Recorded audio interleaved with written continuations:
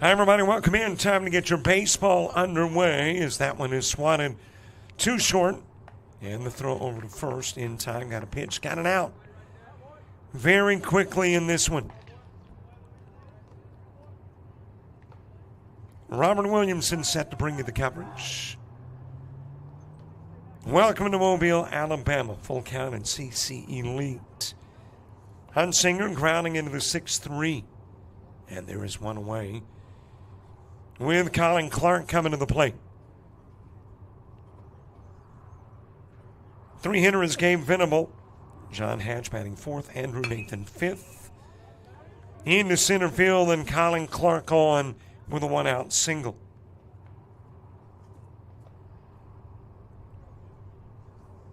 And a base runner aboard. Gabe Venable coming to the plate. John Hatch hitting fourth. Andrew Nathan fifth. Keelan Boyd is the sixth guy. Caden Jay in the seventh spot. Peyton Fuller batting eighth. Keith Cogdill is the nine guy. Harrison Vernier batting 10th. Spencer Snipes 11th. And Trenton Poston is the 12th guy. What a gorgeous afternoon, or morning. Feels like afternoon already, though. Temperatures into the 90s to begin this one. Not supposed to rain, but you know how that goes. Lifted in the direction of center field, and there's two away.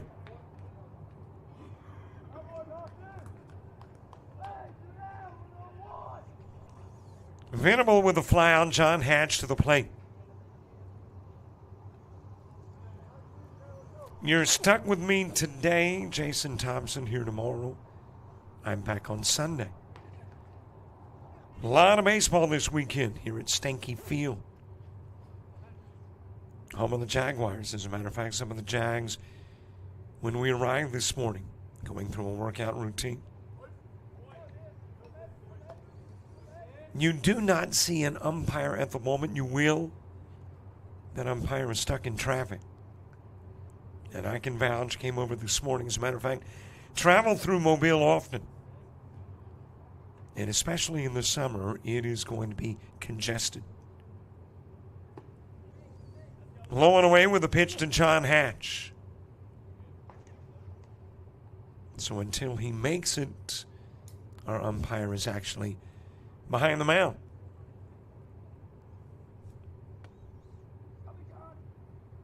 Andrew Nathan to the on-deck circle, swing and a miss by Hatch. I mentioned good looking and I mentioned warm. Well, let me give you specifics as to how good looking and how warm. 83 feels like 89.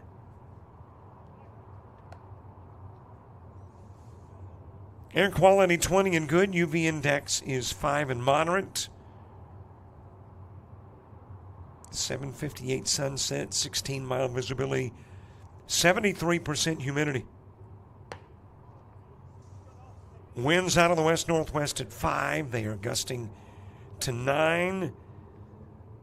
And your moon is 99% illuminated. And it's 241,058 miles away. Swing and a miss, and that'll do it for John Hatch. One base hit, one runner stranded.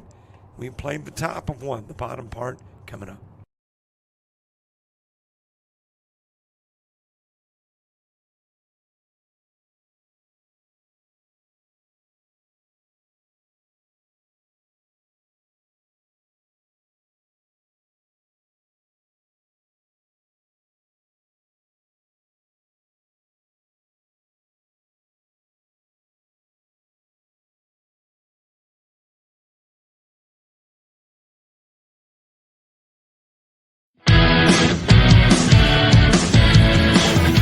Frustrated. She's having trouble with her defensive player.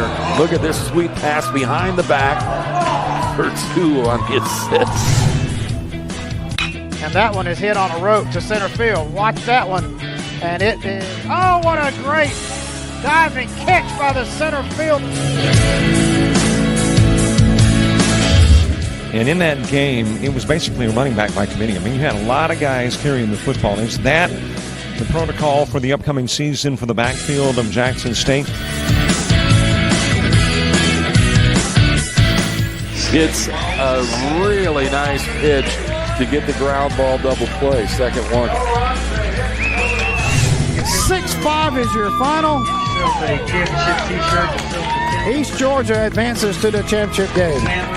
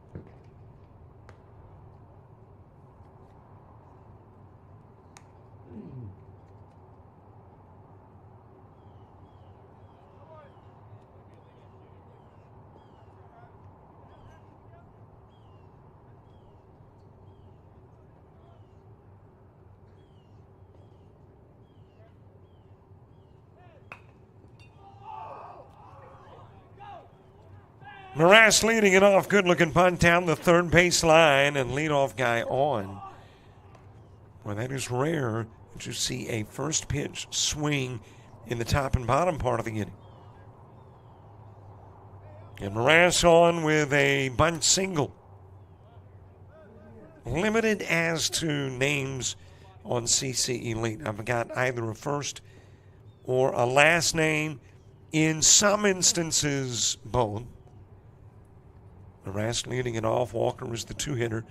That'll go to the screen, and Morass goes to second. Noah Bryan hitting third. Dawson Peacock is the four guy. Will Jackson in the 5 spot. Jacob Lara batting sixth. Mr. Strand has the 8 hole. 9-hitter Clark Moran and Clay Jackson batting 9.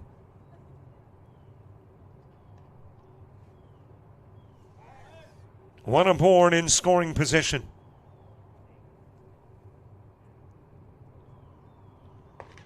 Bottom of the first after a 4-up, 3-down, 1 left stranded, top part of the inning.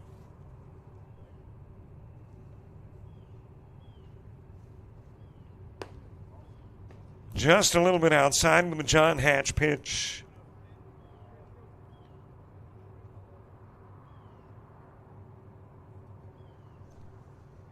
John Hatch, a guy on the hill. Just a bit outside. Count goes to 3-0. Got a runner aboard at second. Well, I think I heard somebody say Will, so let's go with Will Walker. And a walk is given, couple of base runners on.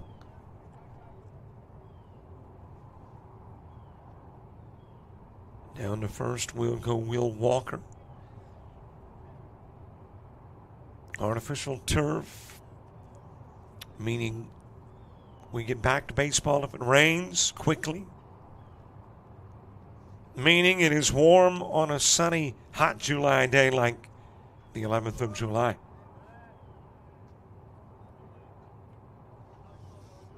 Couple of base runners on for Noah Bryan.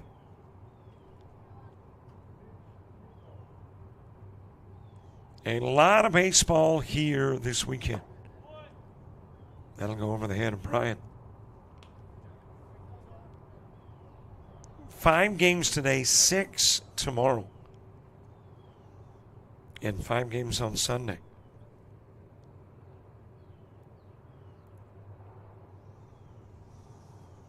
Hatch giving the runner a look, throws to second, able to get back safely is Morass.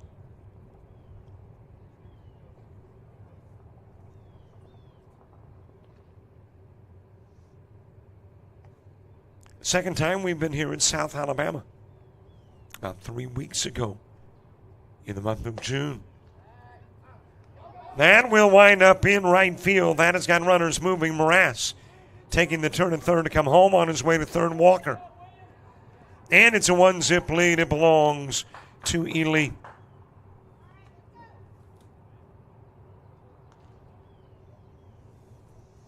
Compliments of the throwing error.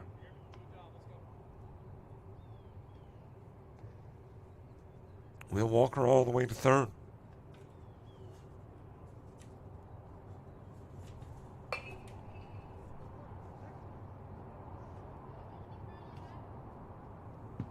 Another run in on the 1-3, the sacrifice by Walker.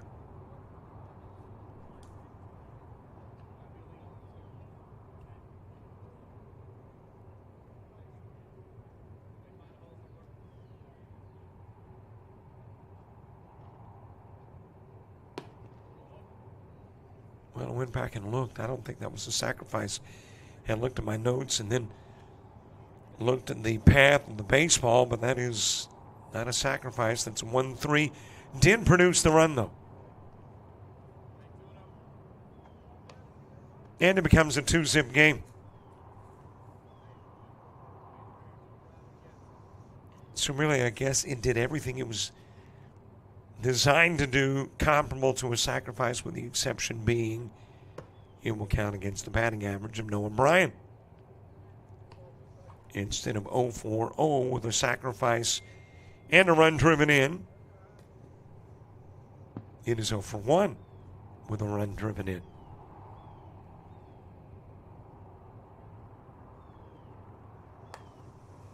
Foul back.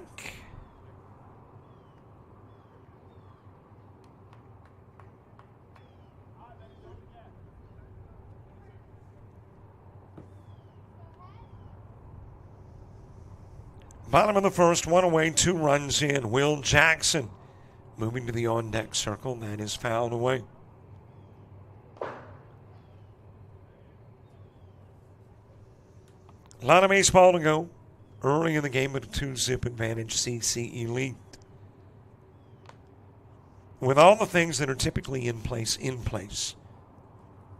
Your 1 hour, 50-minute time limit, which should take us to about 11:50. Your run rules. Muscled over towards first. And there you got the unassisted put out by Gabe Venable.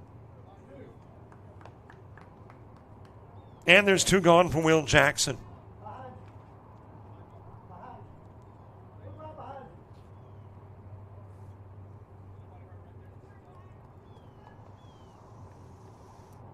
Jacob Laura to the on-deck circle.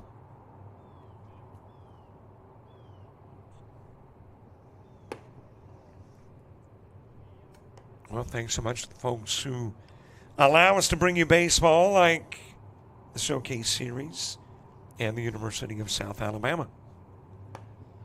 On a day in which temperatures will get into the lower 90s and heat indices to near triple digits, it is nice to be inside an air-conditioned booth. I will not take it for granted.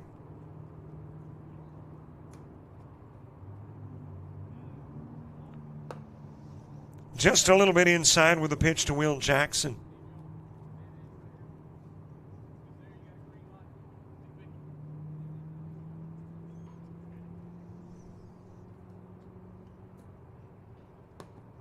Just a bit outside, there was walk number 2 issued by John Hatch.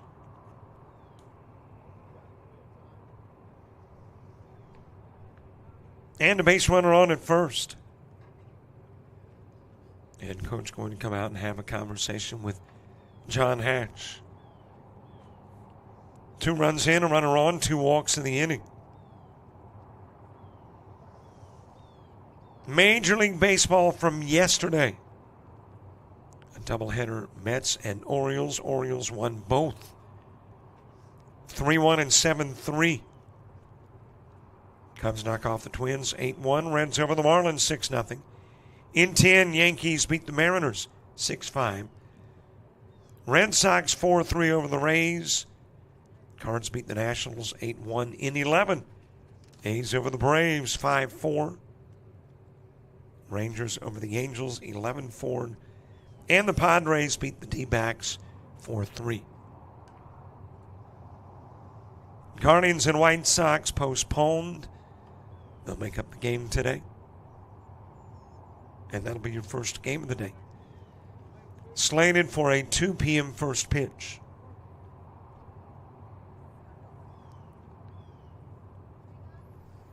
Conversation over. Hatch back up onto the bump. Jackson running, and he's in with a stolen base at second.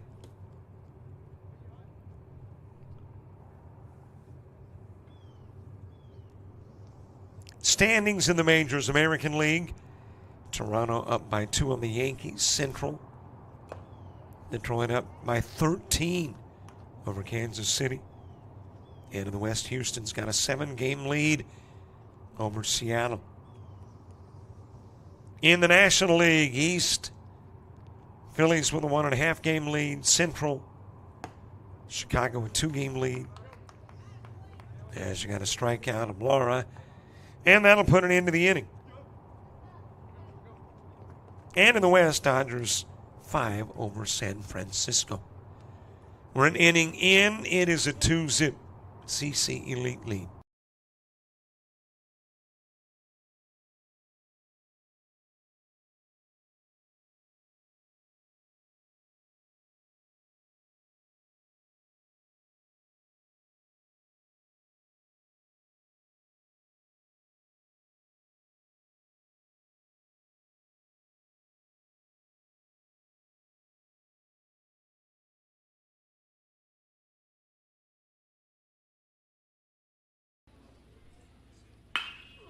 Drives that in the direction of right field. That is going to sail. I'm really not sure why I quote it. It's so frequently wrong. That is hit well towards left field. Jackson Hyatt, 1 for 2 in the game, lifts this one towards left center. Here's the 1-0 offering. That is hit well towards left field. High fly ball, left. That is shot in the direction. Barr, who is issued in Sackerly with 2 gone. Sackerly trying to come to the plate with put the finishing touches on a mercy rule win. That's hit well, though, towards left field, and it'll be wrapped up around 8 o'clock. And a shot in the direction of right field. Lyles. 2-1 offering. That is shot towards the gap.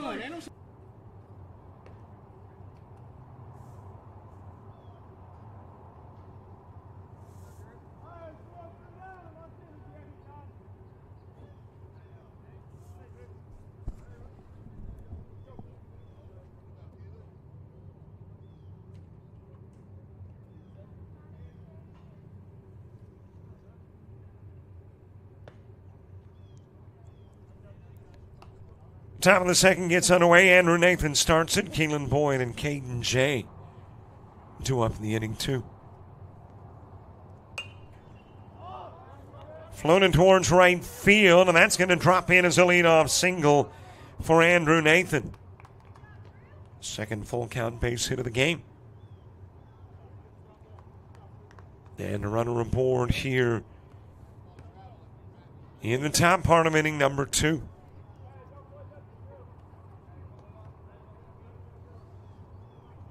All right, I checked in on Major League Baseball. Of course, you know, there's no NBA, there's no NHL, there's no college baseball, but there is WNBA. Last night, Lynx 91-82 over Sparks. Mystics beat the Aces 70-68. And today, Fever and Dream, Sun and Storm. And I think Caitlin Clark is back in the lineup for the Fever.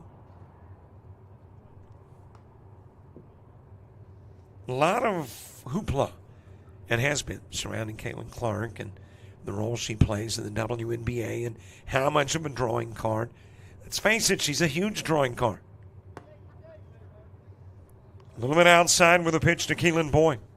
Like it or not, if you buy tickets to see a game involving the Fever and you learn that Caitlin Clark is not playing, do you want to go?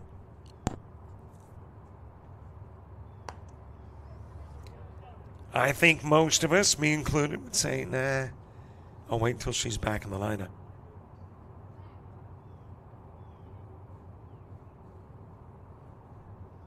But she's back in the lineup for today's games, I believe. On the outside part of the plate. By the way, see something different in the second we did not see in the first. Yep. Got our umpire. He got out of that traffic congestion in the tunnel. And as I mentioned, I can vouch. I came over from Florida, Alabama. That's east of here. And went through the tunnel. It was congested on the causeway and into the tunnel. Not bad, but that was, I guess, about 7:30 this morning.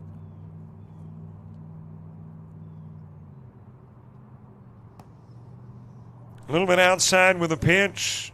Walk given to Boyd, and a couple of runners are on.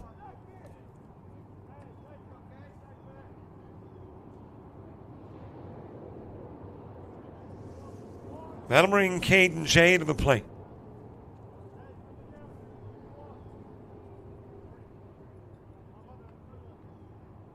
And traffic in Mobile is getting heavier anyway, but especially in the summer months.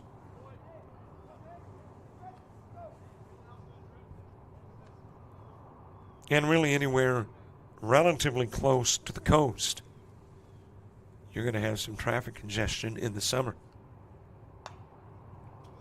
Back to the screen, foul by Jay. Whether that's Florida, Alabama, Mississippi, Louisiana, Texas.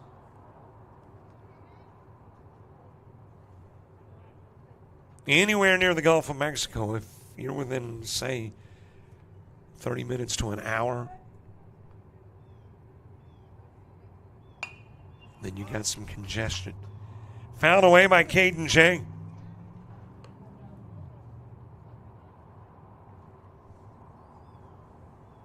Peyton Fuller to the on-deck circle.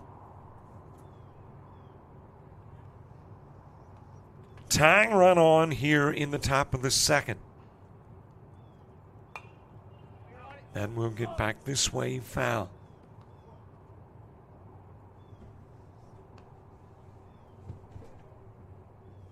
Well, can you believe it? We are now 8 weeks into our summer partnership with the Showcase Series. Only 2 weeks to go.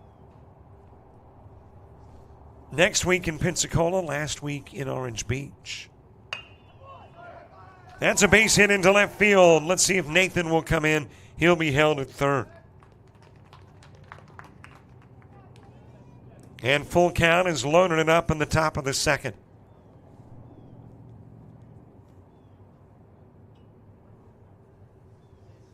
And all of it in this general area. Pensacola, about less than an hour east. Orange Beach, less than an hour south.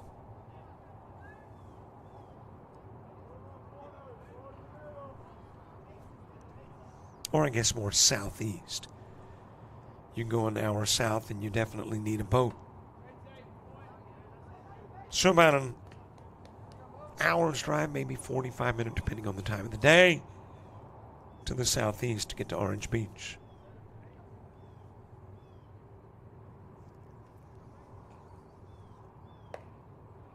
On the outside part of the plate to Peyton Fuller. We picked up a little more baseball. Got American Legion Alabama State Tournament coming up the end of the month in Troy.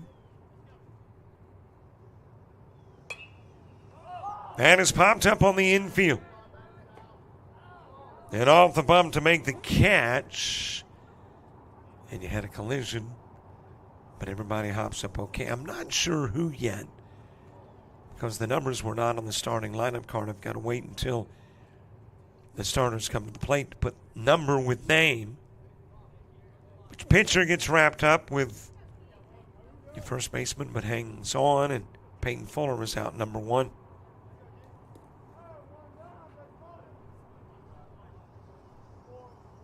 And it is still loaded. Keith Cogdill next. And by the way, that American Legion is in addition to a Dixie Baseball World Series. That happens at the end of the month in Hattiesburg. A Cal Ripken World Series in Branson, Missouri, as that is ground to first.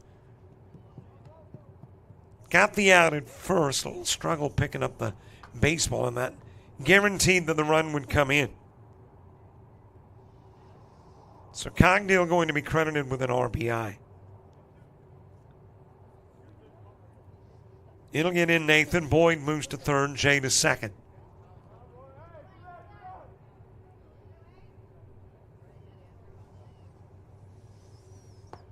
And there's two gone for Harrison Vernier. Spencer Snipes on deck.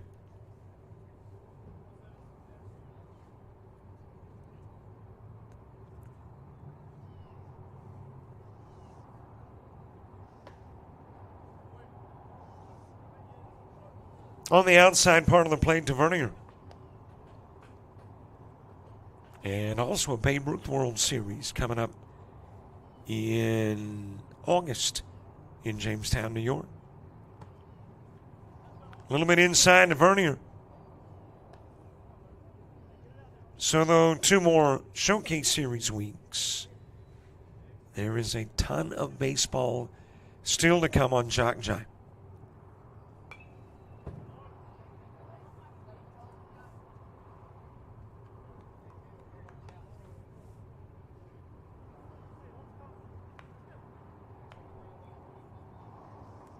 And even after the summer ends,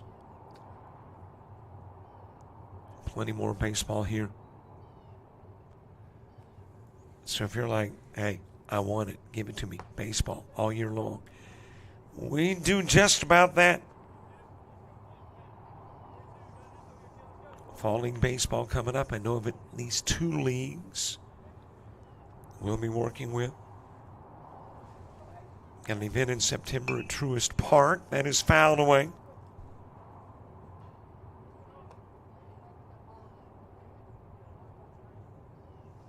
And that, of course, blends in with the football and the volleyball coming up in the fall. And then the basketball in the late fall. 3-2 pitch. It's a little bit outside, and the base is loaded again.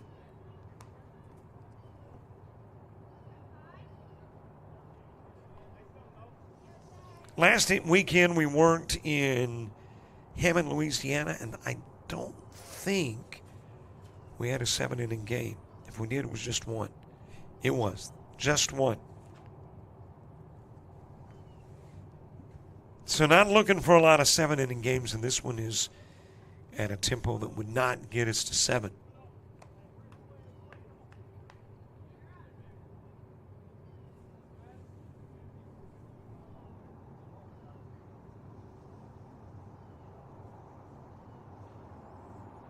Here's the 0-1 pitch to Spencer Snipes. It is a little bit high.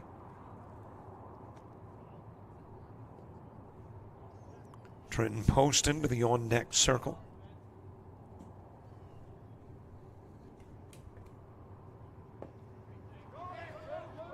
That will roll towards the screen and get the tying run in. Pass ball bringing in Boyd.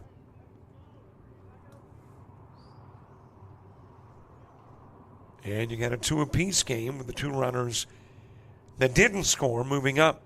Jay to third and Vernier to second.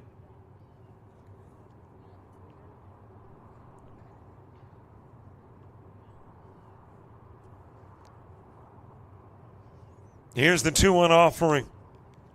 Send back to the screen, foul.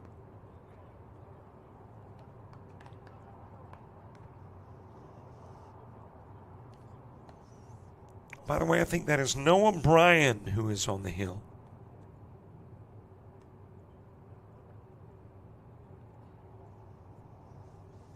As I mentioned, trying to match names with numbers, cross-referencing with online rosters. And that's what we've come up with. Noah Bryan on the bump. Count even at 2.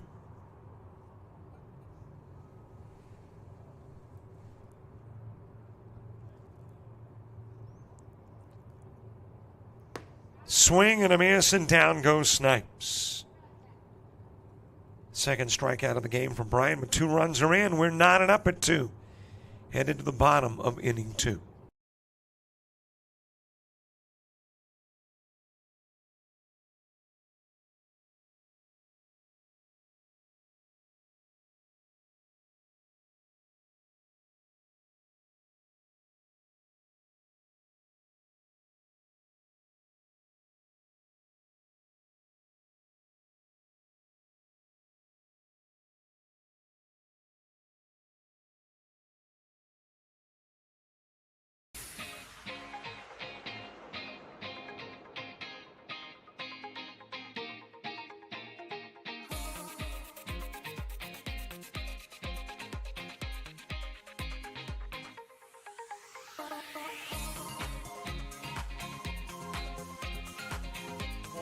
Is the 7 guy.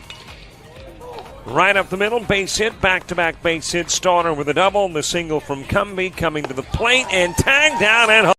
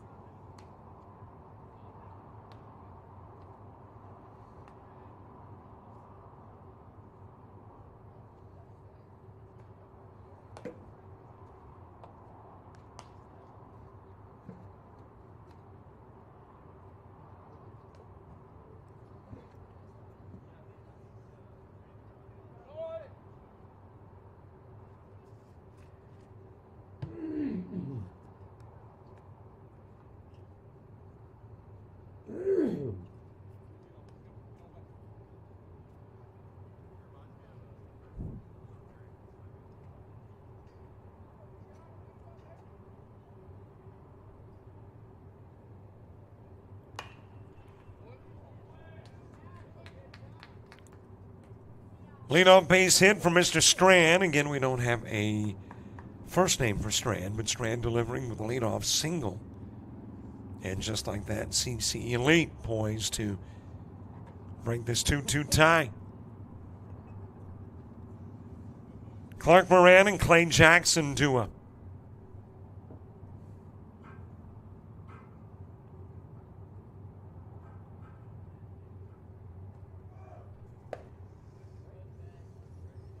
Into the strike zone to Moran. Clay Jackson to the on-deck circle. Go ahead and run aboard. Bottom of the second. 2 runs played in the top part of the inning.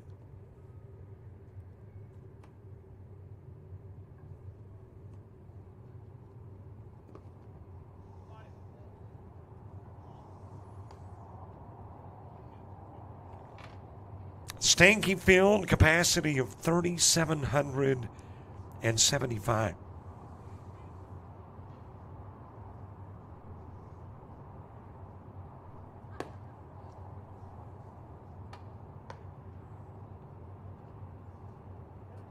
At one point, the home to the Mobile Bay Sharks. Biggest attendance ever here. 3,700 the capacity. 4,500 came here on the 12th of February in 2008 to see South Alabama and Auburn.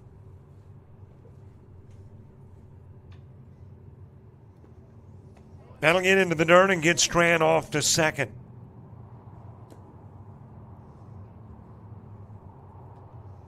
And speaking of Auburn, this week, as a matter of fact, had a chance to speak with Butch Thompson, who I don't think was the baseball coach then. Pretty sure he wasn't.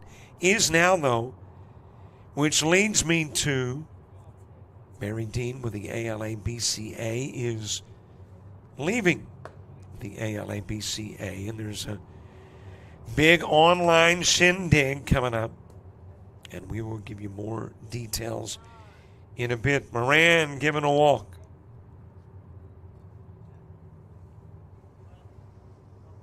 And you got a couple of base runners on for Clay Jackson.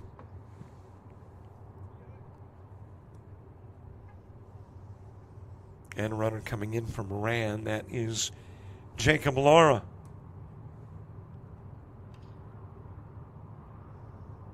Sankey Field opened 45 years ago. In 1980. 1980 was not 45 years ago, was it? Wow. Renovated 21 years ago in 2004.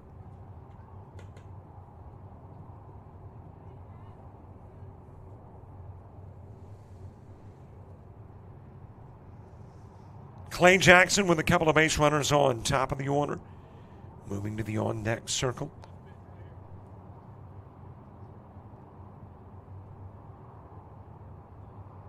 Now it says the surface is natural grass. No. Maybe the outfield? Infield, no.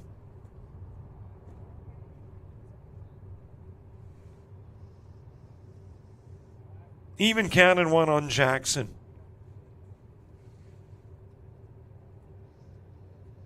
And of course, from my vantage point, I can see the South Alabama soccer fields, softball fields, Mitchell Coliseum, and the clock tower. It's a beautiful Friday morning here in the Port City. Mobile, by the way, has one of the largest ports in the country and currently is the home to the SS United States. It's a brief home.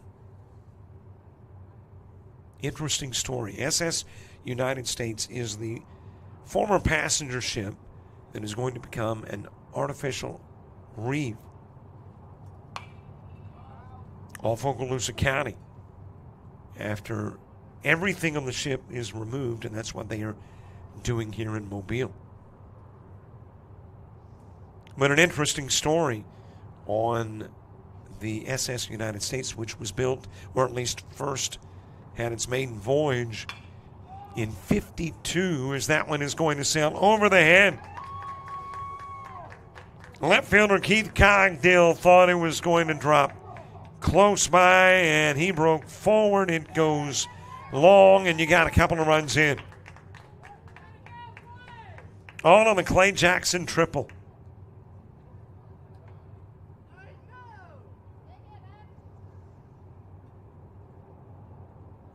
So 2 RBIs, and again, a 2-run lead for CC Elite. And it's looking like that is going to do it for John Hatch. Got a new pitcher coming in, the new guy, when we return.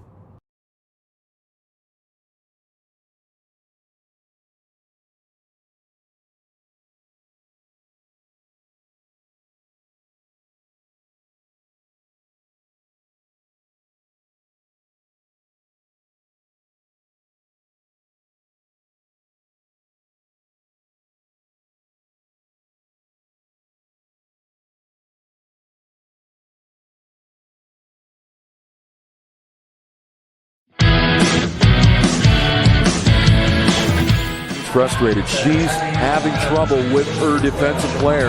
Look at this sweet pass behind the back for 2 on the assist. And that one is hit on a rope to center field. Watch that one. And it is, oh, what a great diving catch by the center field. And in that game, it was basically a running back by committee. I mean, you had a lot of guys carrying the football. Is that the protocol for the upcoming season for the backfield of Jackson State? It's a really nice pitch to get the ground ball double play. Second one. 6-5 is your final. East Georgia advances to the championship game.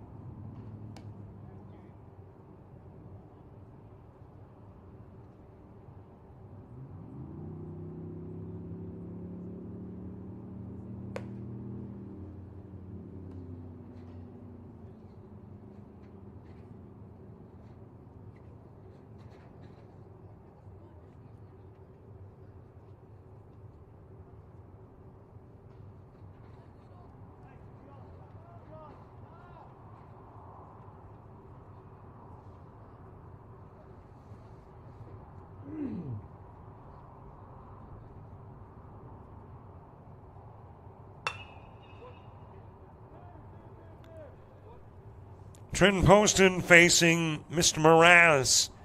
And Mraz will deliver with a single into left field. Then drives in the third run in the inning and gives Elite their biggest lead of the game. And it will close the books on John Hatch. Hatch worked an inning, faced 9, 1 strikeout, 3 walks, 3 hits, and 5 runs allowed. And now it is all Mr. Poston's. Will Walker at the plate while toss Mraz to second.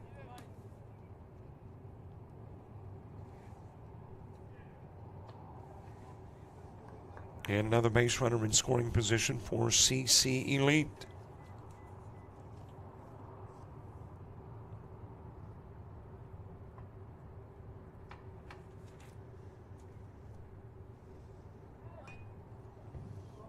Fouled away by Walker. Walker walked and scored a run in the first.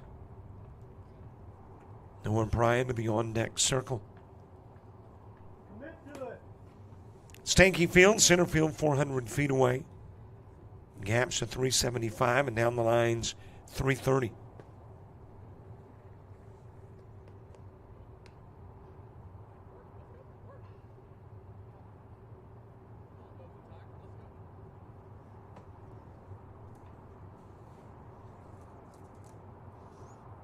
Will Walker with an RBI chance at second. He'll float that one foul against the screen. Roughly 45 minutes into the game. So about an hour 5 left in your 1 hour 50-minute time limit.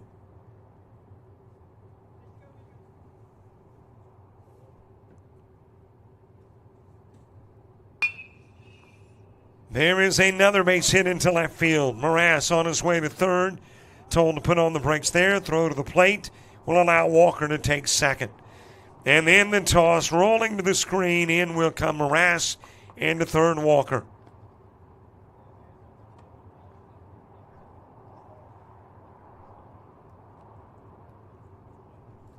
It's a 6-2 Elite lead.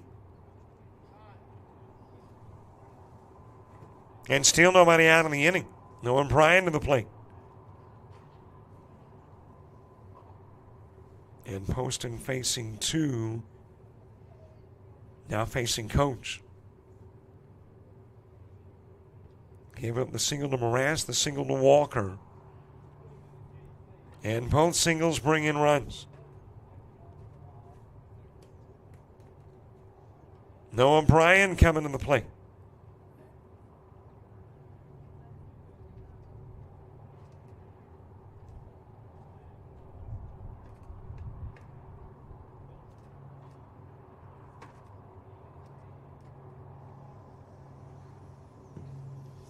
Conversation over. Staying on the hill is Poston.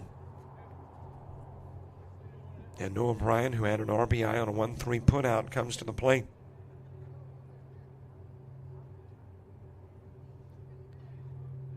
Hey, don't forget to subscribe to our YouTube channel. You know, we've been trying to get to 6,900 subscribers, and we've been trying for several weeks now. So if you haven't subscribed, man, would it just please us to no end. Let's see how far away we are from 69. We need 36. 36 clicks on that subscribe button. We'll get us there. So if you haven't subscribed, please do. Gives you access to all kinds of stuff. Game shows, highlights, interviews, you name it.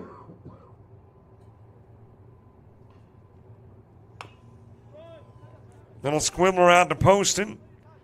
He'll look the runner back, go over to first, and get the out of Bryan on the 1-3. And there's one away for Dawson Peacock.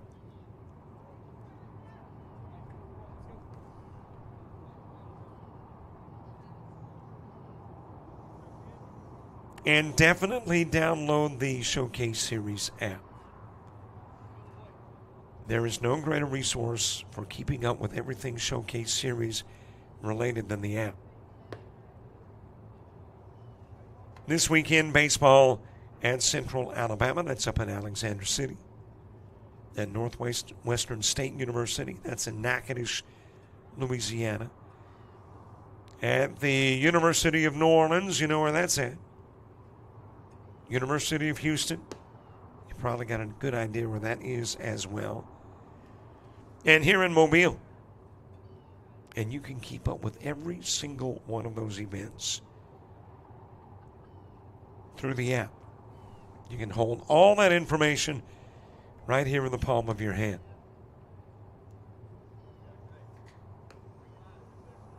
Dawson Peacock ground out to first in the first, including what's coming up next. 12-15 matchup between the Sports U18 and the Elite Academy Titans. Long given to Peacock.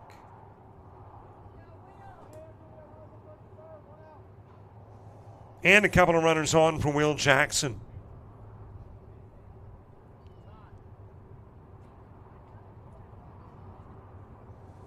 Jacob Lara to the on-deck circle.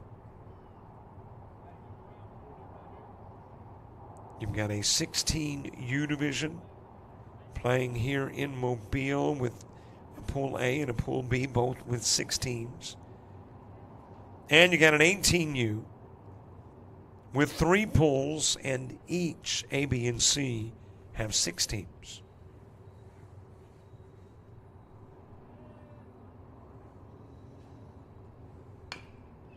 Ground foul towards left.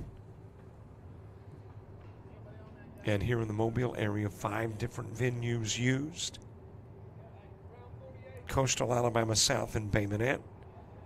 Mary G. Montgomery and Sims, Matthews Park in Mobile, Mims Park here in Mobile. And this one, University of South Alabama. Running as Peacock, won't be a throw with Walker at third.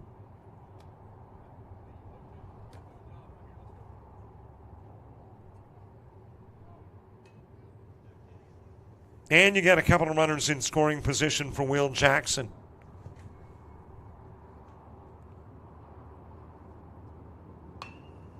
That is floated over the head of your shortstop Boyd into center field. Walker's in, Peacock's in.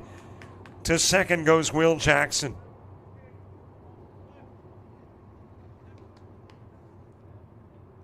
Two more RBIs. And that lead goes to 8-2.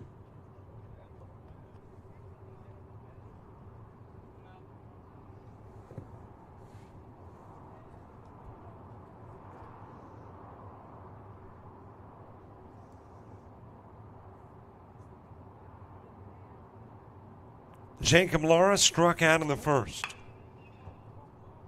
He'll send that one up against the wall, foul in the direction of left.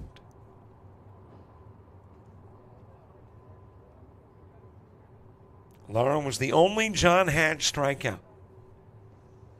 And it was his K that put it into the first.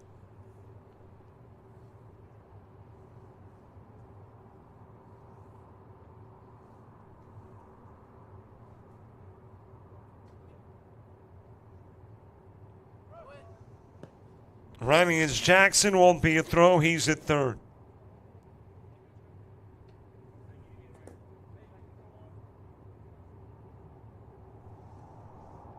Oh, I didn't give you the most significant part of the SS United States story. You know, the ship being stripped down in the Mobile port on its maiden voyage in '52.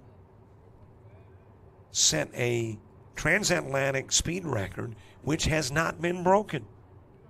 That's the interesting part.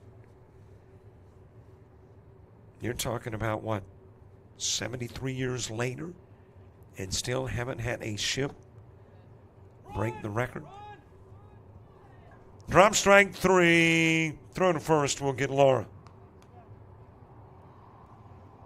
And there's 2 gone with the guy who started the inning off. Back to the plate, Strawn.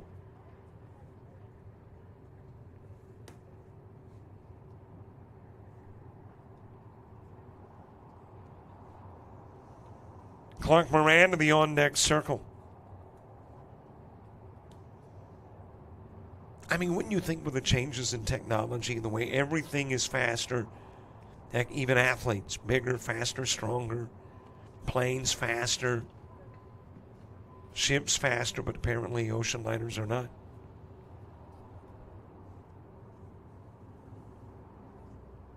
Of course, there's less emphasis now on ocean liners, with other means by which to cross the ocean quicker. So maybe that's the logic behind no record breakers since '52.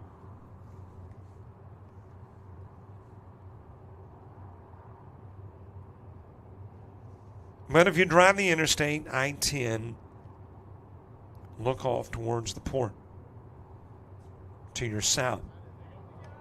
As you got a balk and a run coming in from third, Will Jackson.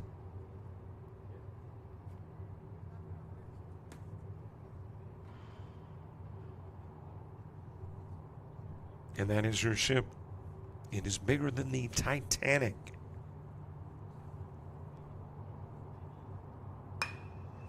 Shot into center field. That'll be a Strand base hit. And Clark Moran coming to the plate.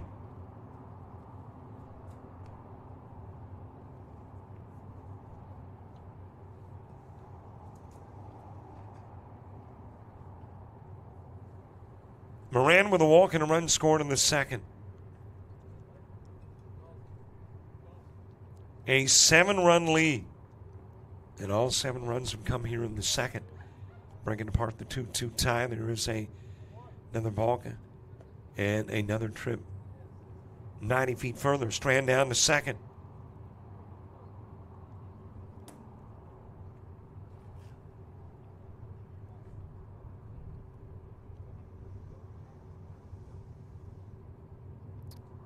And I think Trenton Poston asking the umpire, okay, what am I doing that constitutes the ball? And two, that's the beauty of the Showcase Series too. Not only are you playing in some great venues, playing against stiff competition, which makes you better, but it's a learning process too on calls like a ball. You as a pitcher learning, okay, what am I doing wrong? And that certainly will be a benefit on down the line. Even a benefit further into this tournament. On the outside part of the plate to Moran.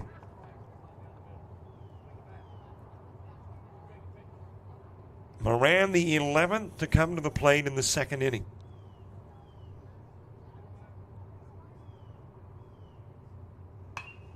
That is floated in the direction of center field. It'll drop in as a base hit. Strand told to hold. Throw going to the plate, but Moran won't advance. He stays over at first.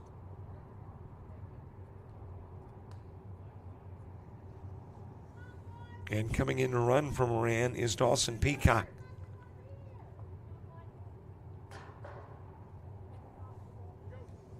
So a couple of runners on for Clay Jackson.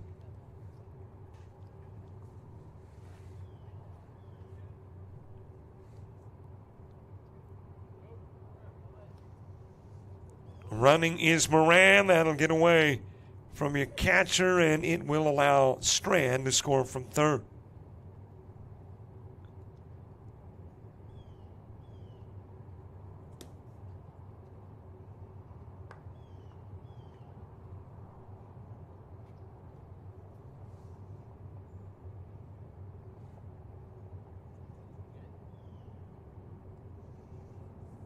Clay Jackson with a couple of RBIs on a triple in the second. That was that shot that Keelan Boyd thought was going to drop closer to the infield and broke in. It sailed over his head, rolled to the warning track, and into the wall. On the outside part of the plate to Clay Jackson.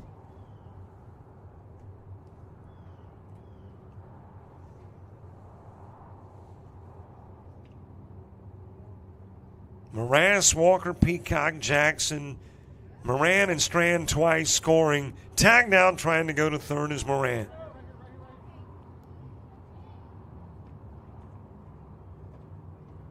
And becomes out number 3, leaving Jackson at the plate. But 8-run score.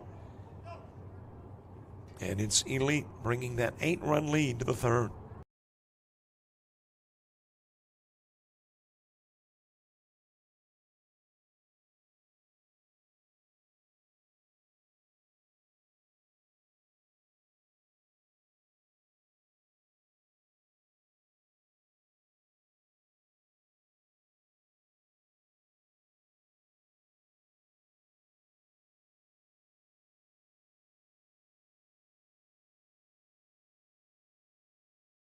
You've played some travel ball, you've shared the videos. Mom and Dad can only root so much. It's time to get real interest from the colleges and scouts in your area, right where you live.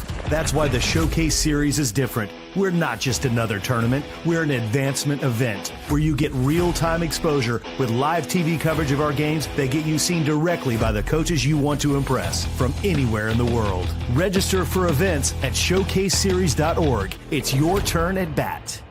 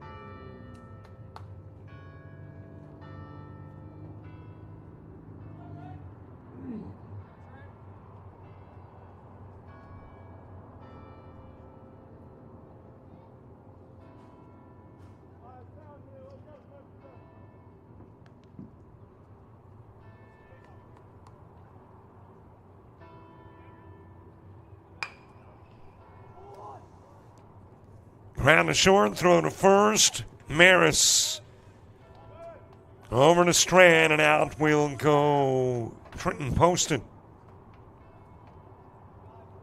And a 6-3 put out, accounting for the first out of the top of the third. Well, you hear the bells in the distance. We have been around bells quite a bit this summer. Here in Mobile and South Alabama this week. Another opportunity for Morass. This one he'll bobble, and on is Huntsinger.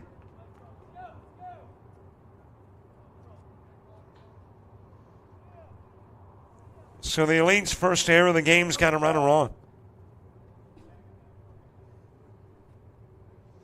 And it'll bring Colin Clark to the plate.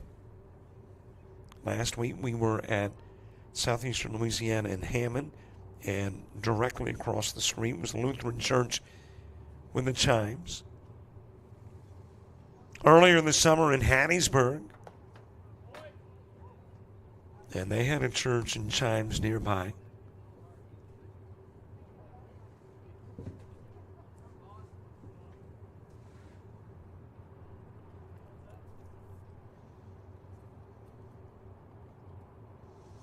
Colin Clark with a single in the first, one of 3 full count base hits. Got a runner on here in the top of the third. After an 8-run inning for CC Elite on the inside part of the plate to Clark. Gabe Venable to the on-deck circle.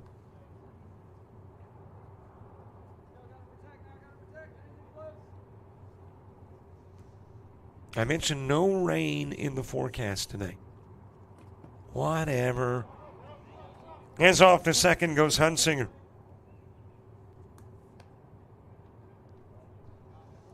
We have seen a lot of no rain forecasts produce rain.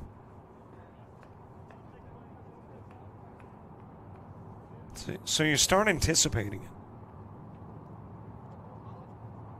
As a matter of fact, I think Saturday in Hammond, Louisiana may have been the only day in over a month in which we didn't have a little rainfall.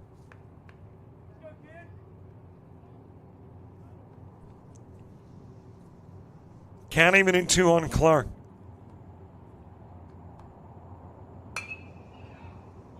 Shot over to second. That's a hot shot. Too hot for Will Jackson to handle. And now you've got it thrown away at the plate. And Hunsinger will come in. So Elite had not committed an error. Now committed errors on back-to-back at-bats.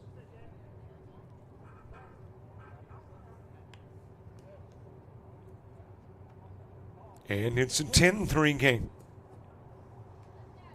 John Hatch to the on-deck circle as Gabe Venable steps in.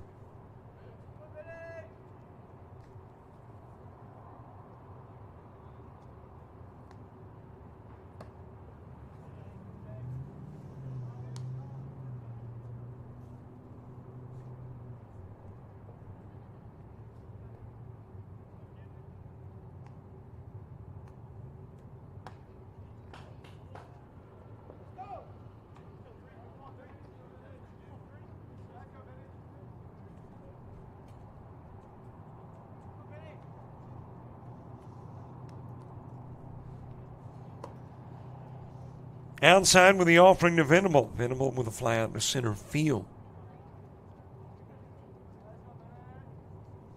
South Alabama, another Sun Belt Conference team with 17 Sun Belt Conference championships. This year went 23-28. And in the conference, 12-18. Playing pretty well here, though, 17-10. Floating towards center field. And Gabe Venable will be out number 2. Second time he has flown out to center.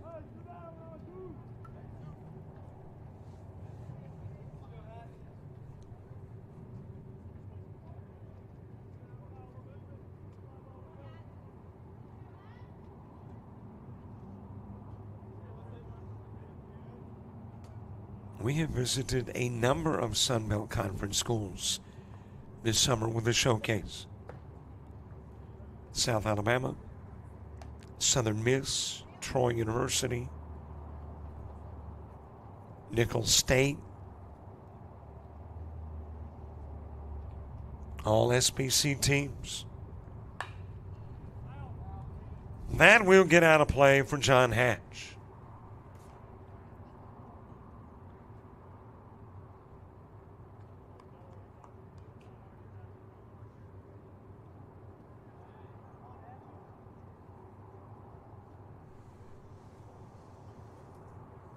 Hatch with a strikeout in the first. He is one of 2 Ks for Noah Bryan.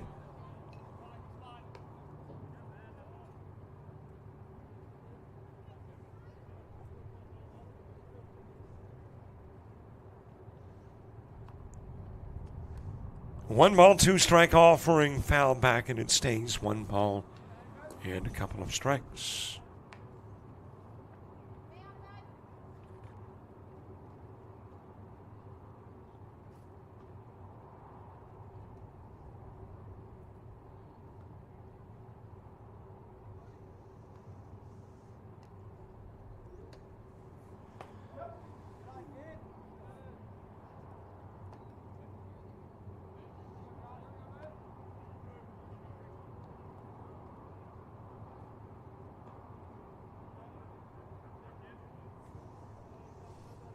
Count even in 2, couple of balls, couple of strikes, couple of outs. Base runner on bag 2, and that will be fouled away, and we'll keep your deuces wild.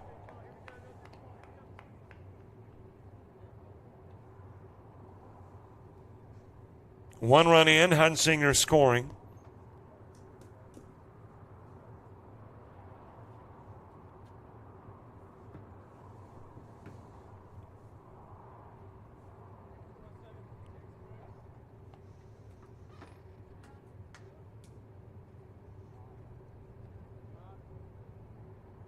Andrew Nathan to the on-deck circle. 9, 1, and 2 hitters. When you get to the bottom part of the inning, ground to second. Dropped. And you got a runner at third as well as first. And that'll be the second Will Jackson error.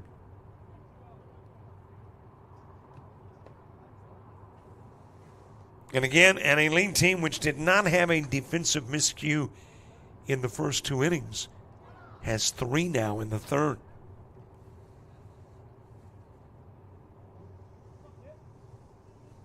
Andrew Nathan with a single and a run scored in the second, back to the plate. He will pop that one up right side. Looks like it's going to sail foul, and it will into the bullpen.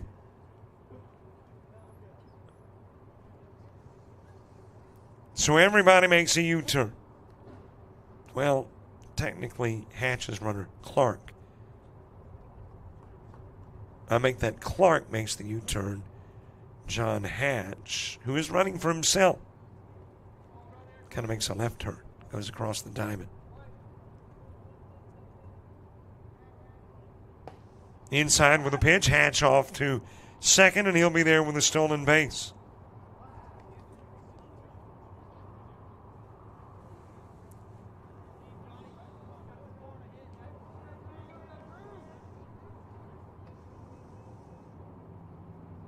Here's the 1-0 pitch to Andrew Nathan.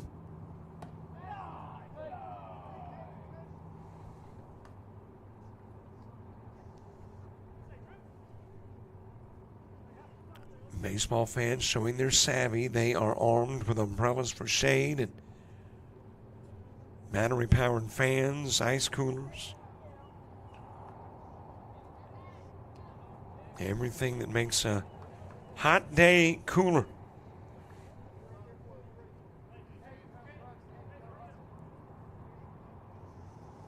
And that Hatch going to come out of the game and in to run. And I'm going to have to refer back to a older roster. Let's see if I can tell you who is running. Caden Boyd. And there's a walk given to Andrew Nathan.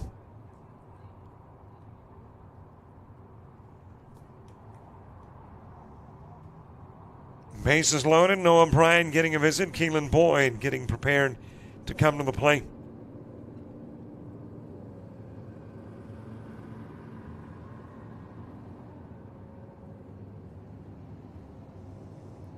Top of the third, better than an hour into the game, an hour and 10.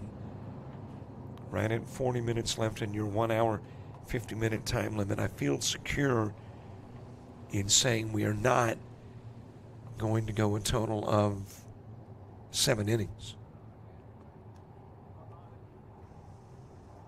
In Mobile, Alabama, which has a rich history of music and athletics and more. It reads kind of like a who's who when you see the folks that are from Mobile, Alabama.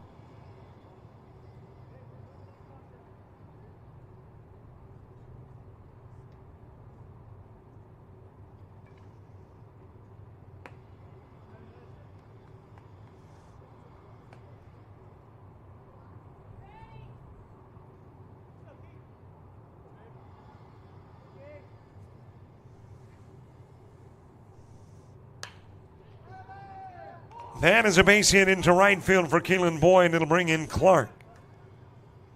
And the bases stay loaded with Boyd, Nathan, and Boyd. John, Andrew, and Keelan aboard.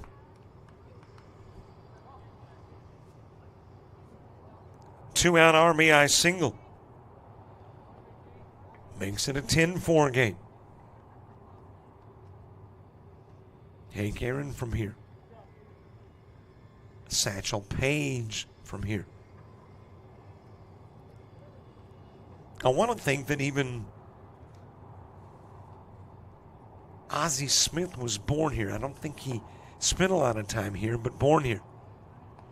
New pitcher coming in, the new guy when we come back.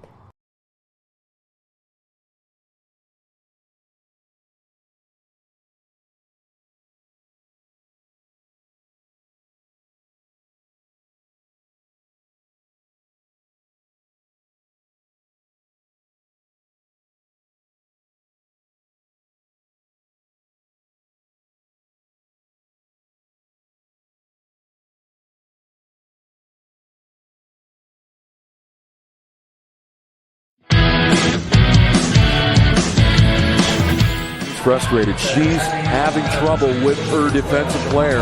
Look at this sweet pass behind the back for 2 on the assist. And that one is hit on a rope to center field. Watch that one. And it is, oh, what a great diving catch by the center field. And in that game, it was basically a running back by committee. I mean, you had a lot of guys carrying the football. Is that the protocol for the upcoming season for the backfield of Jackson State? It's a really nice pitch to get the ground ball double play. Second one. 6-5 is your final. East Georgia advances to the championship game.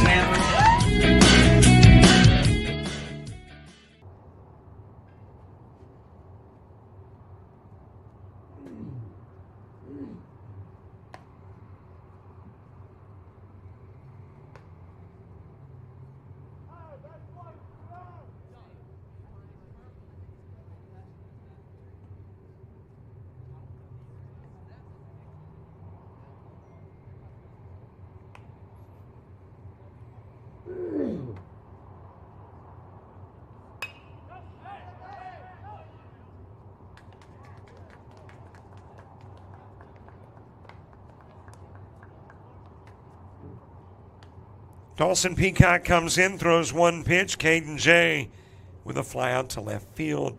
3 are stranded, but 2 are in as we head to the bottom of the 3rd.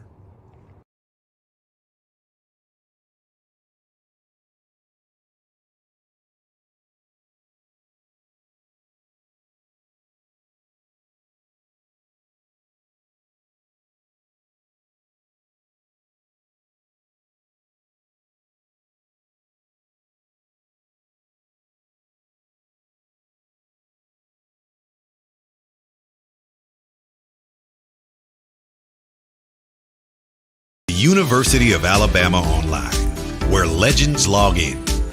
A tradition of excellence. Decades of experience in distance learning.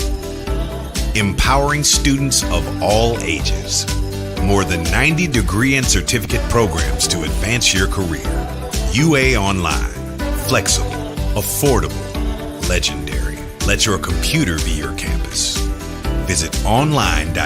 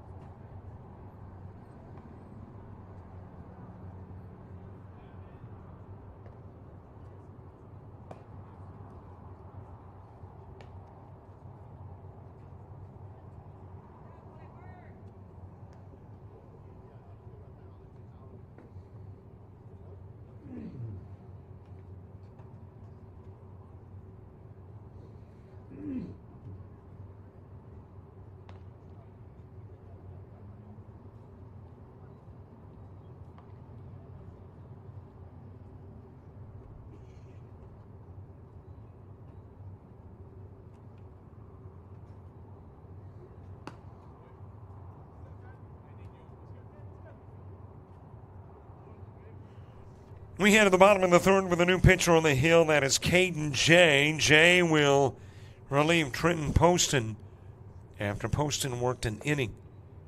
Faced 8, 1 strikeout, 1 walk, 5 hits, 5 runs. Jay facing Jackson. 9-1-2 in the elite order. Clay Jackson, Morass, and Will Walker. All here in the bottom of the third.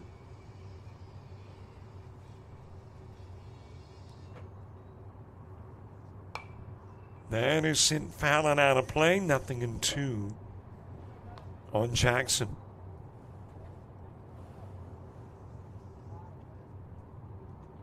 Two runs played off a total of a base hit and 3 errors in the top of the third for full count.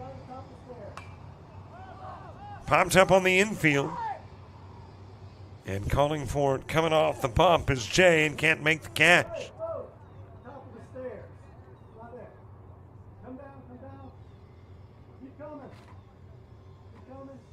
So a base runner on, Morass to the plate.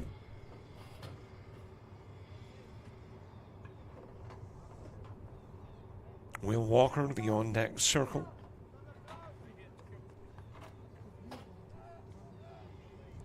Sports U and Elite Academy Titans coming up next. 5-game slate. About every 2 hours and 15 minutes, we start a new game.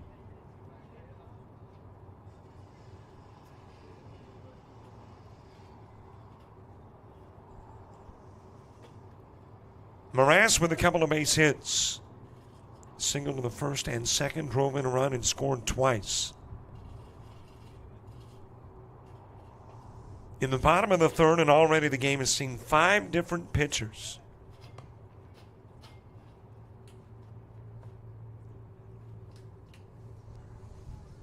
Hatch posted in Jay for full count. Bryan and Peacock for elite. Good toss to run on. Jackson did. It goes to the screen, and Jackson winds up at third.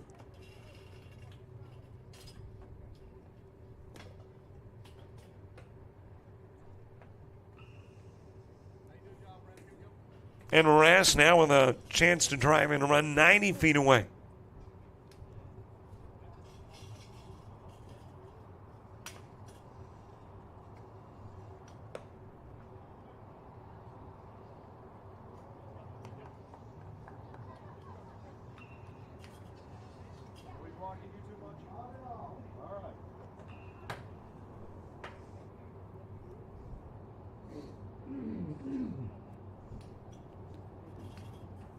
One ball, couple of strikes. Morass followed by Walker. When you get to the fourth inning, full count. Scott Fuller, Cogdill, and Vernier coming to the plate. And there's a doink of Morass. He'll go down to first.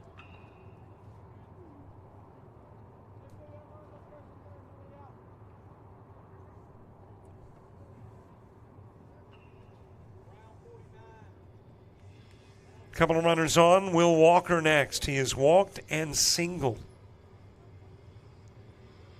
Scored twice and has been the benefactor of one of the 2 full count errors.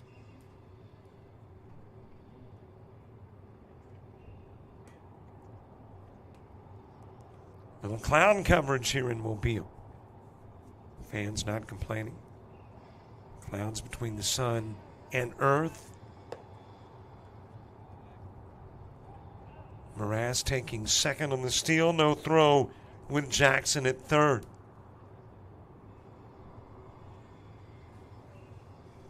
I was talking about notables, by the way, from Mobile.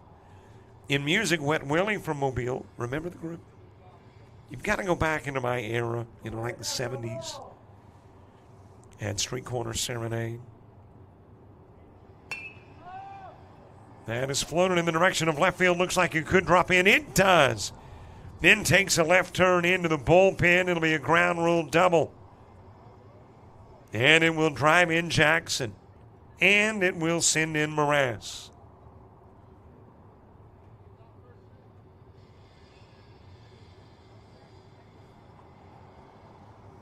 And that lead goes back to 8.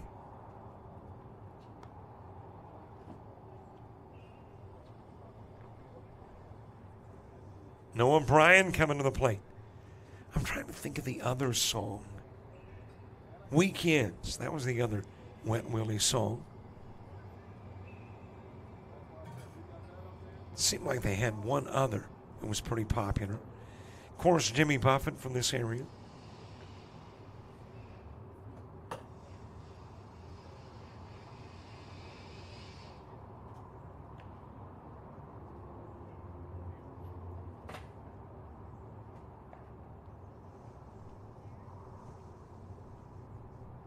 Got a runner in second, Noah Bryan to the plate. But rich in history here in Mobile.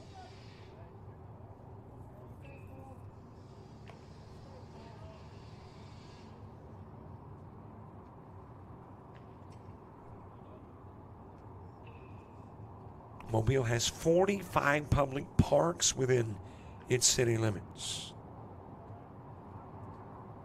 And of course, some of those parks being used by the showcase. Mims Park, Matthews Park. Off and running Walker, and he'll dive into third with a stolen base.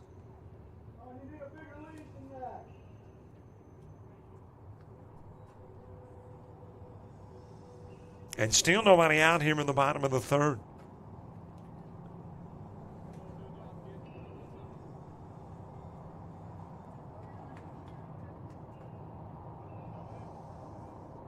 Noah Bryan 0 for 2 in the game, a pair of 1-3 groundouts. And one of the 1-3s turned into a run. Brought in the run from third.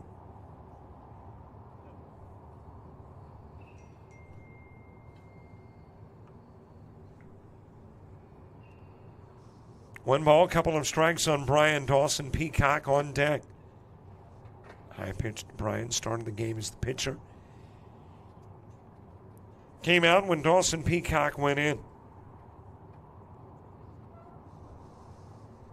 And wound up working 2 2/3. Facing 18, 2 strikeouts, 3 walks, 4 hits, and 4 runs. Lifted to center field. And holding at third is Walker on the flyout by Bryant. In center, Hayden Hunsinger with a strong throw in.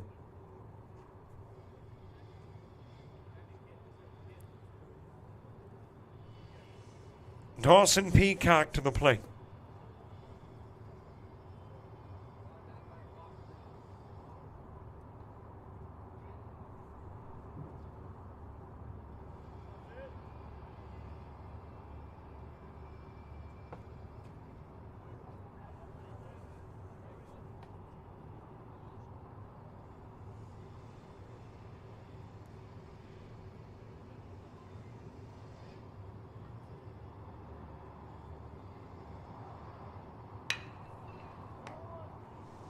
Sent to third, throw coming to the plate, got the out of Will Walker on the 5-2 putout. That is Harrison Vernier making the play from third. So the putout will go 5-2, get out number 2. Peacock at first with 2 gone. And Will Jackson coming to the plate.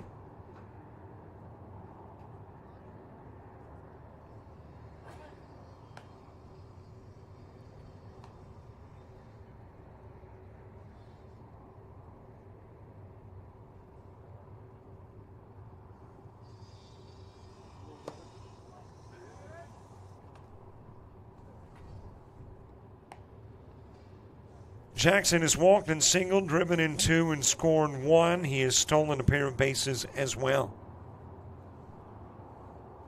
0-1 on Jackson. Jacob Lara out of the on-deck circle.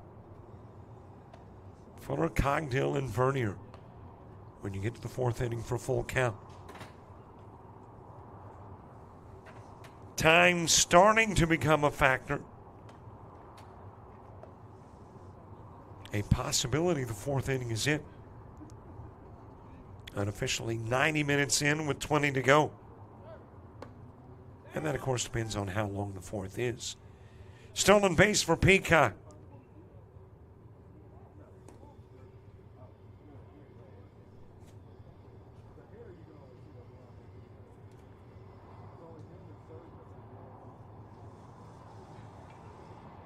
Will Jackson with a walk and a single, innings 1 and 2.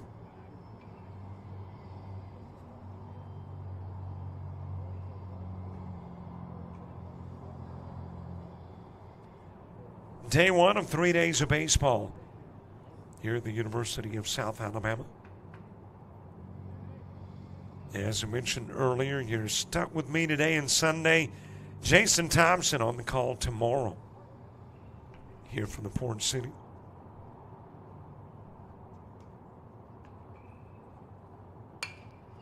That'll be a base rip into left field. Holding at third is Peacock. Will Jackson with his second hit of the game. And that is the 10th for CC Elite.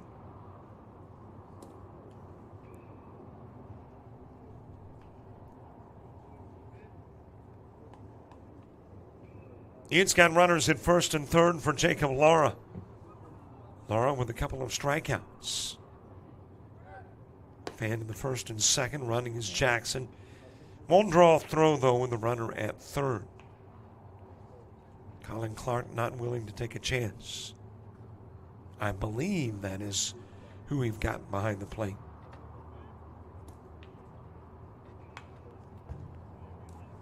Fouled back to the screen by Lara. Struck out by Hatch and struck out by Poston. Made to the plate 3 times, and each time facing a new pitcher. This time it is Caden J.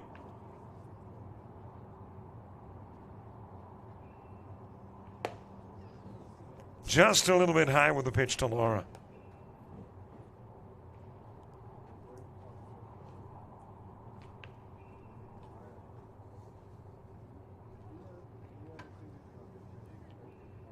Two-one offering. It is popped up, but out of play.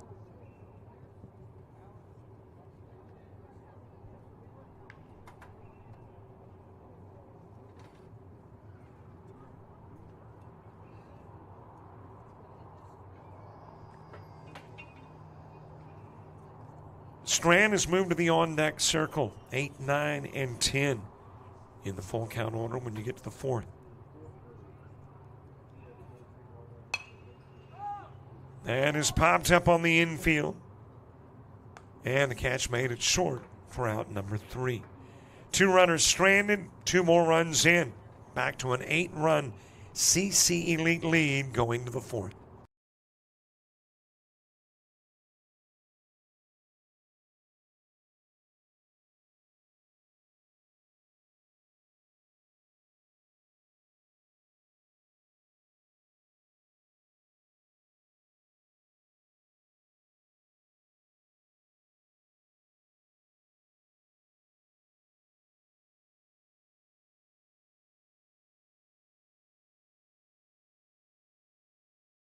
Are you an athlete looking to play at the next level? With players and teams all across the Southeast, United teams compete regionally and nationally in Showcase Series, Perfect Game, and PBR events. Visit UnitedBaseball.org and you could be next. United Baseball Organization, where the focus is always on you.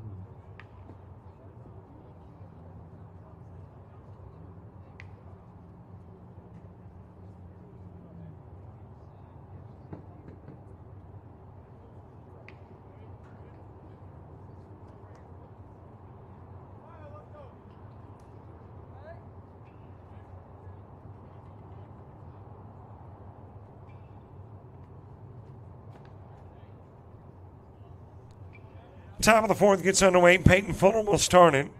Keith Cogdill and Harrison Vernier coming to the plate as well. And a shot foul over in the direction of first and right.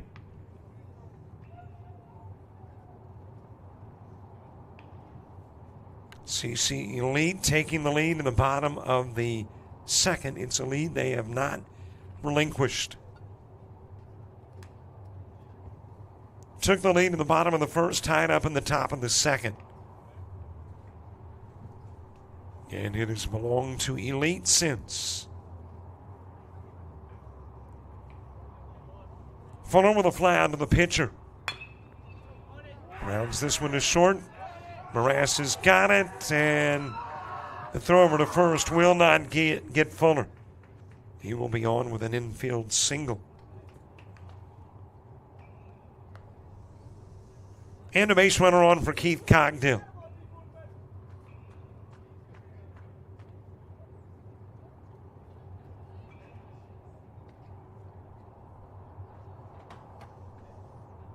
Harrison Vernier to the on-deck circle.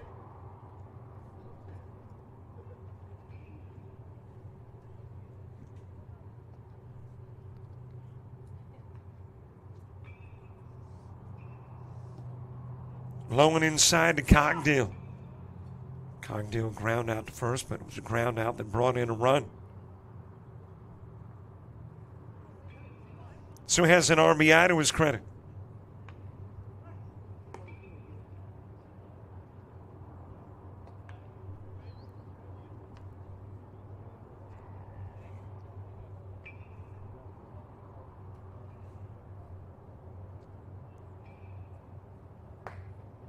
Count goes even at one. 1 ball, 1 strike on Cogdill. Well, the fourth inning is where we kind of start hitting the borderline in regards to your time limit.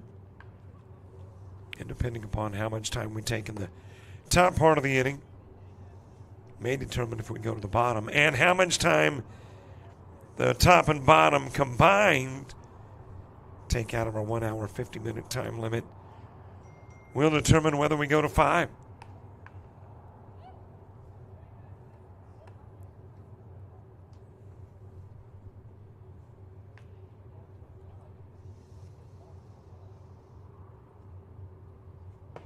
At the moment, we assume there's a bottom part of the fourth. If there is, it'll be 7, 8, and 9. Strand, Moran, and Jackson as Cogdill strikes out. And there's one away for Harrison Vernier.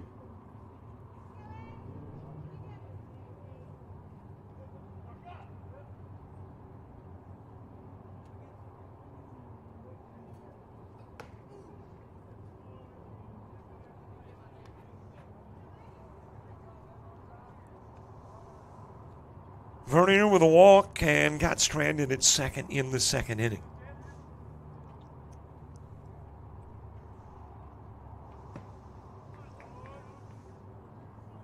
Count goes to 0-2.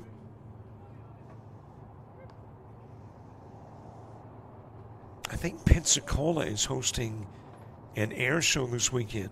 Blue Angels, the feature. I think that's this weekend. So if you, like me, have to head east to go home, might run into a little extra traffic on the trip.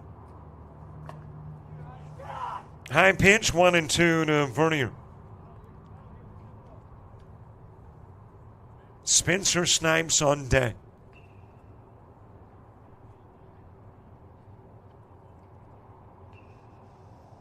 One-two offering. Got the inside part of the plate.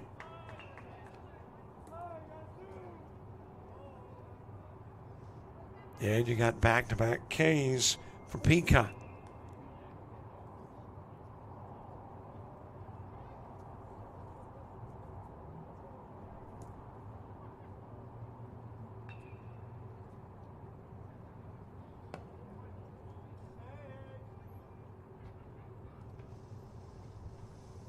Two gone for Spencer Snipes. Trenton Poston moving to the on-deck circle.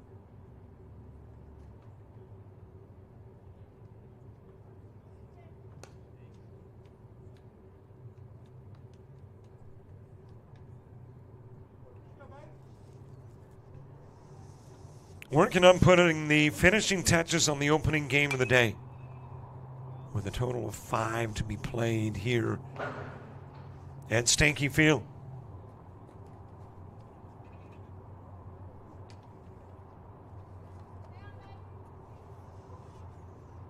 And a total of 16 this weekend.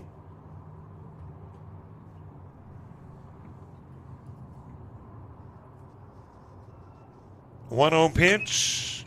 Ground towards third. Throw across the diamond. It will get Snipes on the 5-3. Fuller left aboard.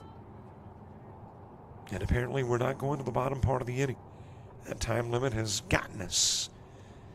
And we'll wrap it up in 3.5.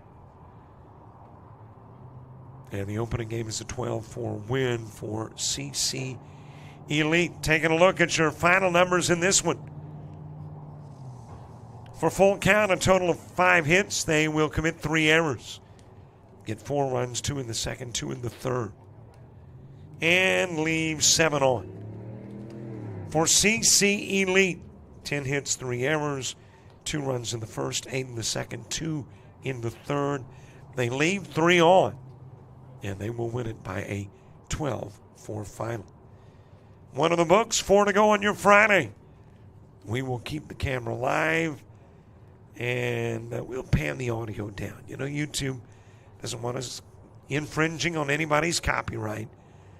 So we'll pan the audio down, but leave the camera live, and when you see the gentleman take the field for game number 2 on your Friday of baseball, you know we're about to get your next game underway.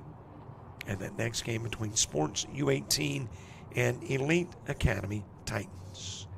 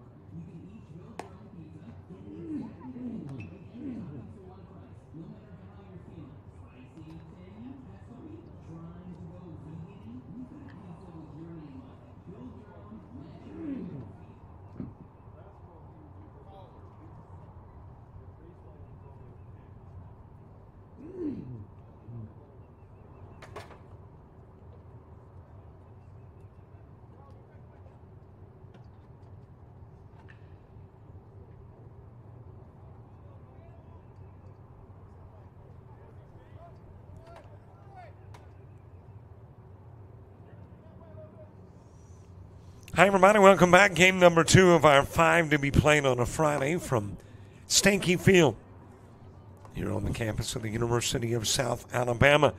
Opening game was a CC Elite win 12-4 over the Full Count Freaks. And here we go with game number 2. Sports U and Elite Academy Titans. Robert Williamson set to bring in the coverage. It is Drew Clement who steps in to start things off for Sports U. Two-hitter Brody Dugas, J.L. Malbrew batting third. Aiden Strecker is the 4 guy. Bryce Kellum hitting 5th. Dane Gray 6th. Sumner is the 7-hitter. Braden O'Neill hitting 8th. Brody Kusher is the 9-hitter. And Jason Cutright is batting 10th for Sports U. I don't have first, but I do have last names for Elite Academy Titans. And it is Smith who is on the hill. And Smith giving Clements a free pass first. So a base runner aboard for Brody Dugas. J.L. Malbrew to the on-deck circle.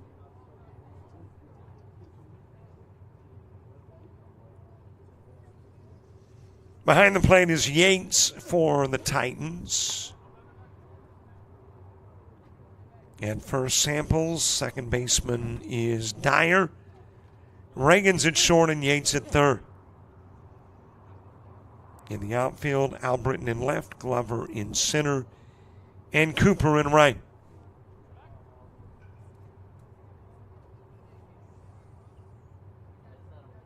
Second game of the day, the opening game went into the 4th.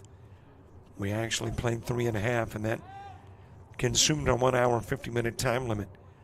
In with a stolen base is Drew Clement.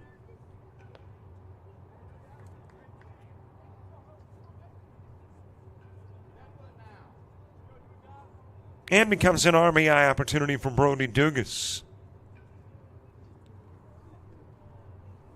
And Yates and Smith have a meeting. That's an early visit just to make sure the two gentlemen are on the same page.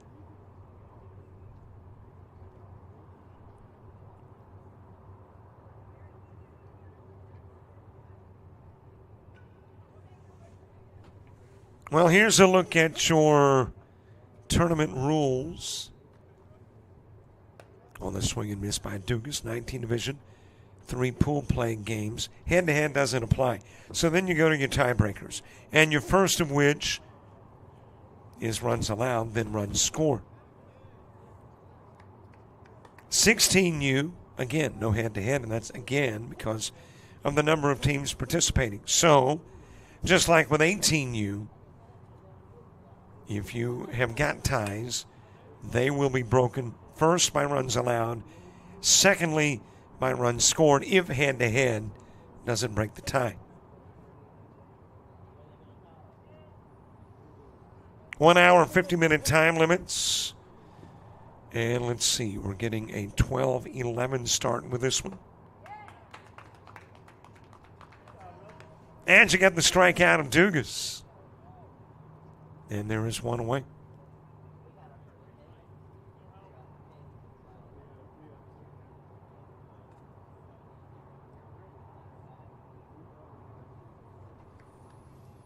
That's got J.L. Malbrew coming to the plate.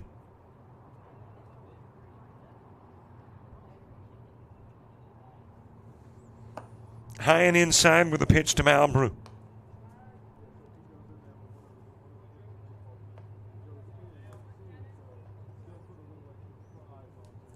On deck is Aiden Strecker.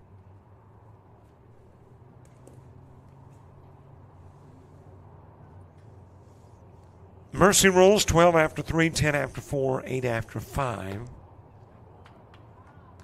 Got the 1 hour, 50-minute time limit. Got a 12-11 start. That means a 2:01 finish.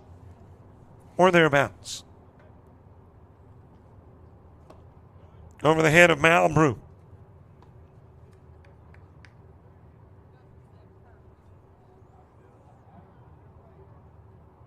And begin somewhere around 2:30. We'll get your Mobile Cubs Heman Hustle game underway. That is the third game of 5 here.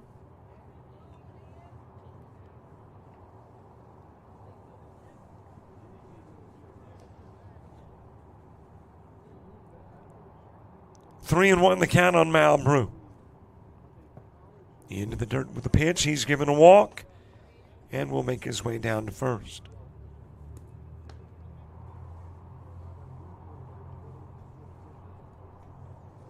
So a couple of base runners on for Aiden Strecker. Bryce Kellum to the on-deck circle.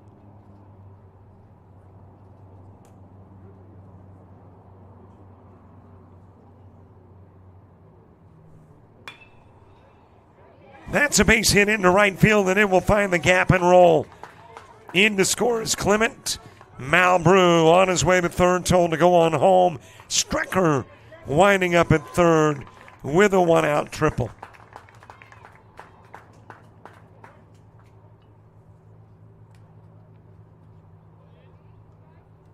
And 2 runs in quickly.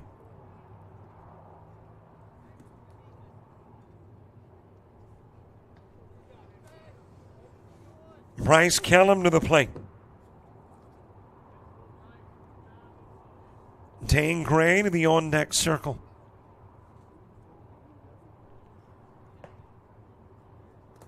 Well, great to be back with the Showcase Series. Daniel Ballard, the tournament director here. Jerry Martinez the last couple of weeks in Louisiana. I think I had Daniel in Hattiesburg.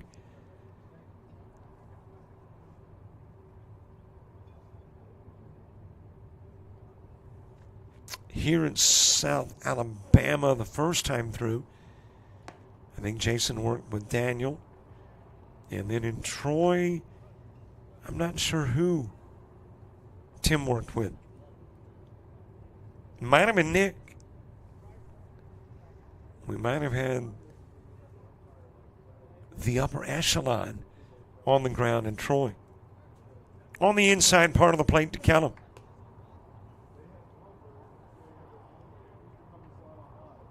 And let's see, somewhere I worked with Kyle McCord. That was Nicholls State. On the inside part of the plate. And I think we had all the crew there in Perkinston. James Gamble, the big dog, and the...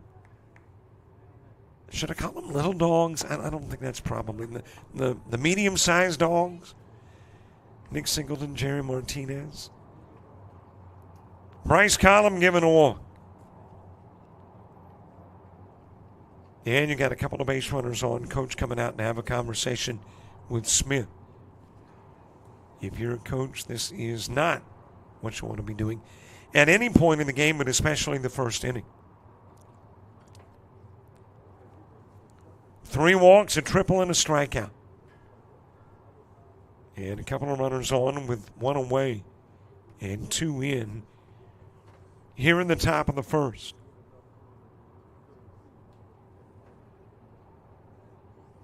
Five different venues used this weekend with the showcase.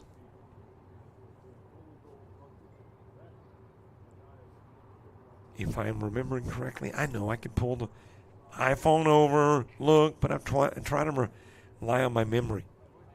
My fading, aging memory. Sims High, Matthews Park, Mims Park, Coastal South, and South Alabama.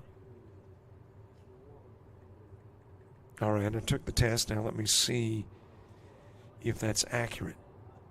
Okay, it's in Sims, but it's not Sims High. Throw goes into left field, trying to pick off Strecker. Instead, he will score while Kellum steals. And that'll be an E2. All right, it was Sims, Alabama, but it was Mary Montgomery High. Close.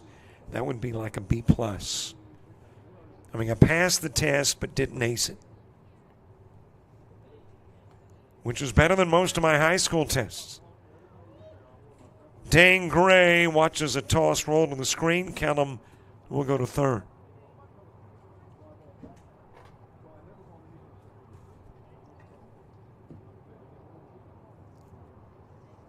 No Major League Baseball until 2 o'clock this afternoon. And that's the first of 2 games in a makeup.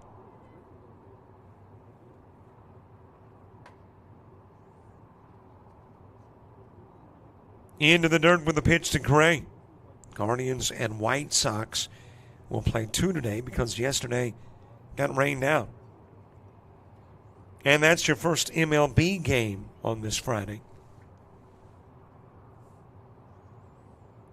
WNBA, 2 games, and they are both tonight.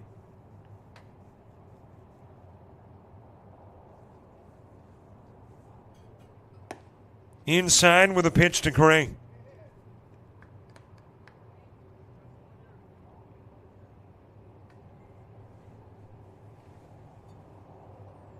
Sumner to the on-deck circle. Dream and Fever at 6:30.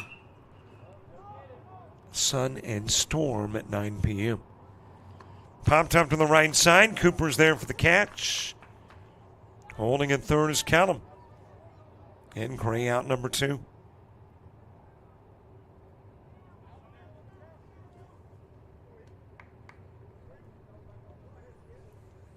Two outs for Sumner. Braden O'Neill to the on-deck circle. And my apologies, I do not have a first name for Sumner. The only Sports U guy I don't have both names for.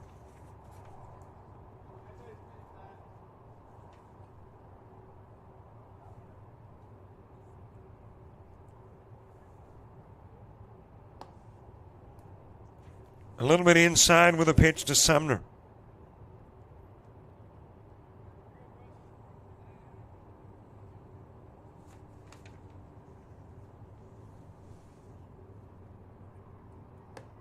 Swing and a miss.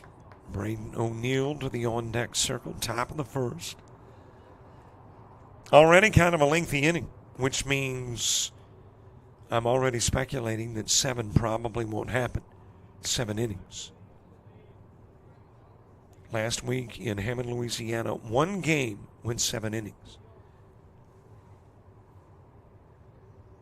And I mentioned last week, and I think a couple of weeks ago when it happened, that the 7-inning games are typically the shortest ones, time-wise. Sumner given a walk. And you got a couple of base runners on from Braden O'Neill.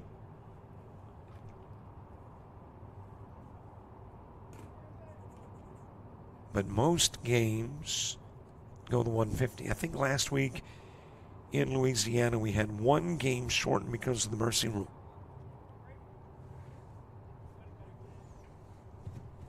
Everything else went about an hour 50.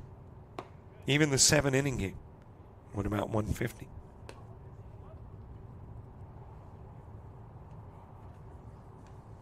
Runners at first and third from Braden O'Neill. Strike delivered on the outside part of the plate.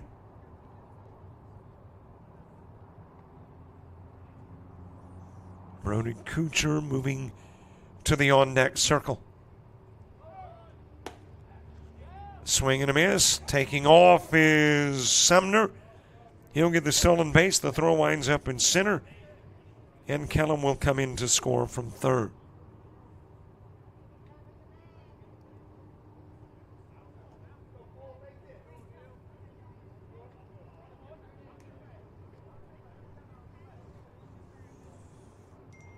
And the lead goes to 4-zip.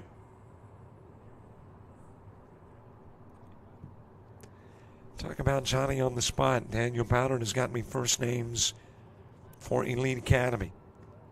I mean, this is a guy that's got so much to do elsewhere. Still got time to sit down and stick some first names with last names for the Titans. Thank you very much to Daniel Bowden.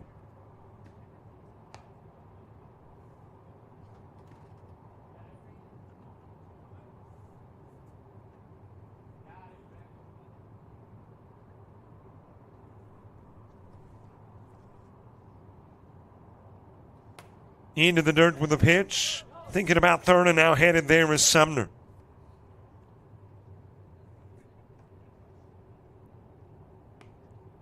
And now 90 feet away from becoming run number 5 in the game.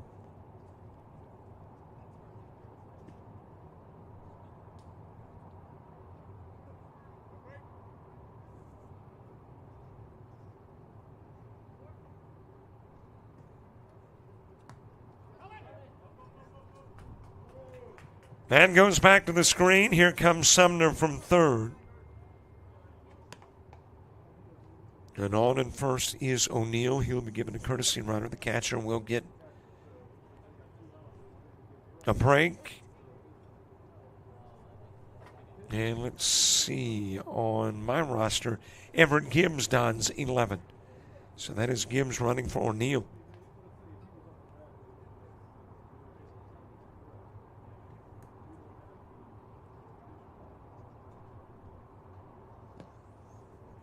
Low and away with a pitch to Brody Kuchar.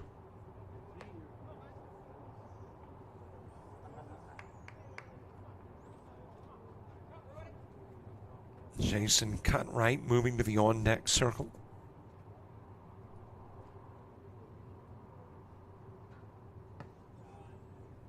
Low and away with a pitch.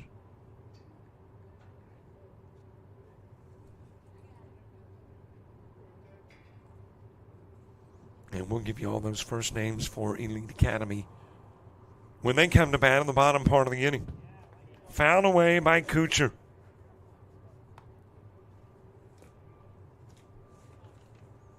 By the way, working with an improvised scorebook because I have run out of scorebooks. And Walmart and Hibbett's didn't have any yesterday in Crestview.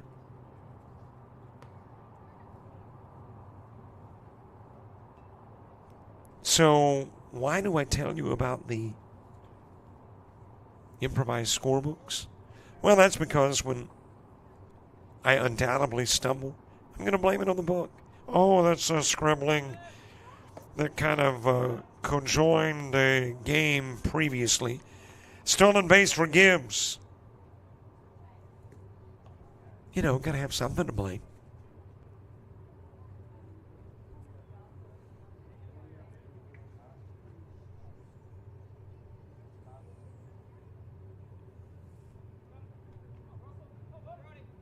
Brody Kuchar with a runner now in scoring position. That's high and inside. Walk number 6 issued by Russell Smith.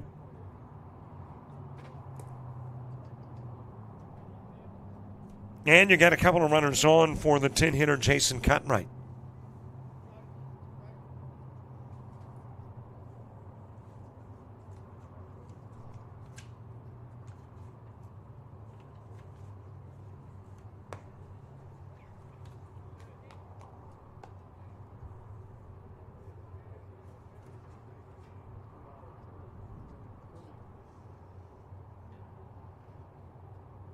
Still in the top of the first, a game that got underway at 12:11. So we are creeping up on 20 minutes into the top half of the first.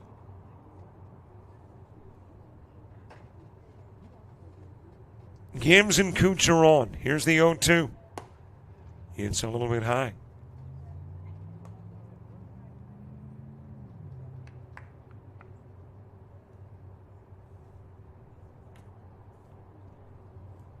It is warm in Mobile. 88 degrees. A little bit inside with the pitch. The double steal, both runners going. Gibbs to third and Kuchar to second.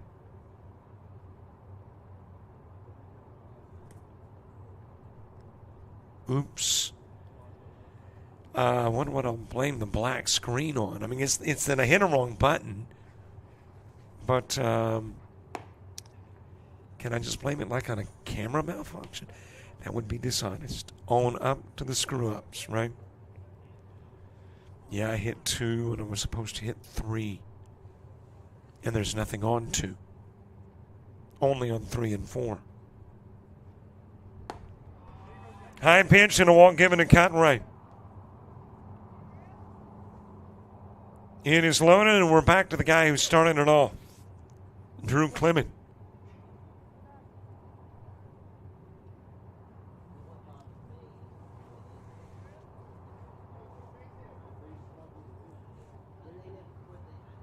He is the 11th hitter to come to the plate in the inning.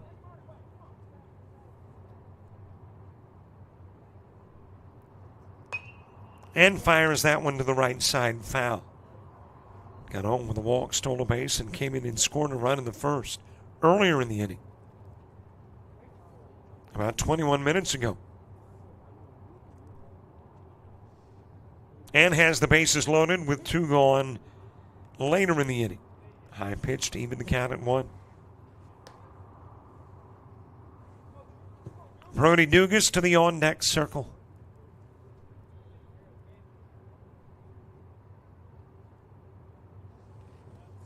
That will go to the screen. Here comes Gibbs for O'Neill in from third. Meanwhile, Kuchar to third and Cottonwright to second.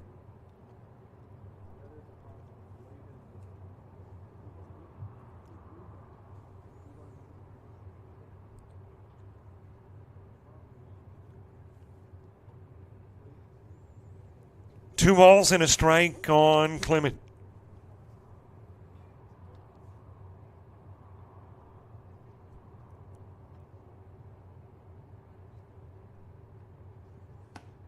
Just a little bit inside, 3-1.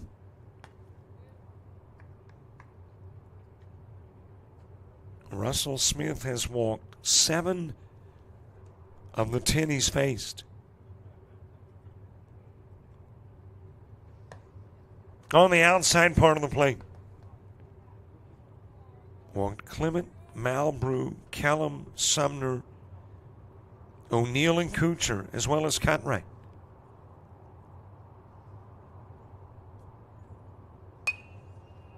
That is sent foul and out of play.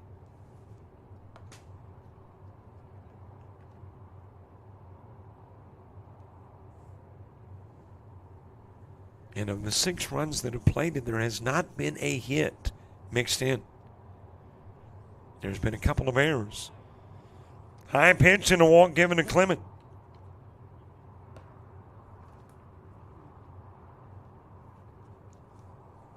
And that's got Brody Dugas coming to the plate for the second time in the inning. You better believe that Brody Dugas is well aware that he is accounted for one of the outs in the inning and does not want to account for 2 of the 3 into the strike zone.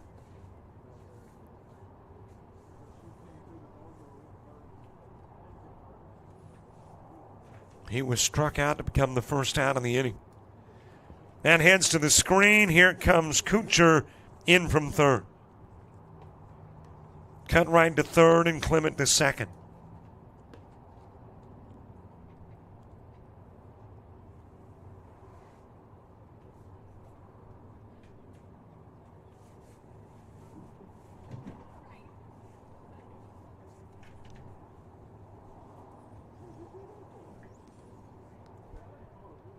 So a couple of RBI chances for Brody Dugas. J.L. Malbrew to the on-deck circle. That is sent right up the middle. That'll be a base hit.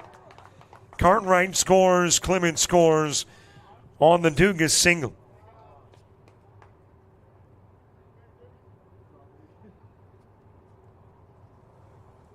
And here comes Coach for a second time in the inning.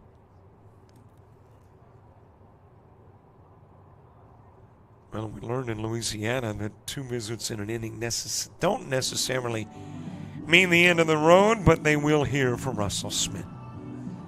He leaves and a new guy's coming in when we come back.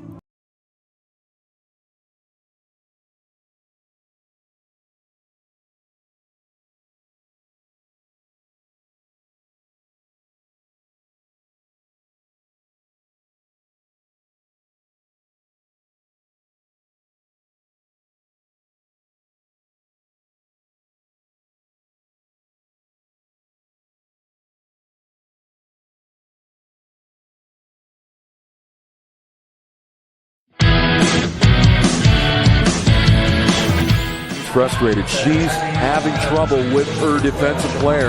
Look at this sweet pass behind the back for 2 on the assist. And that one is hit on a rope to center field. Watch that one. And it is, oh, what a great diving catch by the center field. And in that game, it was basically a running back by committee. I mean, you had a lot of guys carrying the football. Is that the protocol for the upcoming season for the backfield of Jackson State? It's a really nice pitch to get the ground ball double play. Second one. 6-5 is your final. East Georgia advances to the championship game.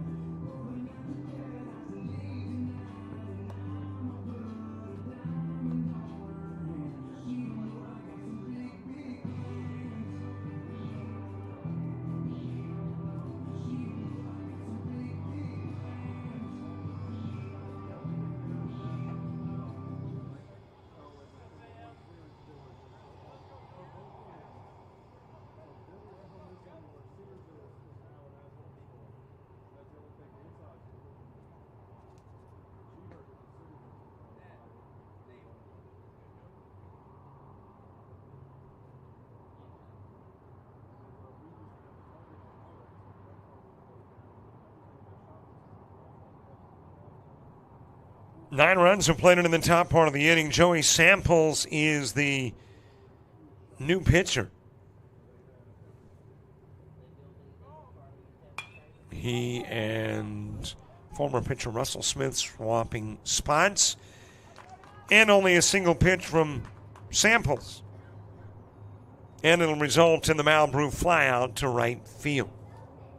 1 runner stranded, 9 runners in the top of the first.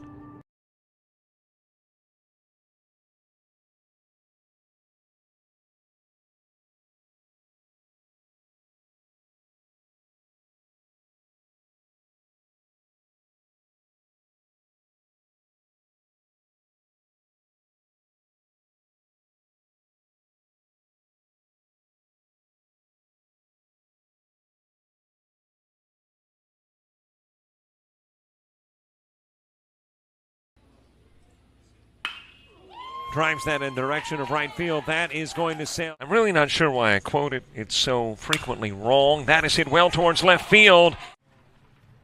Jackson Hyatt, 1 for 2 in the game, lifts this one towards left center. Here's the 1-0 offering. That is hit well towards left field.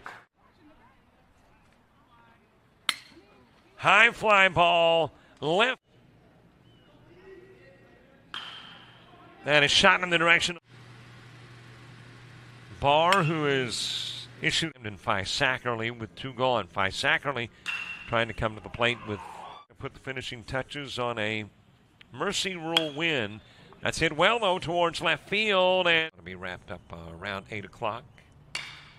And a shot in the direction of right field. Lyles. 2-1 offering. And a shot towards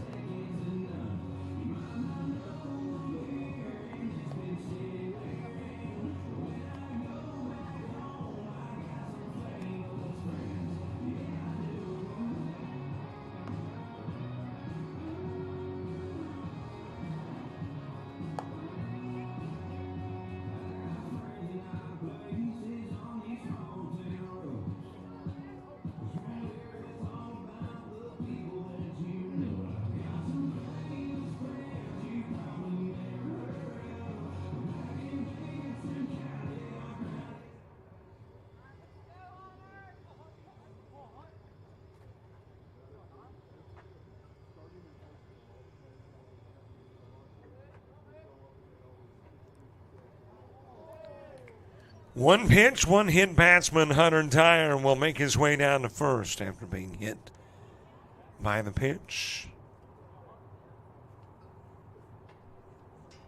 And the hit batsman is Dyer.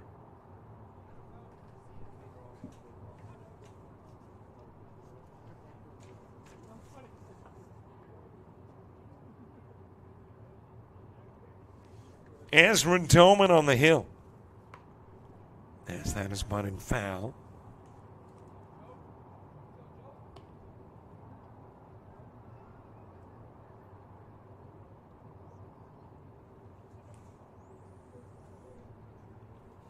Joey Samples, the two-hitter.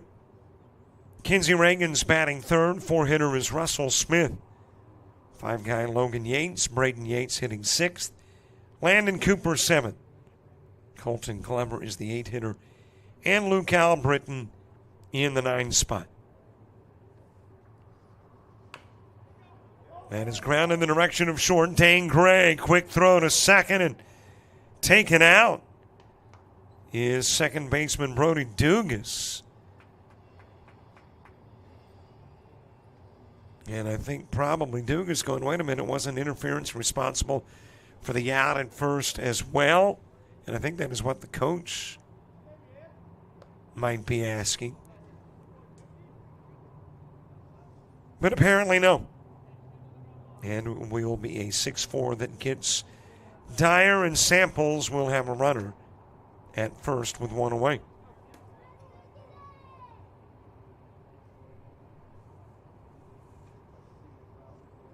Kinsey Reagan's to the plate. Ezra Tillman on the hill for Sports U. Behind the plate is Braden O'Neill. First baseman Brody Kuchar. At second, Brody Dugas. Shortstop Dane Gray. And at third, Bryce Kellum. Left field, Drew Clements. Center field, J.L. Malbrew. And in right field, Aiden Strecker.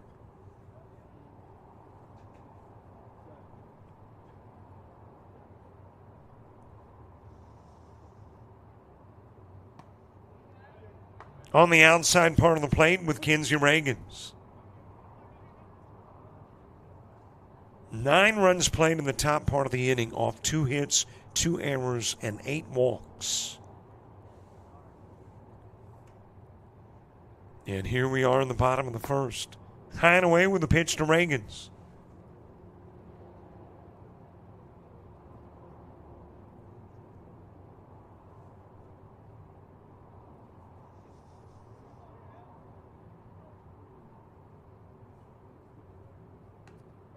That goes to the screen, and the runner for Samples will make his way to second.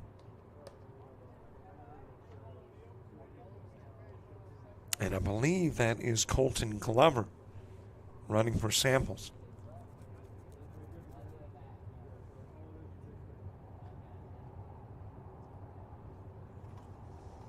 You got a 1 hour, 50-minute time limit. You've got a 12:11 start. And at 12:47 currently, that means that we are, 36 minutes roughly into the game? That is knocked down at second by Dugas. It'll be an infield single for Reagans. And it moves Glover over to third.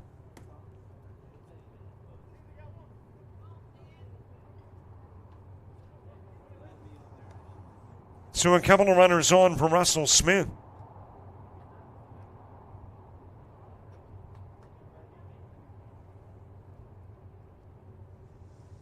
All right, your Mobile weather, 88 currently. What's that feel like? I'm glad you asked.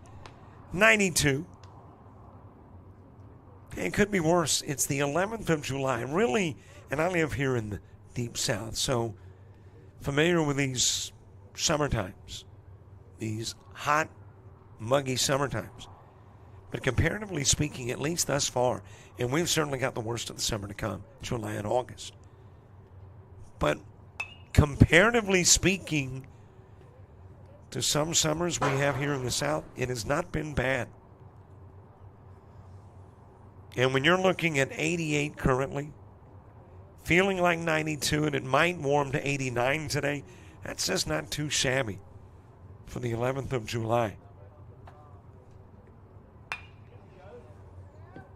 Ground award short, backhanded there by Gray, goes to first. Gets the out of Russell Smith. In will come Colton Glover running for Samples. So the 6-3 will produce a run, while Reagans goes to third.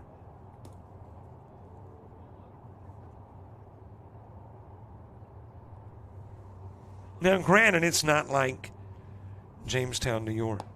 We're going to be back there for a World Series next month. And we're there 2 years ago for an August World Series. And they were complaining about daytime highs of 78. One of the nights there in Jamestown in August dipped down to 42. And that was kind of warm to them. I felt this urge to explain how warm it gets here. And that a high of 78 and a low of 42 in August was not shabby. Air quality 22 and good. UV index 7 and high. Winds out of the west-northwest at 5, gusting to 10. 7:58 sunset. Hey, what's this? Says 1/4 inch of rain expected today. Don't have any rain in the forecast. And when you look at the radar, there's some stuff moving around to the north of us.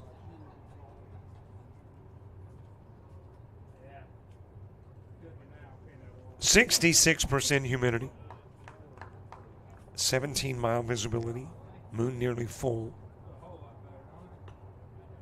And the moon 240,805 miles from Earth.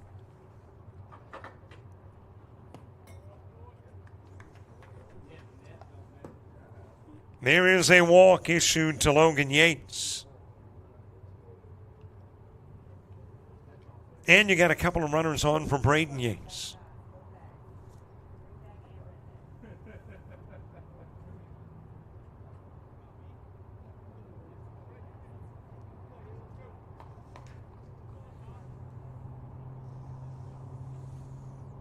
Landon Cooper to the on-deck circle. Inning number 2 has got 4, 5, and 6 coming to the plate for Sports U. Lifted to Malbrew in center. He's got it, and out will go Yates.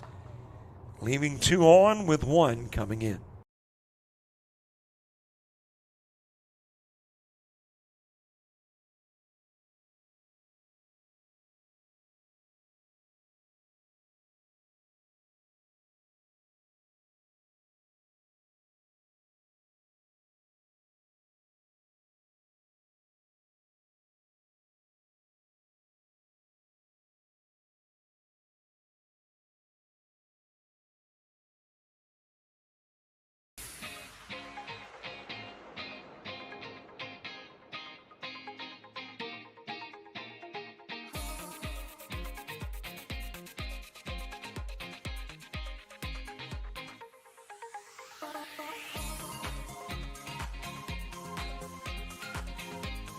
Is the 7 guy.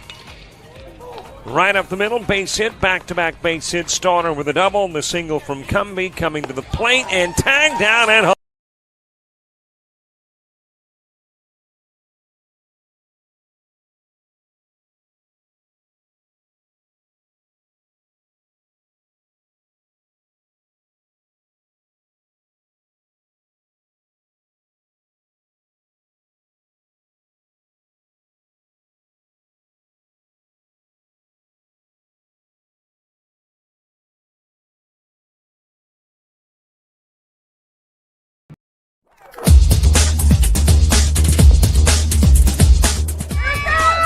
Just about all White Jones County. Diving catch at shortstop. Gross.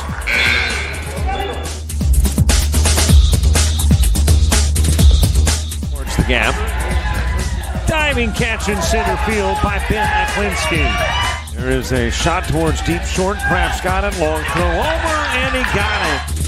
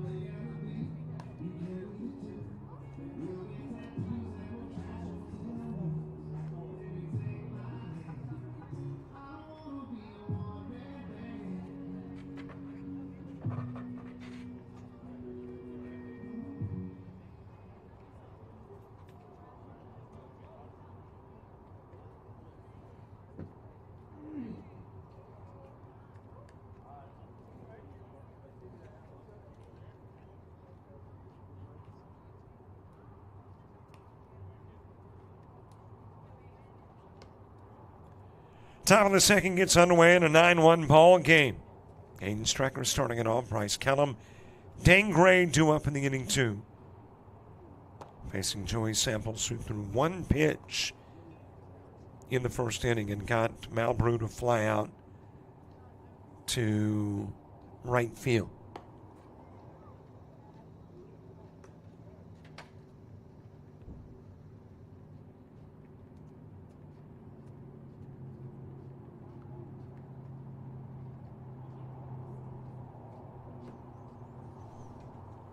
Aiden Strecker with a triple that drove in a couple of runs, then came in on an E2.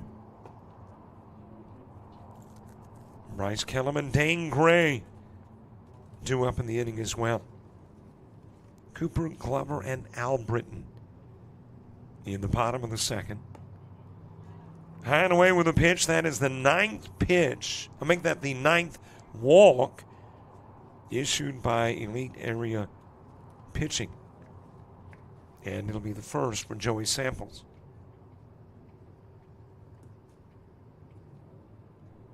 And you got a runner on here in the second for Bryce Kellum.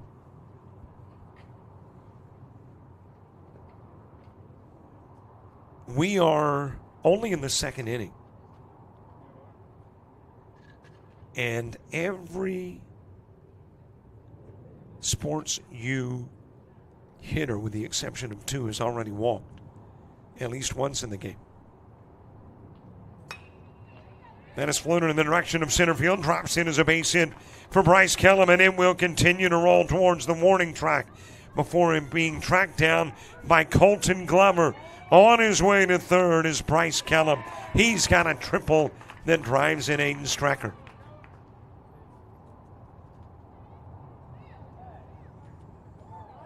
And Sports U with their second triple of the game.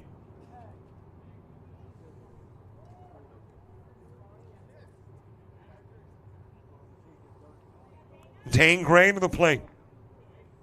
Gray with a fly out to right field, 0 for 1 in the game.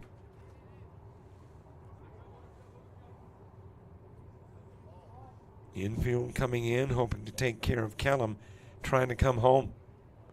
And now you got a balk, and he'll come in regardless.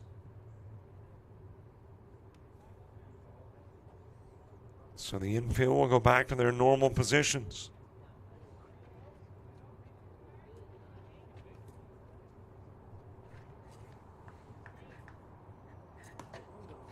On the outside part of the plate to Dane Gray.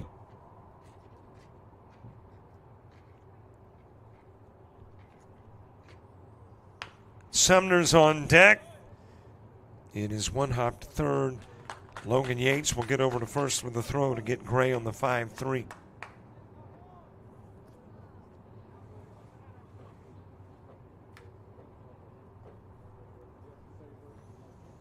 One out for Sumner, the DH.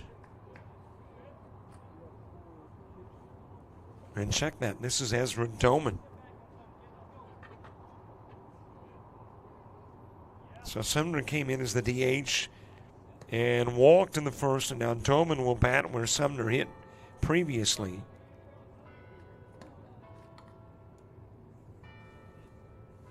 With Braden O'Neill moving to the on-deck circle. A little bit high with a pitch to Doman.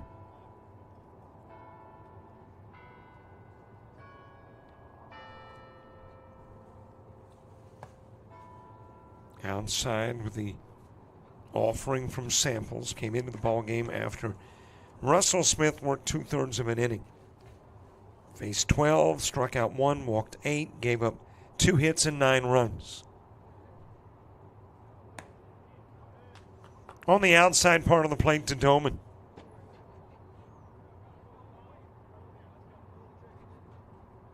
Doman, the Sports U starting pitcher. Taking a pitch low and away from the reliever for Elite Academy.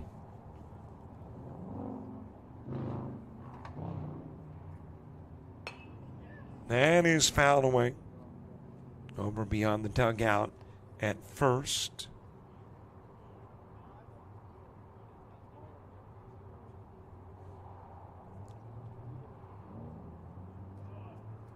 That'll get outside, and Doman will get a walk.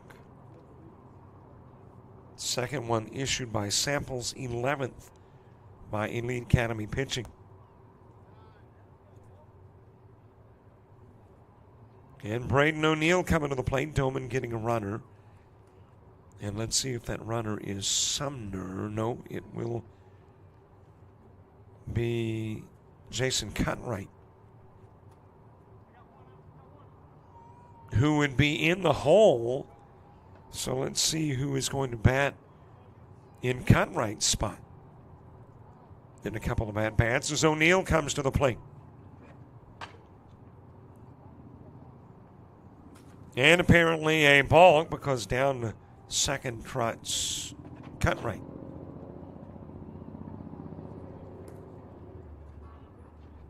And that would be the only logic for giving him an uncontested 90 feet. High and inside to O'Neill. Brody Kuchar to the on-deck circle.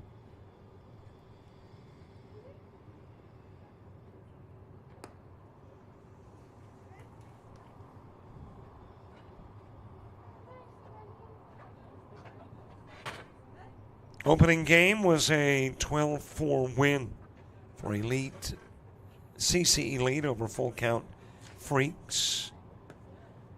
And if you got the Showcase Series app, you can see what's happening elsewhere as well. Let's see if we've got anything from the other 10 a.m. game. We do. South Alabama Rays, 12-3 over the AA Arrows, 19. And another walk, this one given to O'Neill.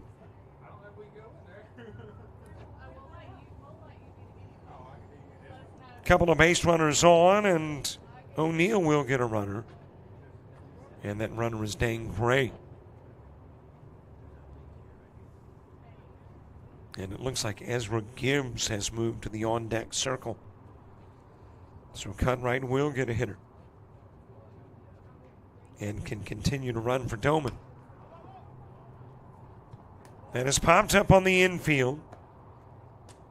Able to come in and make the catch is Russell Smith.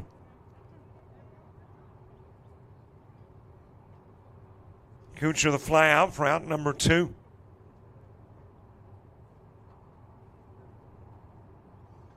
Ezra Gibbs to the plate. Top of the order, Drew Clement moving to the on-deck circle.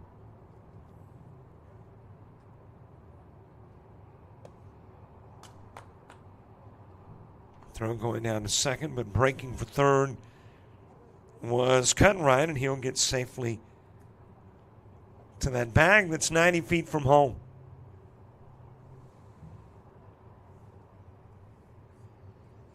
Runners at first and third for Gibbs. Batting for Cutright, who walked in the first. Outside with the pitch, throw going down to third, and tagged out, trying to get back, is Cutright. So a nice throw down by your catcher, Braden Yates. That will pick off Cutright and bring it into the inning, leaving a single runner stranded after 2 runs played.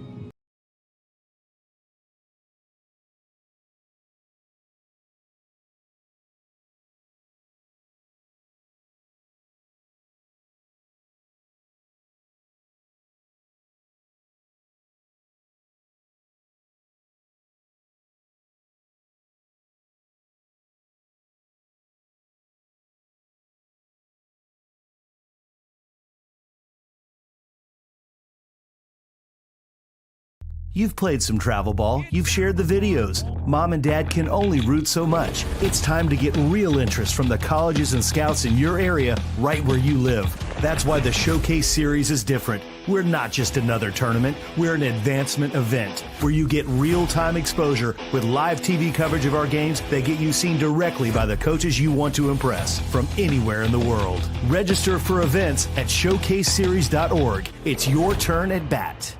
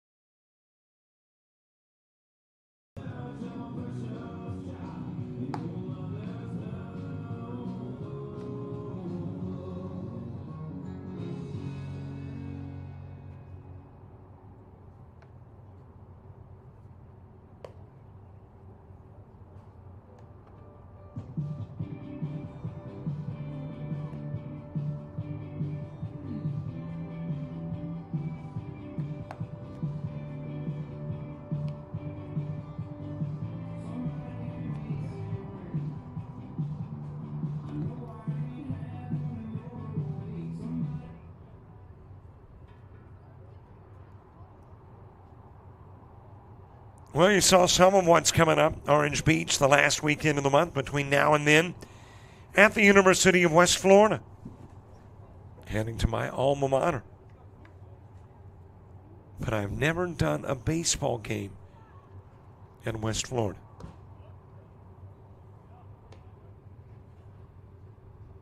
So that'll change a week from today. Landon Cooper, Colton Glover, Luke Albritton. Here in the bottom of the second in an 11-1 ball game.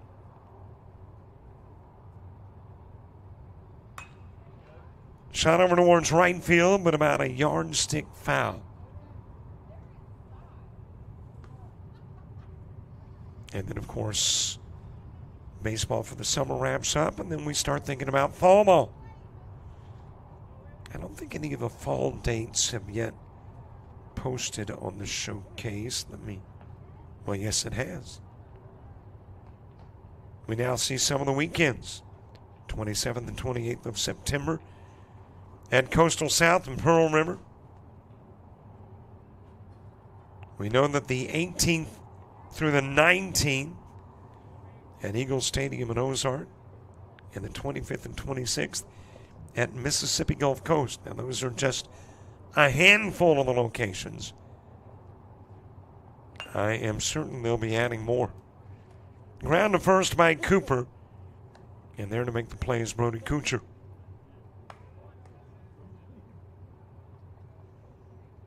And actually, that's now Cutright playing first. So Cooper to Cutright for out number 1.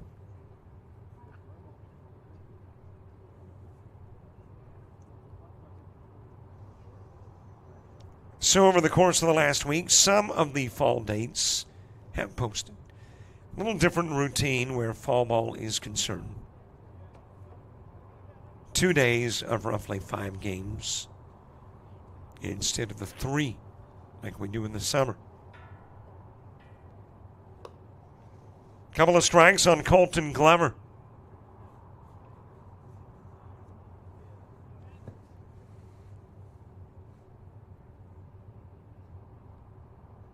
Oh, 2 pitch, too far outside. 1 ball, couple of strikes. Luke Albritton to the on-deck circle. Bottom and top of the order in the 3rd for Sports U.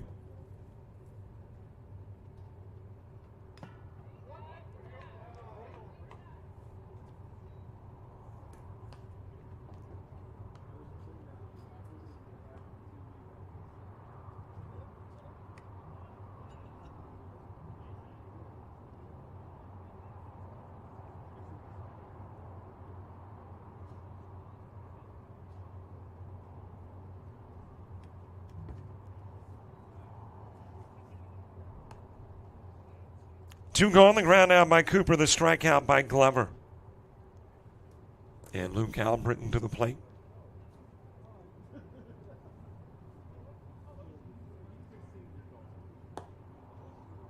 The last time to get his first at-bat in the game. And does it 59 minutes into the ball game. Just about to leap into that second hour of baseball. Which in this particular case, with a 1 hour, 50-minute time limit, is the second 50 minutes.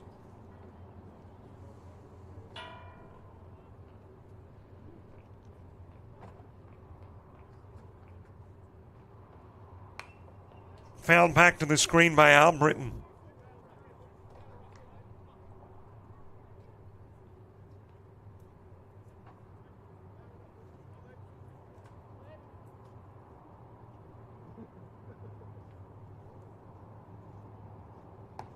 On the inside part of the plate, back-to-back Ks. Glover swinging, Albritton looking. And we've played a couple of innings of baseball, and after 2, the lead is 10.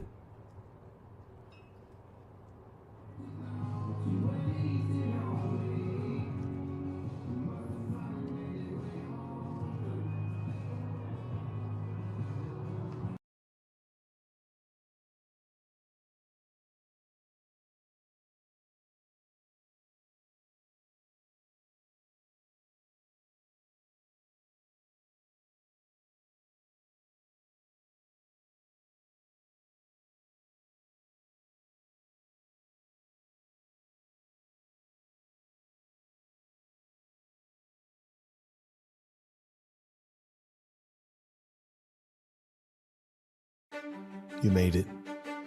You went further than even you believed. You took your friends, your teammates, teachers, and coaches. You needed Dad, but Mom was there through it all. See, you didn't do it alone. It took a united effort. It also took you. United Baseball is a full-time organization focused on development and advancement of athletes. If you're a high school-age baseball player with a desire to play at the next level, you could be next. Log on to unitedbaseball.org to learn more.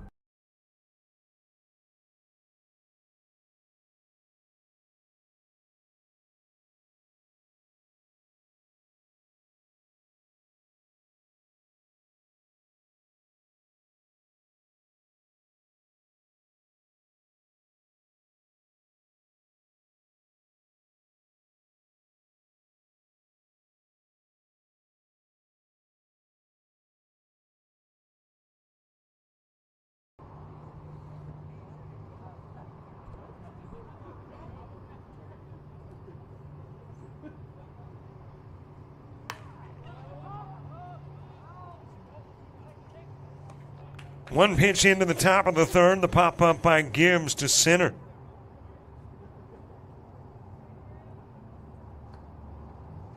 And there is one away as we're back at the top of the order. Drew Clement next, Brody Dugas to the on-deck circle.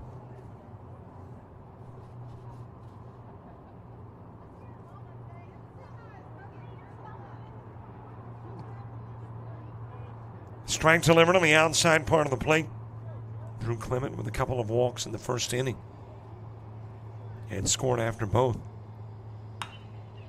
That is driven towards left field, and diving, trying to come up with it is Luke Albritton. That'll hop out of the mid. We'll credit Clement with a base hit. I know he got mid on it, but it was diving, trying to bring it in. Unofficially a base hit. And a runner aboard at first. Brody Dugas to the plate, 1 for 2 in the game.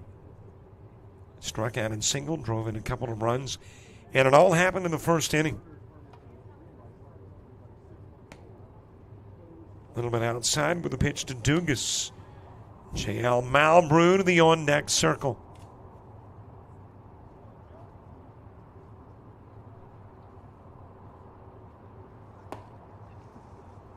Inside to Dugas. 1, 2, and 3 in the Elite Academy order when you get to the bottom of the third.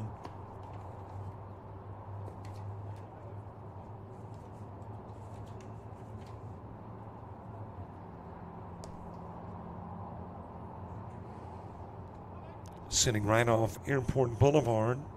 Well, I guess not right off Airport Boulevard. Not too far from Airport Boulevard, which is major thoroughfare. But I guess that's not really the traffic that we're hearing. Man, we're hearing a lot of nearby traffic. Could be, too, that they were having an event at the Mitchell Center. I think some form of an orientation. So maybe a little extra traffic on the highway that travels behind Stanky Field. J.L. Malbrew to the plate.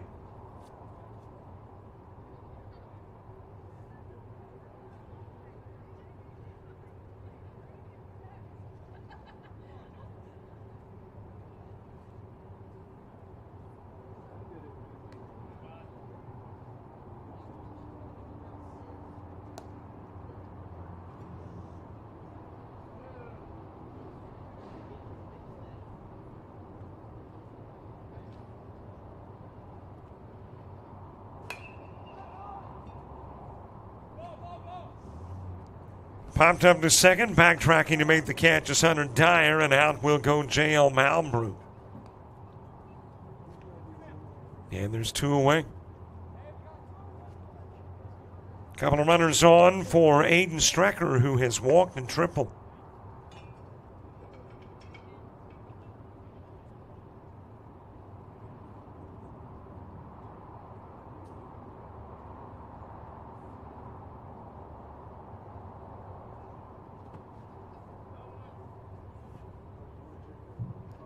The triple drove in a pair of runs. It happened in the first. The walk came in the second. And in addition to driving into, he scored 2.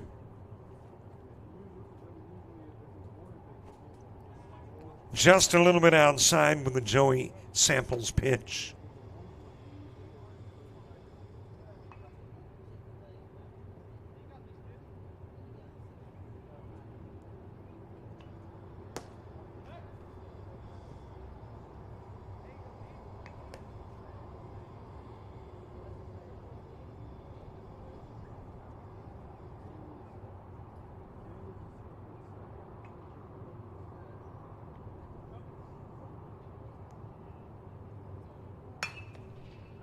That'll be a base hit into right field. Strecker driving in a run. Throw coming to the plate. Knocked down by Samples. Nobody else advances, but Strecker's got his 3rd RBI.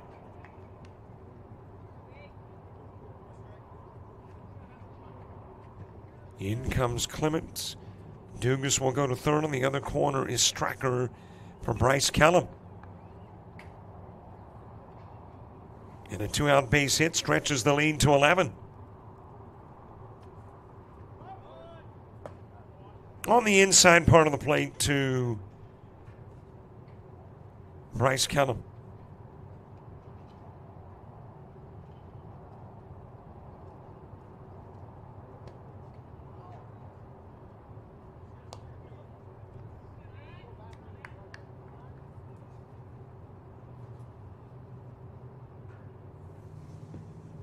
No balls, couple of strikes. Callum has walked and tripled. And you got a balk that's going to bring in Dugas and move Stracker to second.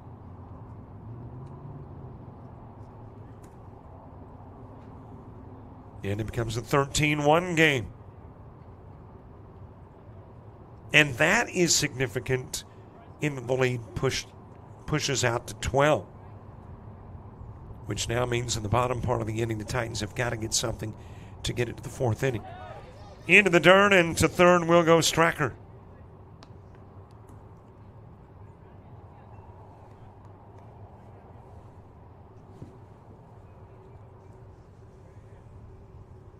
Callum walked in the first and scored a run, tripled and scored a run, plus drove one in the second.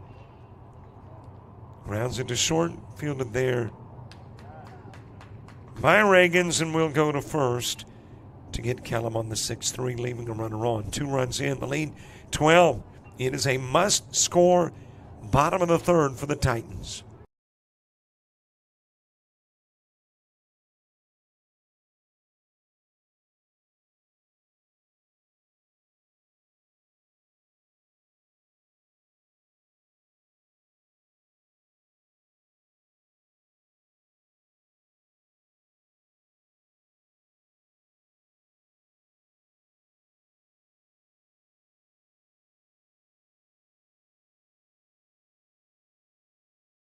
University of Alabama Online, where legends log in.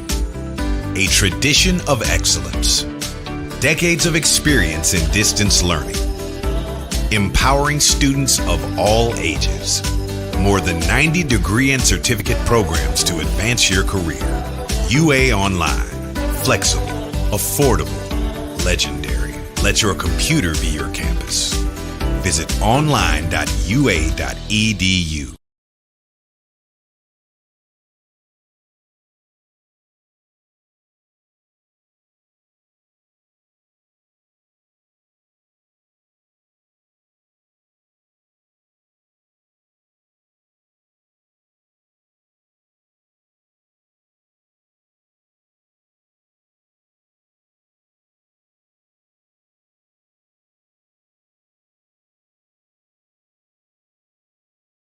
Are you an athlete looking to play at the next level? With players and teams all across the Southeast, United teams compete regionally and nationally in Showcase Series, Perfect Game, and PBR events. Visit UnitedBaseball.org and you could be next. United Baseball Organization, where the focus is always on you.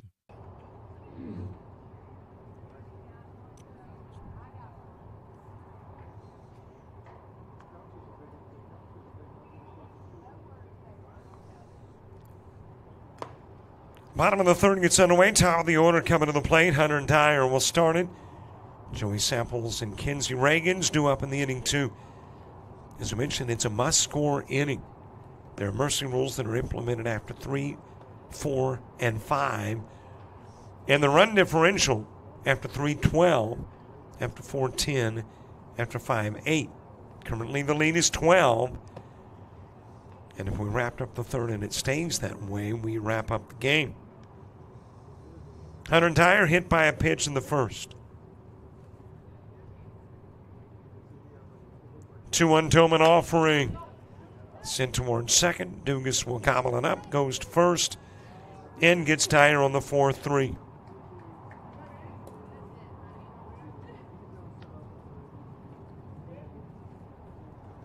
And there is one away. By the way, the next game slated for a 2:30 start.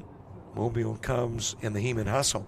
But if this game wrapped up noticeably early, that one could begin noticeably early if both teams have got all players here. 0-1 on Joey Samples, who ground into a 6-4 in the first. And he scored the only elite run of the game. Came in on the 6-3 put out of Russell Smith. Inside to Samples.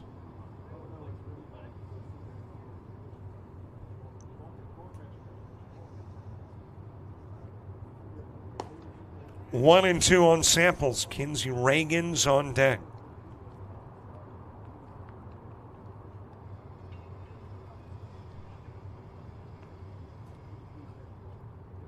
One ball, couple of strikes outside to even the count up.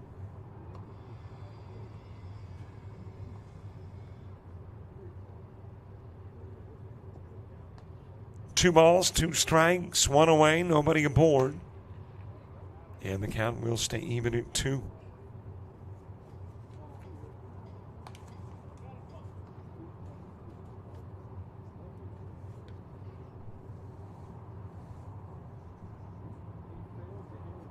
Here's another 2-2 Doman offering. Doman has given up a lone base hit to Kinsey Reagans, who is the on-deck hitter. On the outside part of the plate, and out will go Joey Samples.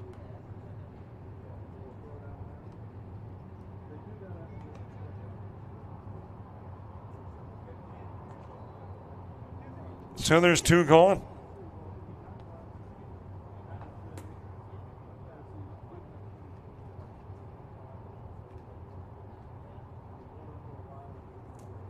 And if the Titans cannot play a run here in the bottom of the 3rd, they are down to their last out. Kinsey Reagan's accounting for the lone base hit of the game for the Elite Academy Titans. Inside with pitch number 2.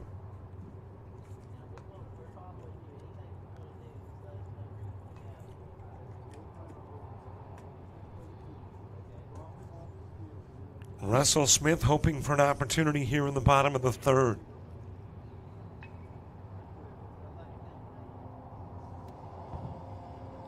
Definitely outside of the strike zone.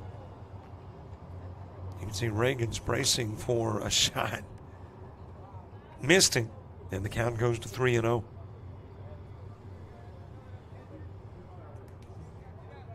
Stanky Field, Mobile, Alabama. Capacity of about 3,700. There have been about 1,000 more watch a game here. As you got a walk given to Reagans. That will be the 2nd Doman walk.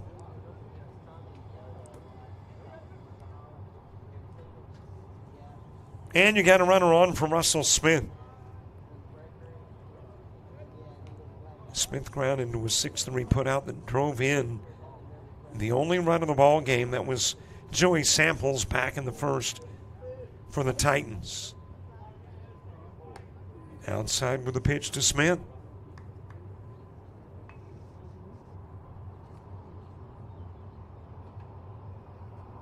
Logan Yates to the on-deck circle. Another one outside.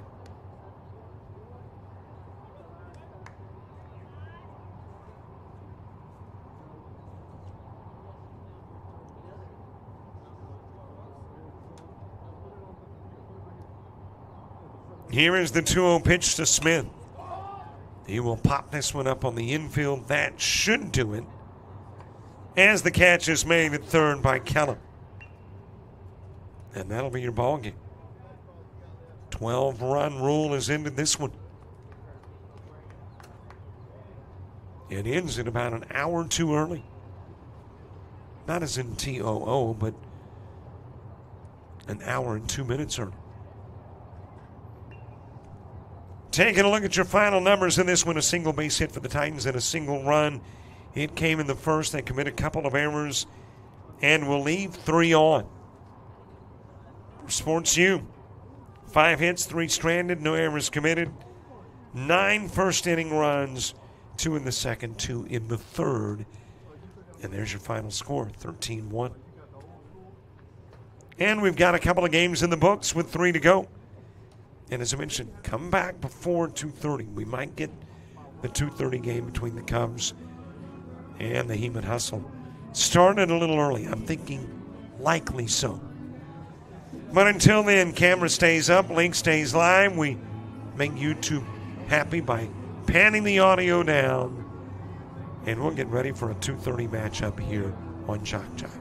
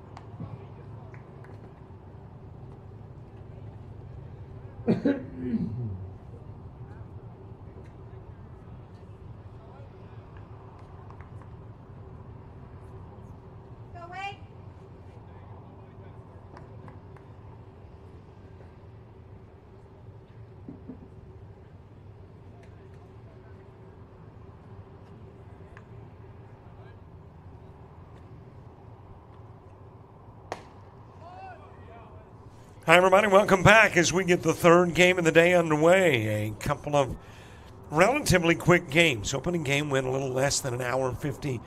Game number 2 was a mercy rule game, and here we are with game number 3. Mobile Cubs taking on the Heman Hustle. A couple of new teams. I don't think that we have ever seen either of the two in a Showcase Series game that we have streamed. Daniel Smith starting it off for the Mobile Cubs. Ethan Wheat batting second. Russ Warner is the 3 guy. Connor Mosley hitting 4th. 5-hitter Carter Stinson, as that one is sent foul. Cade Gibson is the 6-hitter. Luke Aaron batting 7th. Travis Smith 8th. 9-hitter Parker Sells. And Jaden Bush in the 10 spot.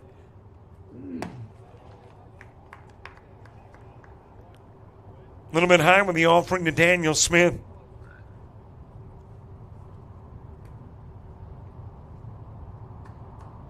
Meanwhile, looking at the lineup for Heman Hustle.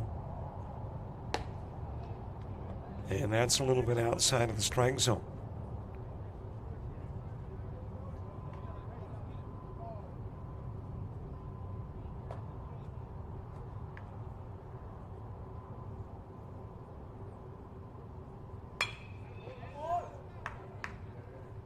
Into center field, and there the catch will be made by Edmund Mackey. Trying to get all my proverbial ducks in a row. And the lone name, I'm looking at the lineup card, when you know the folks gracious enough to send me the lineup, but it doesn't have the name of the pitcher. I do know first name Wade, but do not know last name of Wade, who is on the bump for the Heman Hustle. Meanwhile, behind the plate, Landon Ulrich at first. Andy Ray, second baseman is Hudson Sanders, and shortstop Trevor Camden, and Jake Boyce is at third. And an outfield of Connor McCann in left. Center fielder is Edmund Mackey, and the right fielder is Jaden Gray.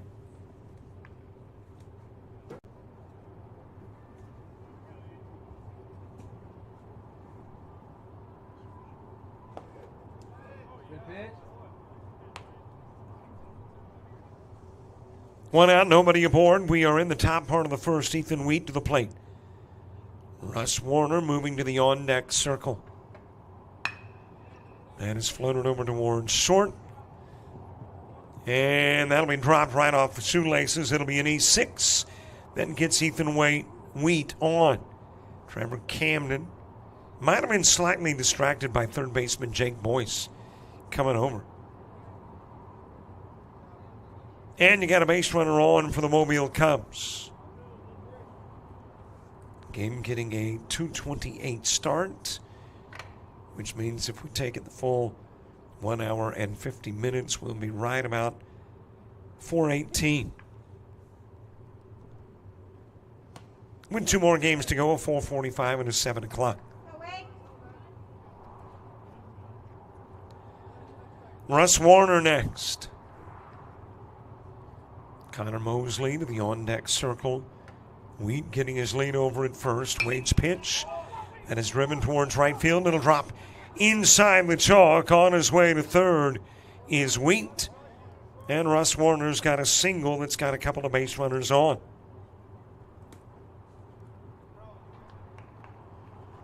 Runners on the corners for Connor Mosley. Carter Stinson moving to the on-deck circle.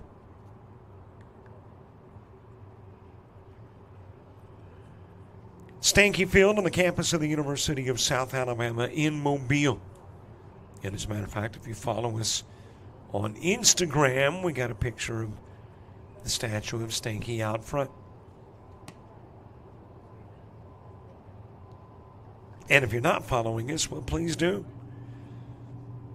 Instagram, Facebook, Twitter, TikTok, you name it. If it's free, if it's a social media thing and it doesn't cost us anything, we sign up.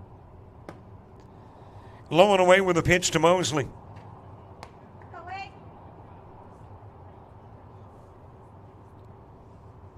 Game 3 getting underway with temperatures right about 90 degrees. To be exact, we're sitting on 90. And it feels like 94.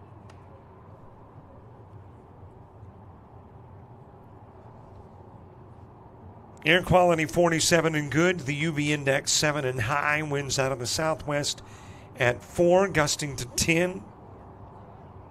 17-mile visibility, 64% humidity. Sun sets 2 minutes before 8. Moon is 99% illuminated. Temperature is a degree above what it typically is this time of year.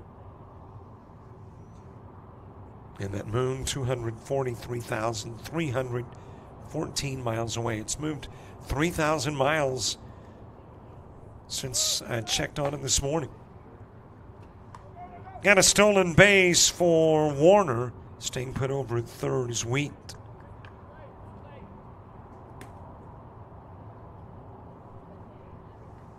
And a couple of runners in scoring position for Connor Mosley.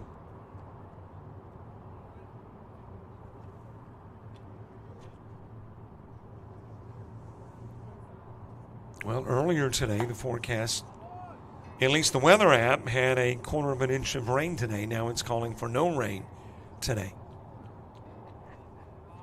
So we're back to a good news story where your Jerry Martinez weather forecast is concerned.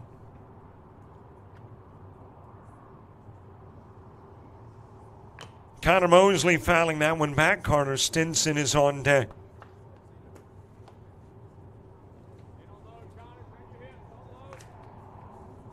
Earlier today, Sports U18, a 13-1 winner over Elite Academy Titans and CC Elite, beating Full Count Freaks 12-4. There's a walk given to Connor Mosley. And that will load things up here in the first.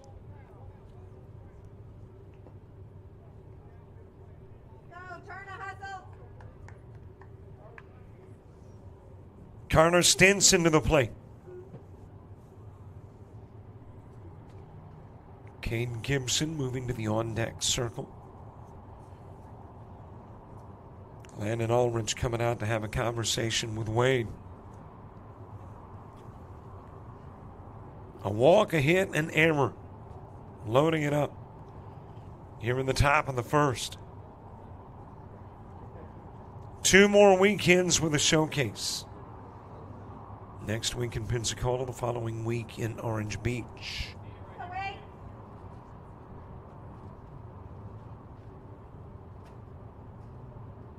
First pitch to Carter Stinson.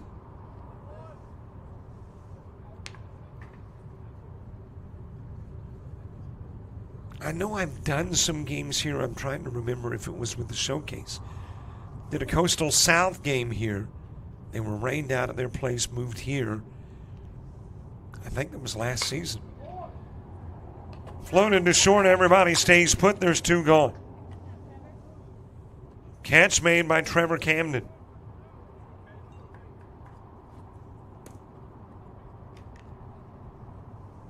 And there's 2 gone for Cade Gibson. Luke Aaron to the on-deck circle. Base is still loaded, but now with 2 away. Gibson trying to check a swing, couldn't. And it is 0-1. South Alabama, part of the Sun Belt Conference. Count even at 1. One of the many great venues the Showcase Series brings you to. And typically every year try to bring you somewhere new. This year it was Southern Miss.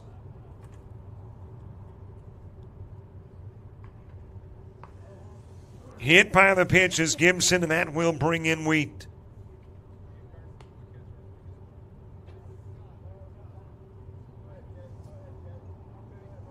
And it'll give Gibson the RBI.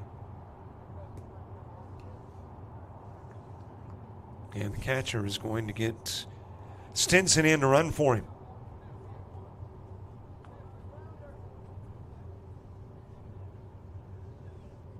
Thus far today, we have seen runs, I believe, in the first inning of every game.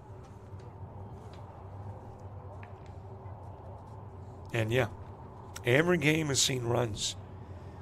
Especially the game prior. Sports U had 9 runs in the first inning.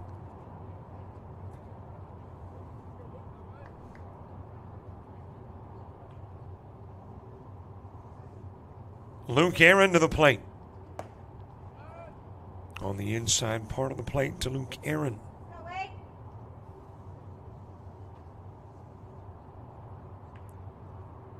Travis Smith moving to the on-deck circle. No one offering high and away. Count goes even at 1.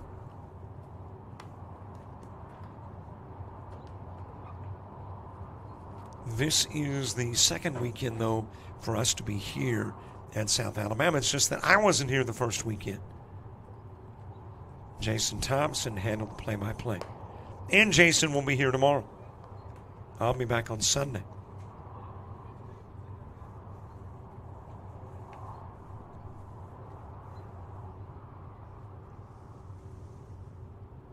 Here's the 2-1 pitch to Aaron. High and away, 3-1.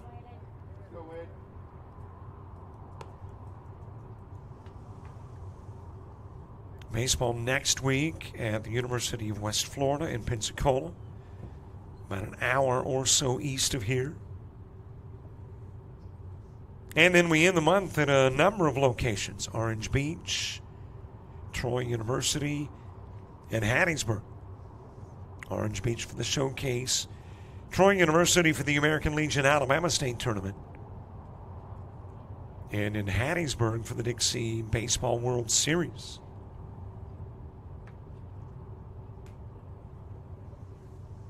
So a lot of great baseball coming to JockJive.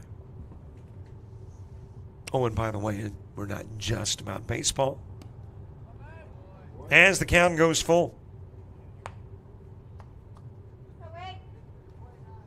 Got football starting in just over a month. 22nd of August. Bayside Academy and Georgia Military College football. And it's floated in the direction of center field. Edmund Mackey there for the catch. 3 are stranded and 1 in the top of the first.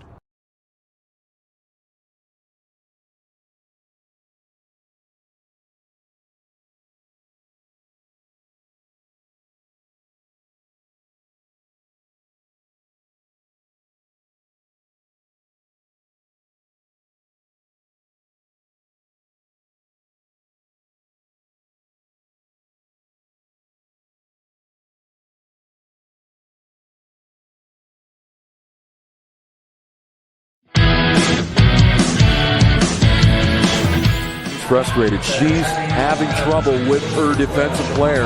Look at this sweet pass behind the back for 2 on the assist.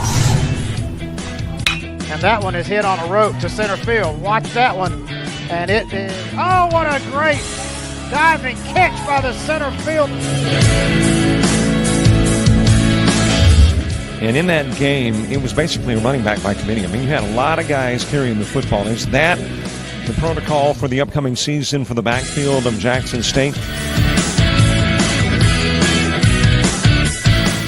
It's a really nice pitch to get the ground ball double play. Second one.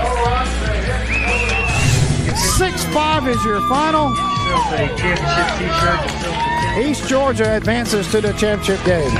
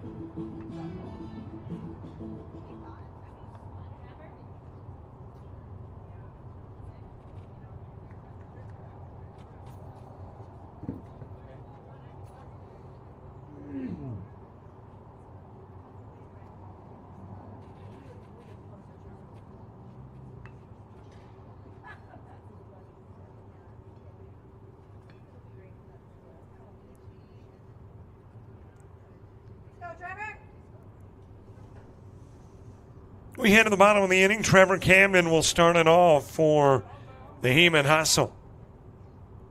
Camden back at the two-hitter. Connor McCann batting third. Four-guy Jaden Gray.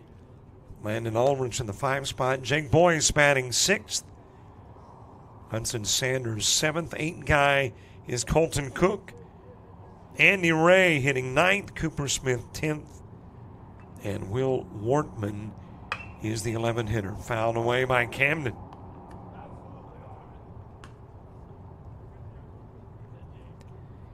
Ethan Wheat getting the start on the hill for the Cubs. Behind the plate is Kane Gibson. At first, Connor Mosley. Second baseman, Russ Warner. Shortstop is Carter Stinson. Daniel Smith is at third. Parker Sells in left. Jaden Bush in center. And the right fielder is Luke Aaron.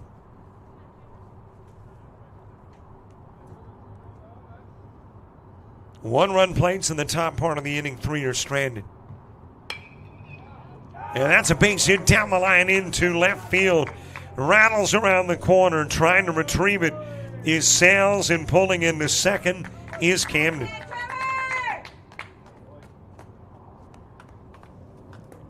So Trevor Camden with a leadoff double. And Edmund Mackey coming to the plate.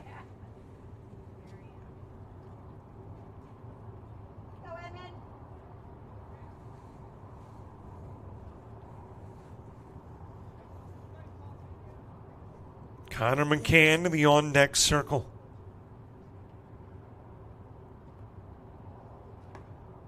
Just a little bit outside with the pitch to Mackey. Well, you got a 1 hour, 50-minute time limit. And most games don't make 7. And the first inning of this one taking a bit, which would lead one to believe this one won't make 7 either. Major League Baseball got one game in progress. And it's in progress because it was rained out yesterday. Round right back to Weed, and he'll touch first while Camden will go to third.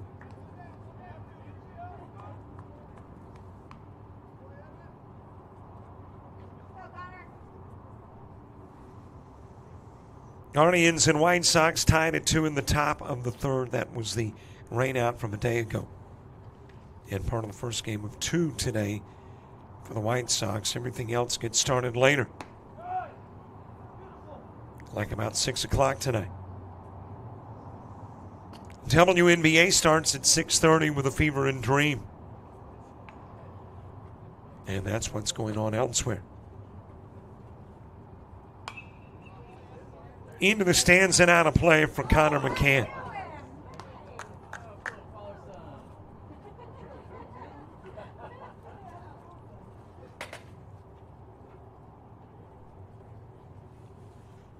One ball, one strike, one out. One on and one in for the Cubs. Heman Hustle trying to match that in the bottom of the first.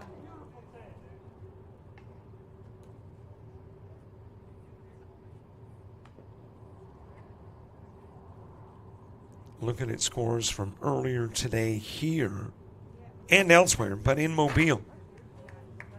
CC Elite 12-4 winners over the Full Count Freaks. South Alabama Rays 12-3 over the AA Arrows 19. Sports U18 13-1 winners over Elite Academy Titans. AA Arrows 16 a 9-4 winner over the Wow Factor Catalyst 16U. As you got a strikeout of McCann and 2 gone.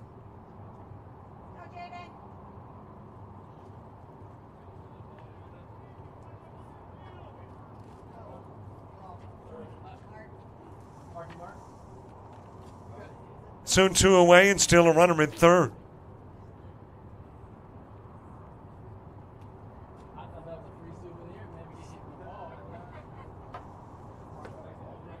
Jaden Gray to the plate. Landon Ulrich on deck. Attack. Boy, almost couldn't get that one out. Attack baseball. 9-7 winners over Capital 16. And WFBA Upper Class. I think that is the West Florida Baseball Academy. Meeting the NWF Chiefs. And I believe that to be the Northwest Florida Chiefs. 7-4.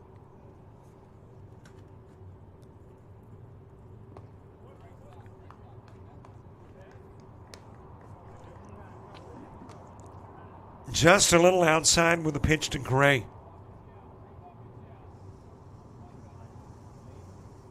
And then you got a full round of 2:30 games. Of course, this one at Matthews Park, 16U Coastal Sports Academy and Mississippi Futures. At Mims Park, Bandits and FB Scout 19. And in Bay Minette at Coastal South, 334 and Extreme 16.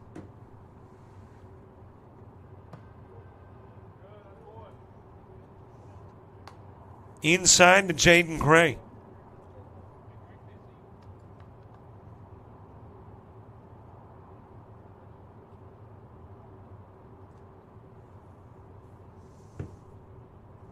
And coming up next here, 334 and FB Scout 16.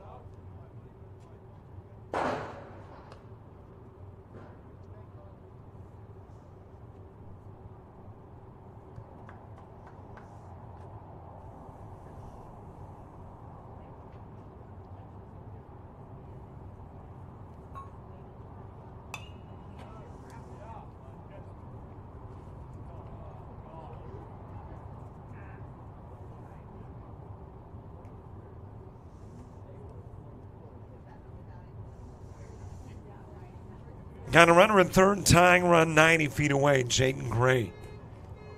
Trying to drive him in before going to the second inning.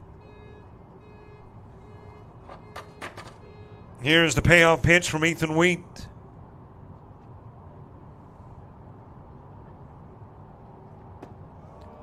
Just a little bit high, and he's given a walk down to first.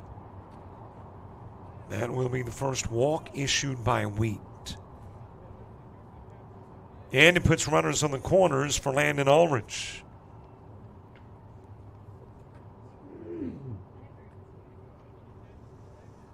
Jake Boyce to the on-deck circle.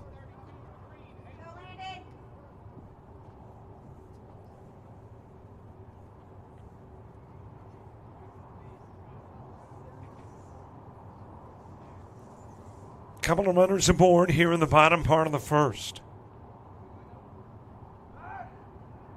The 0-5-3, which until this year, I would have said I've never seen it work, but this year I did.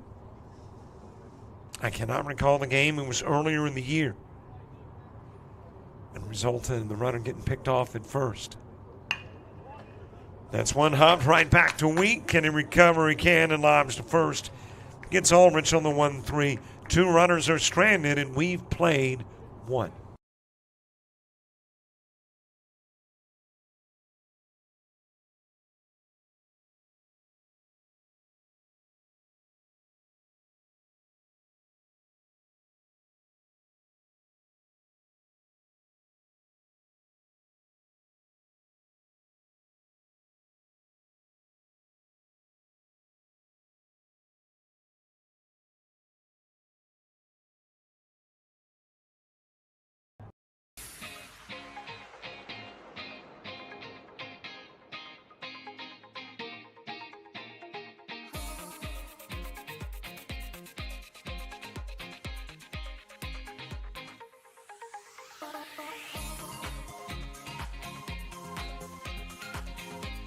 Bush is the 7 guy.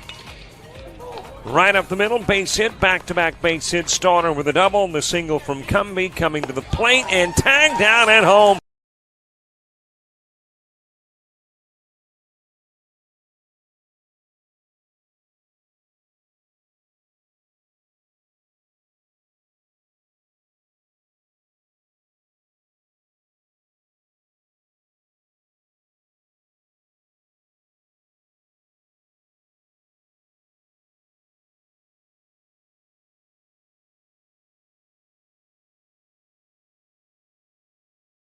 University of Alabama Online, where legends log in. A tradition of excellence. Decades of experience in distance learning. Empowering students of all ages. More than 90 degree and certificate programs to advance your career. UA Online. Flexible, affordable, legendary. Let your computer be your campus. Visit online.ua.edu.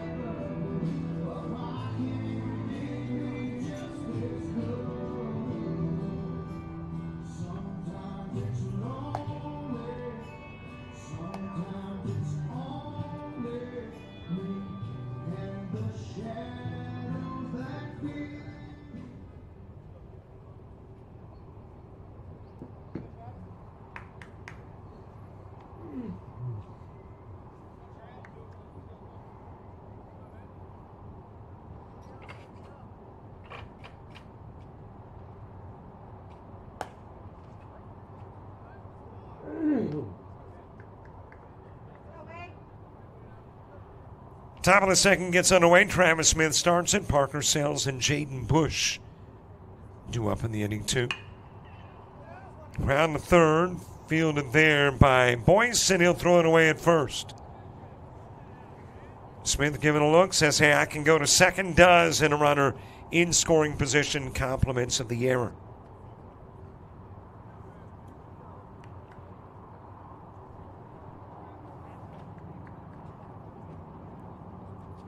Two more games to go before we wrap up play on Friday. Tomorrow, you got nothing but baseball. About every 2 hours, we'll get another game underway. 6 games in all, starting at 9 a.m., meaning games at 9, 11, 1, 3, 5, and 7 o'clock. And then about the same for Sunday, except no 7 o'clock game. That's what happens when you got a lot of teams wanting to play baseball with the showcase. And you got 5 different venues this weekend.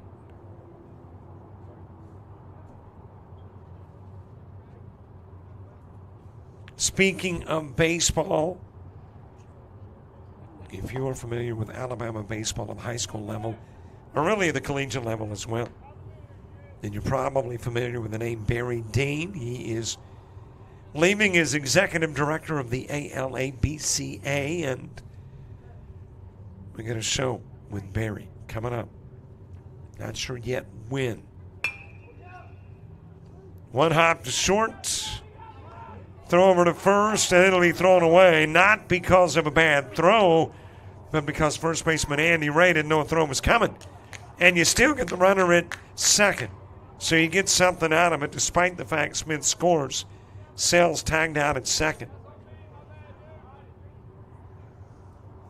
So that'll be an E6 that allows them run.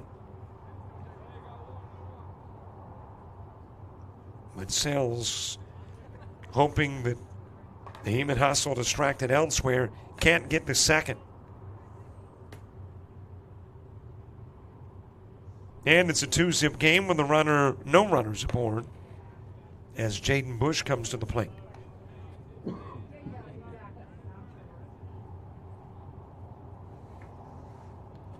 Top of the order, Daniel Smith to the on-deck circle. That is sent foul over towards the stands and out of play.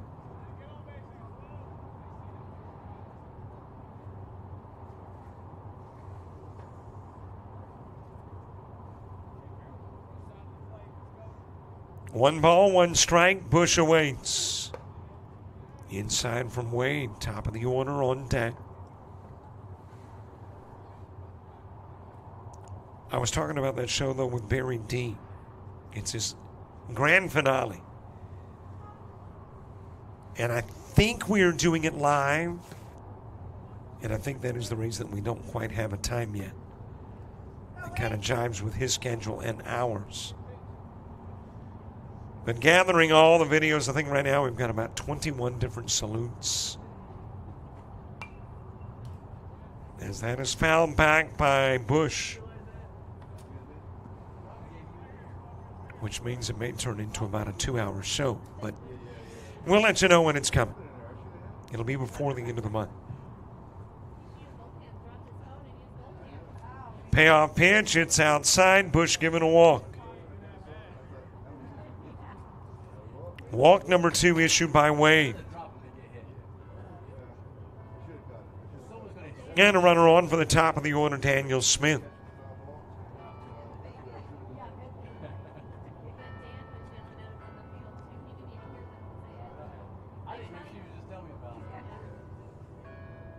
Ethan Wheat to the on-deck circle.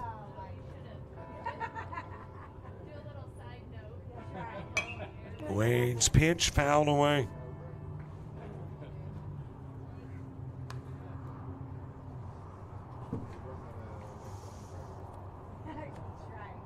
Hey, don't forget about subscribing to our YouTube channel. Man, we're struggling to get to 6,900. That's the goal. 6,900 subscribers. Yes, I admit, I'll concede. Still got to put out at second of Bush. Despite the fact that the ball was into the dirt trying to get the steal of Bush and he'll get caught.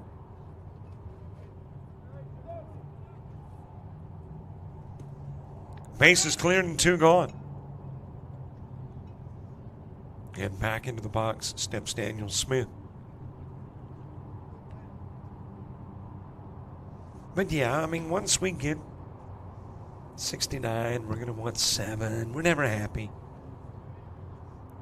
Right now, need 35 subscribers to get to 6,900. Click on the subscribe button. Just move that cursor over the button. Click the mouse. And that's all you got to do. No paperwork to fill out. No credit card information to submit. No background checks. No emails to sign up for.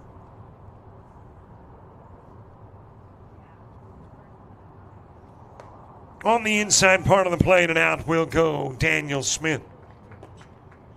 Another run's in. The Cubs by 1 as we go to the bottom of the second.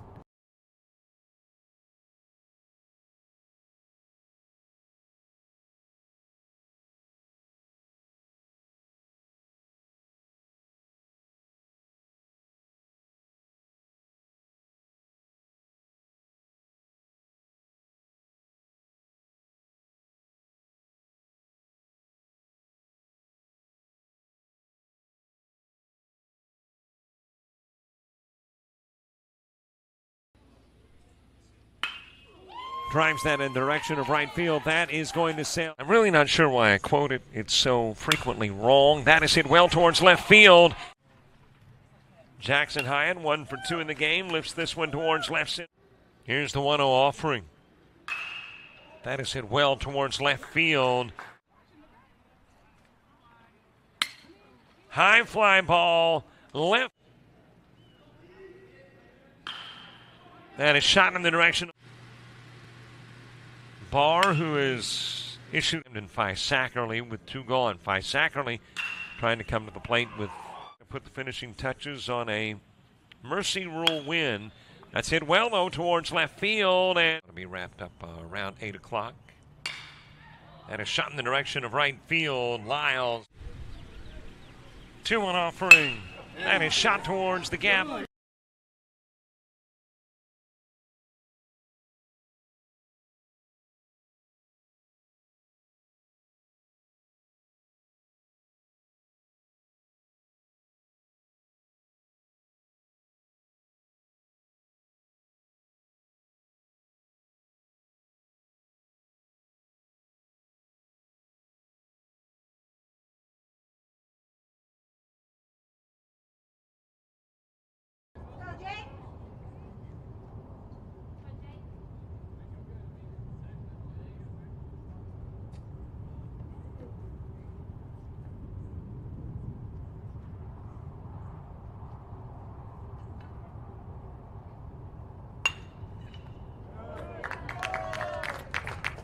Right up the middle with a leadoff single from Jake Boyce as we get the bottom of the second underway.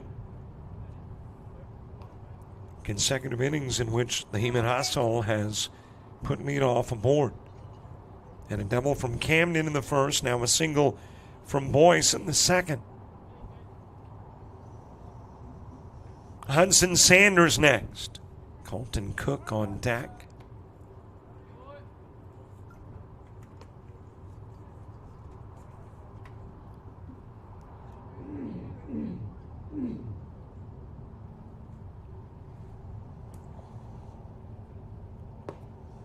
Swing and a miss by Sanders. Cubs get another run out of the top part of the inning. Got a run in the first, get a run in the second.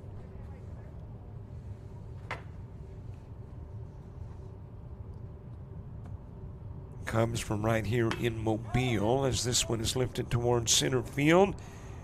Jaden Bush, it'll sail over his head. Looked routine and then goes over the head, and you got a couple of runners in scoring position.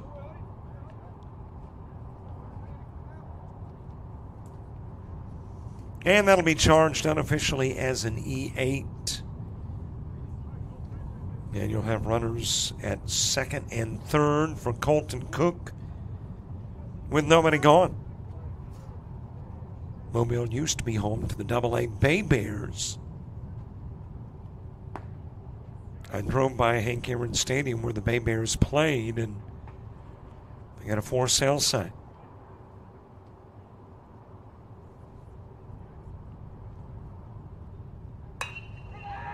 That's a high fly ball in the direction of left center field. It will hit drop and roll all the way to the wall, and one hops over that fence 375 feet away. And Colton Cook is driven in two to tie the game up.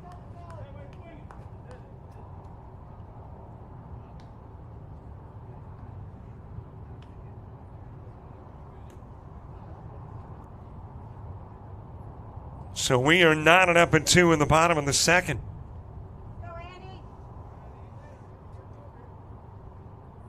Andy Ray to the plate. Cooper Smith to the on-deck circle. Outside with the pitch.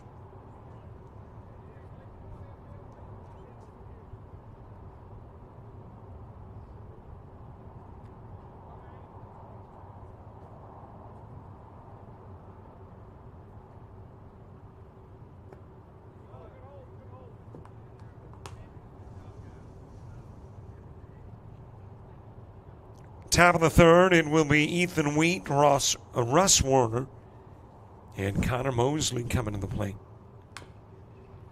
Fouled away by Ray.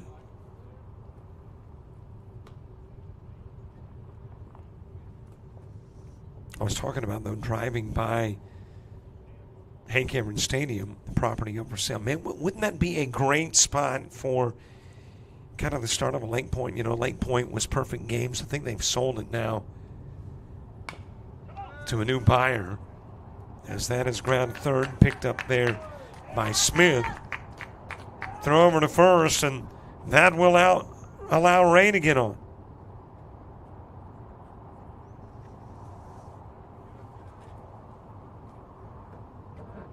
But see, we could do the showcase like that. Buy the property, have the central location. You got all kinds of hotels around. You got multiple parks, heck, 45 public parks. I don't know how many of those play ball here in Mobile, but plenty of parks to play baseball. One central location. Stolen base for Ray. Dives into second. Lost headgear, sunshades, and everything. But he's there safe, and that's what counts.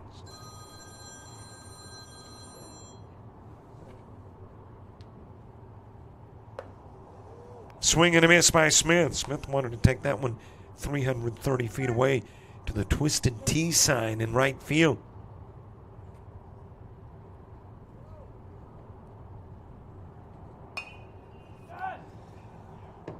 Fouled off to the left side by Smith. But I digress. Hank Aaron Stadium was where the Mobile Bay Bears played. They are now the Trash Pandas up in Madison, Alabama, just outside of Huntsville. And yes, I put my Googleology degree to good use in learning that a trash panda is actually a raccoon.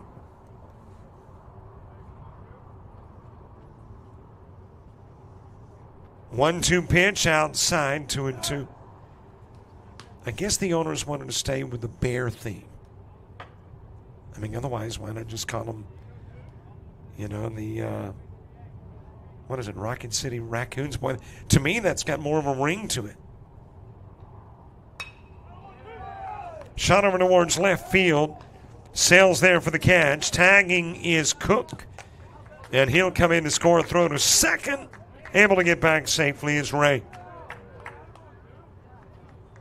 Smith, the sacrifice that gives the Heeman Hustle their first lead of the game.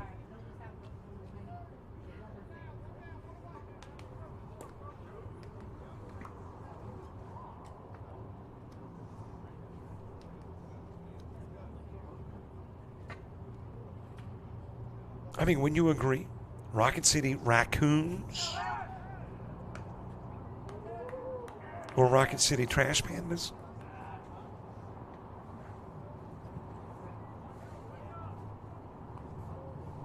But again, in keeping with that, Bay Bear Trash Panda theme, that bear theme,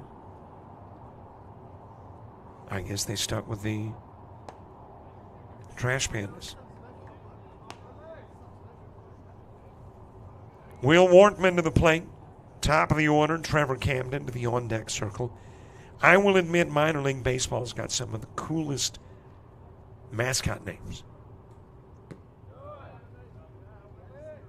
Lansing Lugnuts, Montgomery Biscuits, Macon Bacon.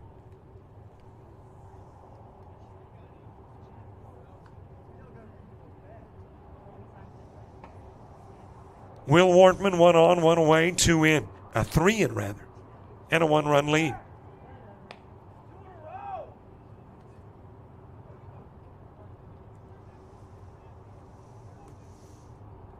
Well, and speaking of minor league baseball, I don't know if they're technically a minor league team, but how about the Savannah Bananas?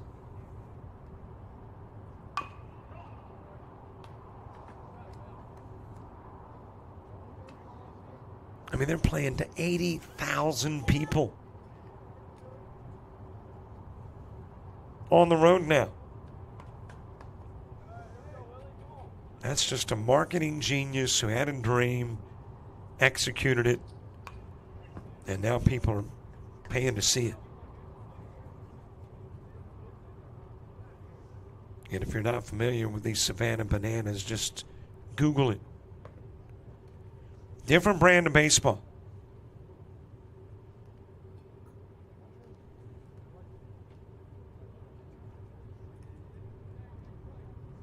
One ball, couple of strikes on Wortman. Just a little bit outside. And the count goes even at 2.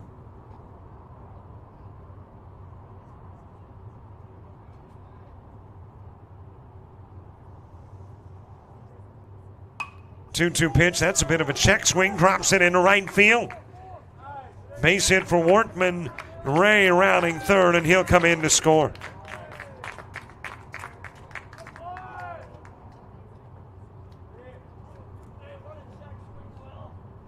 And oops, I hit the wrong button. My apologies. Went to 2, not 3.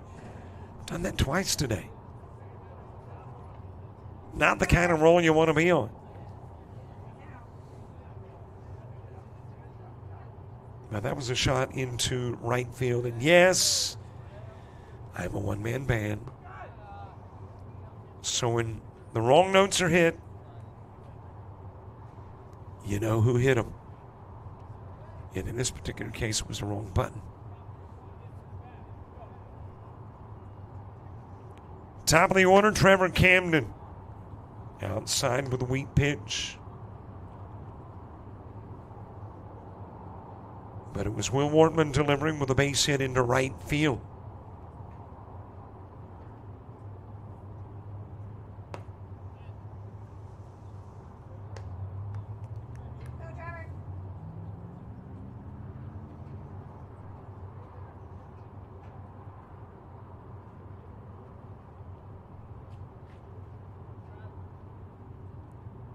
Here's the 2-1 offering. Wheat giving a look to the runner. It's fouled away by Camden.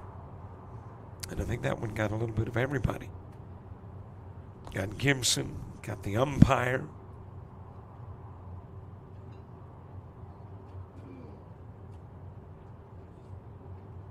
Umpire getting here a little bit late today, about an inning late. And that's thanks to all that traffic you hear. I-10, the causeway, the tunnel. And it is full of traffic. Fouled away by Camden.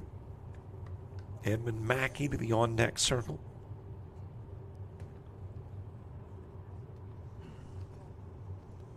A little more overcast.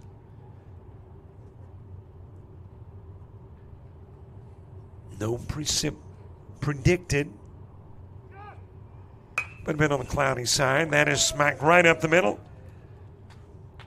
And a base hit's got Wortman into scoring position. That is hit number 1, 2, 3, 4 in the inning.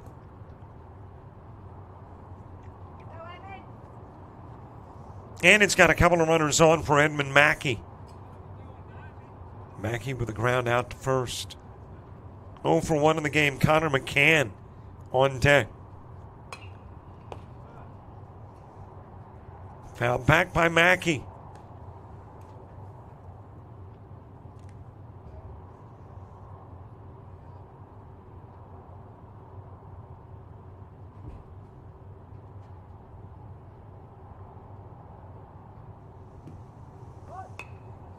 Running down the third baseline, but rolls foul.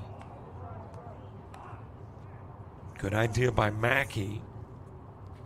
But rolls it foul, runs it to a 2-strike count.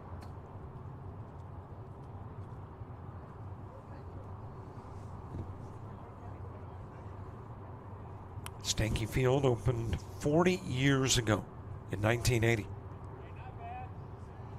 Renovated about 21 years ago.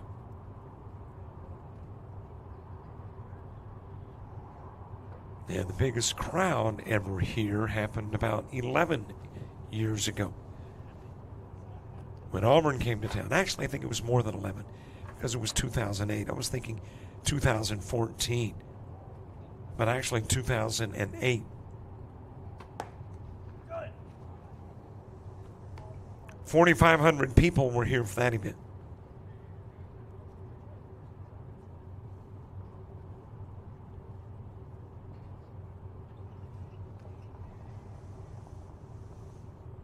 One ball, 2-strike offering to Mackey outside, and the count evens.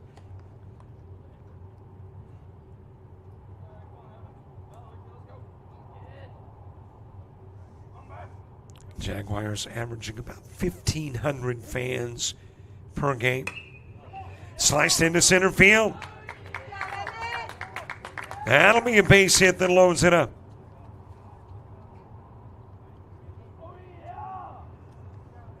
Runners at first, second, and third. And Connor McCann making his way to the plate.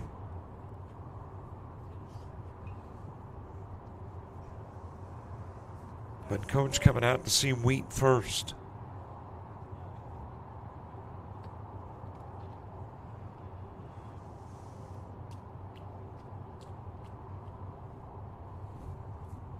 McCann with a strikeout in the first inning. 4 runs are in. A 2-run Mobile Cubs lead has turned into a 2-run Heman Hustle lead.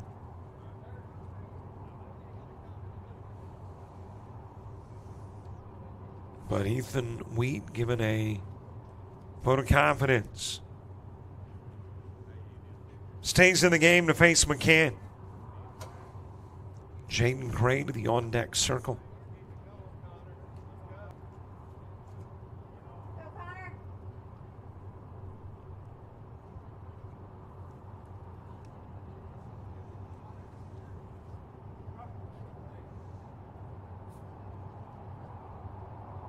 Bases are loaded. That's fouled back by Connor McCann. Inning number 3 starts with the 2 spot. Ethan Wheat, the guy on the hill, becomes the guy at the plate. Russ Warner and Connor Mose lead 2 up in the 3rd as well. Inside with the pitch nearly hit McCann.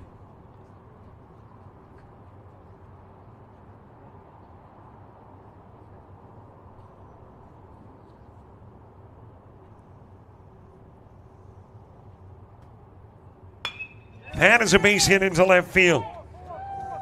In will come Workman. Let's see about Camden. Puts on the brakes at 3rd and now slips, falls, and will be tagged out.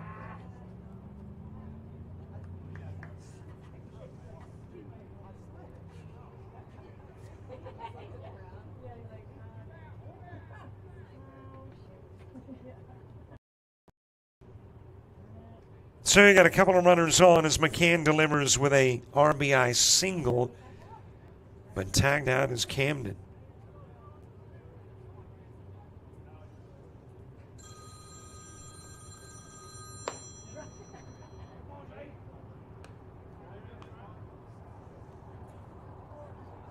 And it's now a 5-2 game.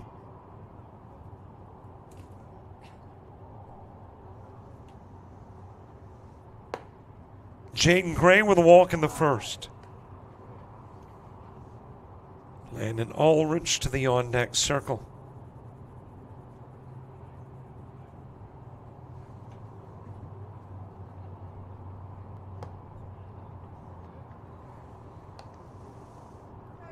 Swing and a miss by Gray. Gray, one of 2 runners stranded in the first inning by the hustle.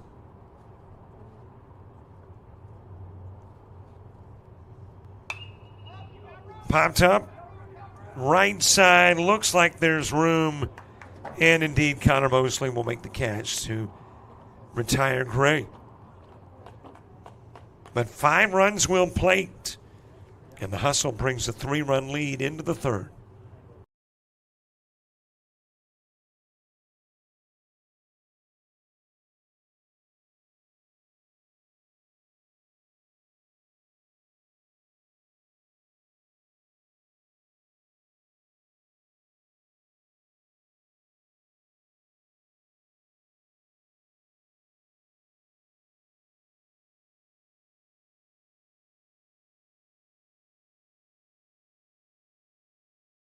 You've played some travel ball, you've shared the videos. Mom and Dad can only root so much. It's time to get real interest from the colleges and scouts in your area right where you live. That's why the Showcase Series is different. We're not just another tournament, we're an advancement event where you get real-time exposure with live TV coverage of our games that get you seen directly by the coaches you want to impress from anywhere in the world. Register for events at showcaseseries.org. It's your turn at bat.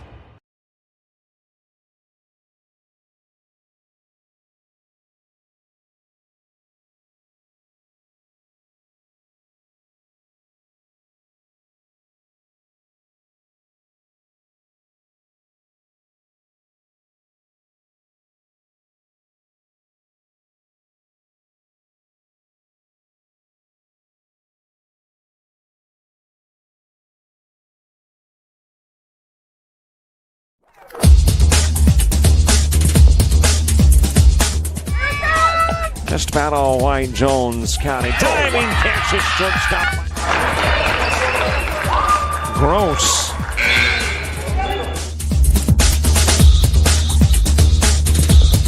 Towards the gap.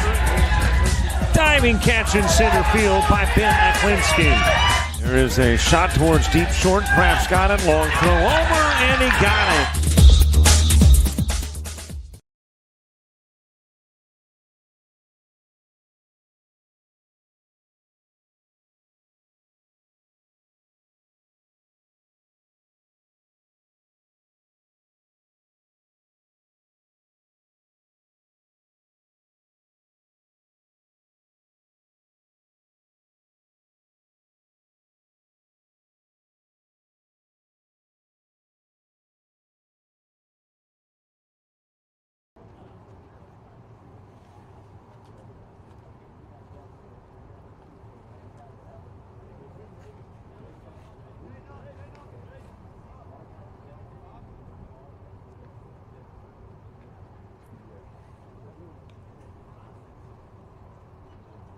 We head to the top of the third. It is Ethan Wheat who will start it off. Russ Warner and Connor Mosley. 2 up in the inning, 2. That is ground foul towards third. And Wheat, who reached underneath 6, will come back to the plate.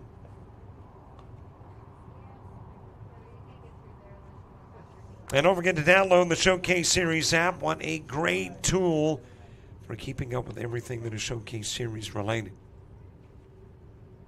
And I mean everything.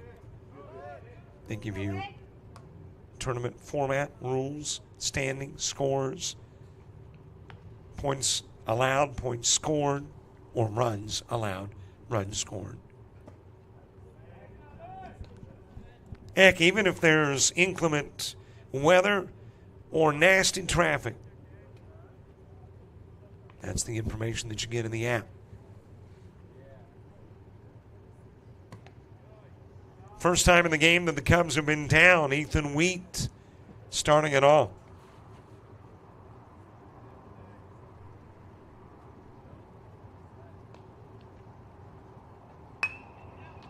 And is fouled off in the direction of third.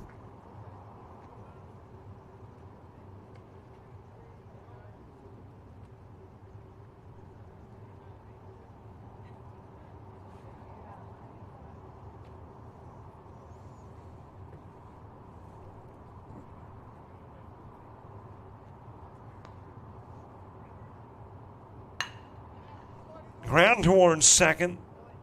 Hudson Sanders there to get it. Goes to first with the throw. Wheat's out number 1.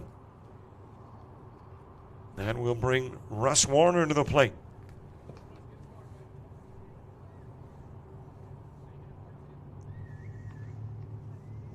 Warner with a single in the first, 1 for 1 in the game. Had a stolen base as well. Connor Mosley on deck. Bottom of the third. It'll be Landon Aldridge starting it. Jake Boyce and Hudson Sanders due up in the inning 2. As we creep up on the 1 hour mark in this one. Meaning about 50 minutes to go. On the outside part of the plate to Warner.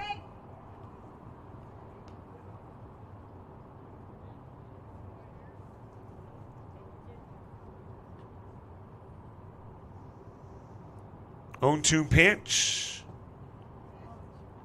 Just a little bit outside of the strike zone.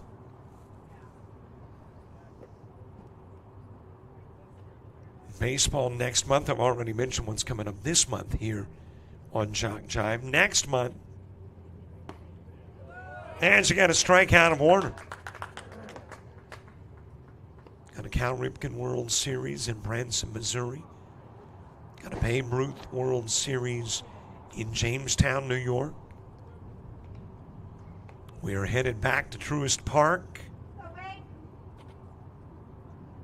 That'll happen in September. Got Prime 9 back. Doing some fall ball with Jessica and company.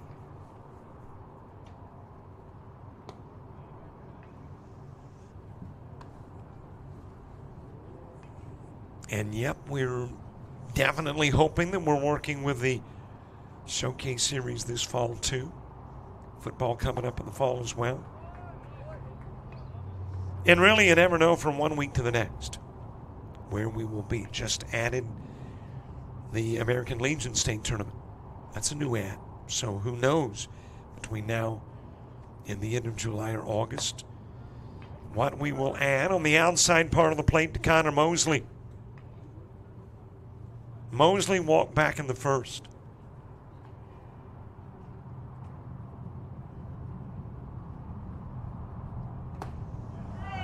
Swing and a miss, back-to-back Ks for Way.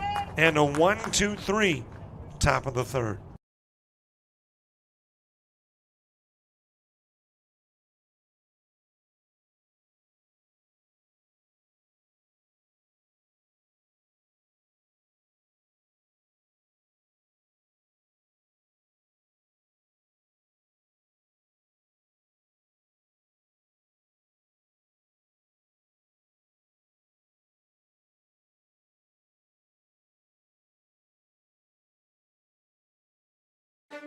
You made it.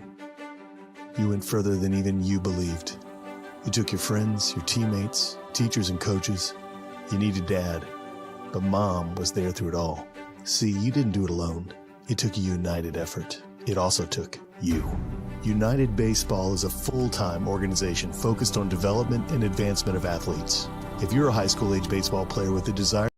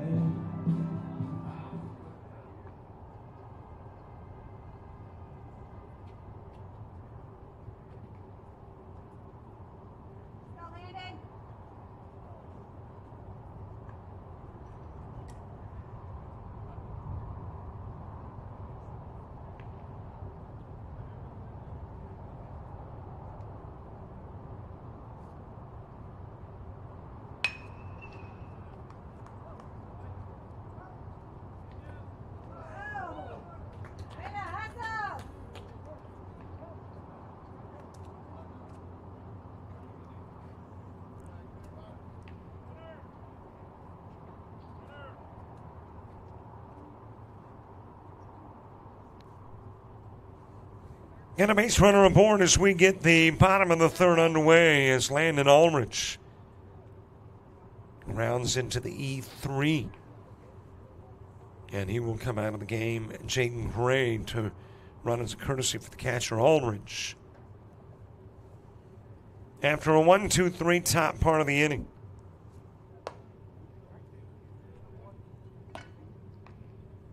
And we got a new pitcher. The new pitcher is Russ Warner. Warner moving over from second. The new second baseman is Travis Smith. Ethan Weed will work a couple of innings, face 15, a strikeout, a walk, 7 hits, and 5 runs allowed. And hands it over to Russ Warner. Little trouble getting back by Gray, but he did get back. And the count even at 1.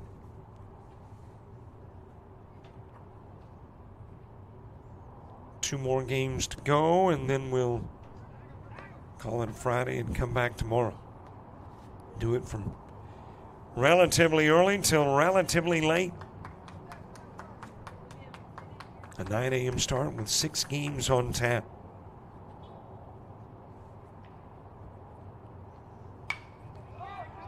Jake Boyce lifting this one in the direction of right field. And coming over from second to make the catch is Travis Smith.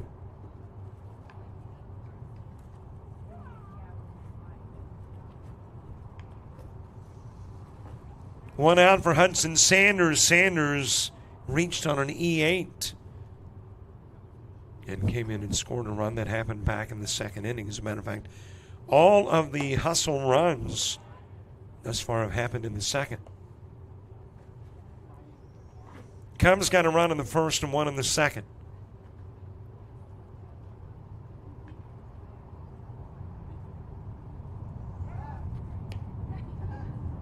Gray again back safely over at first. On the campus of the University of South Alabama. Home to the Jaguars. On the inside part of the plate with the pitch to Sanders. In the fourth for the Cubs, it'll be Stinson, Gibson, and Aaron. All coming to the plate. Running is Gray. Throw is there sitting and waiting on him. He'll be caught stealing for out number 2.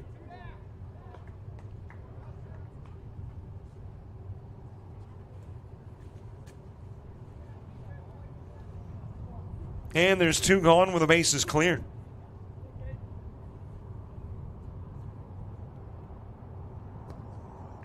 Low and inside to Sanders.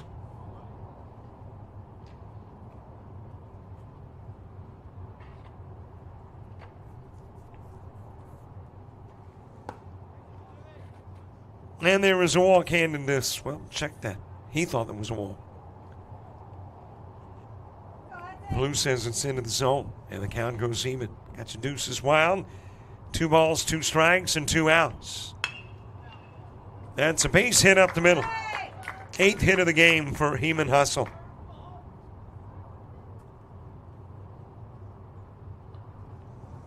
Well, obviously the goal for everybody here is to be playing on Sunday and playing here.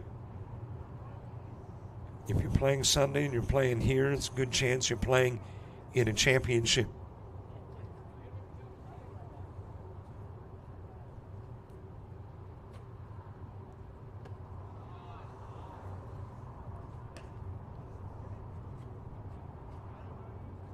$16U and $18U title games happening on Sunday. That is hit pretty well in the direction of left field. That will sail all the way to the warning track. 1 hops against the wall. Meanwhile, Sanders had to go back. Or, well, he didn't have to go back. He thought he was going to have to go back. And went back to tag when in reality he could have been home. But he'll wind up at third, and Colton Cook will wind up at second. And you got a couple of base runners in scoring position for Andy Ray.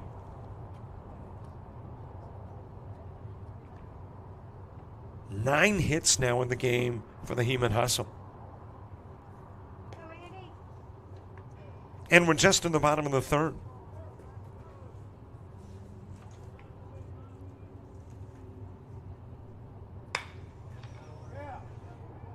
That is scooped up at short.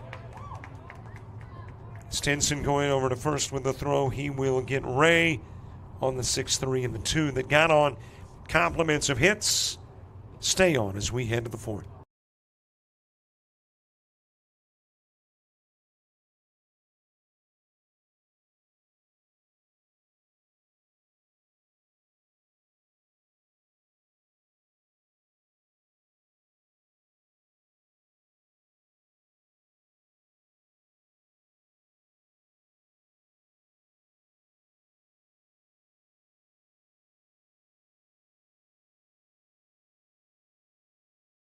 Are you an athlete looking to play at the next level? With players and teams all across the Southeast, United teams compete regionally and nationally in Showcase Series, Perfect Game, and PBR events. Visit UnitedBaseball.org and you could be next. United Baseball Organization, where the focus is always on you.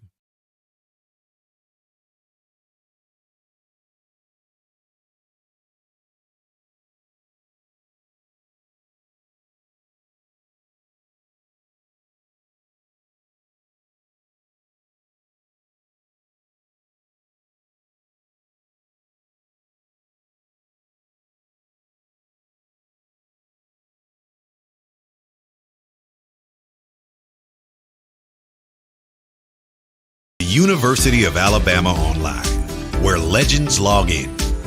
A tradition of excellence. Decades of experience in distance learning. Empowering students of all ages. More than 90 degree and certificate programs to advance your career. UA Online. Flexible, affordable, legendary. Let your computer be your campus. Visit online.ua.edu.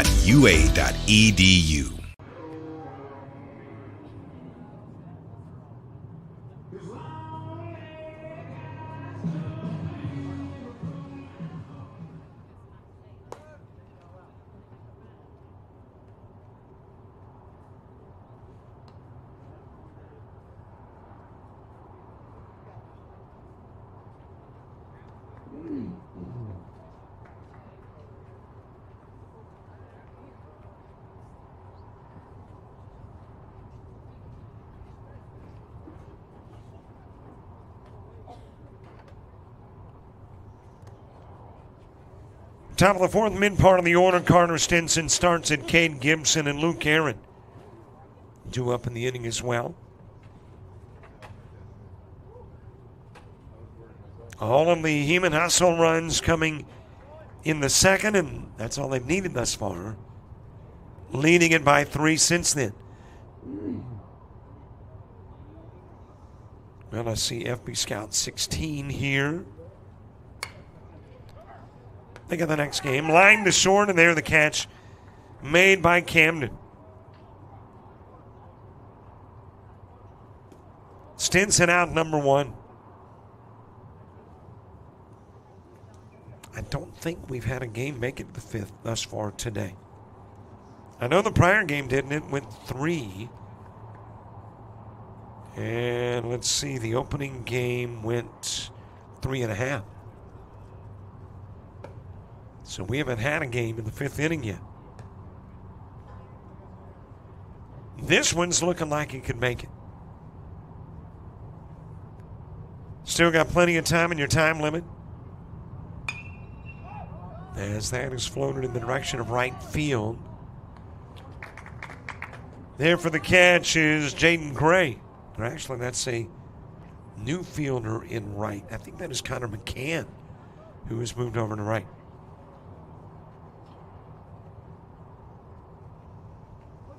And there's 2 gone for Luke Aaron.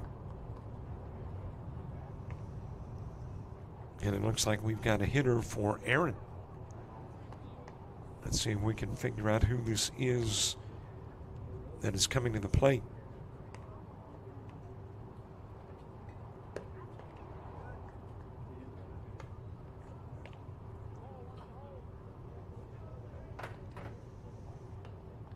Well, I do not have any of the subs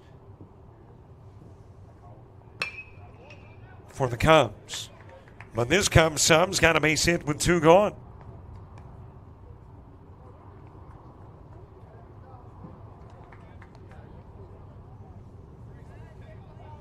Second base hit of the game for the Cubs.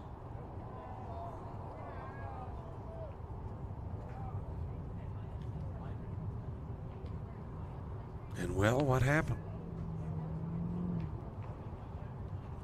I missed what was called. Maybe he had some catcher's interference. Let's go back. Can I pick up on my replay.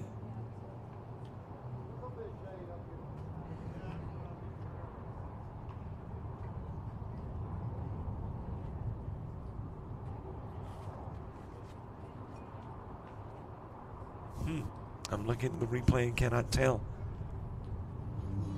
what transpired. But here's what I do know. We are going to the bottom of the fourth in a 5-2 game.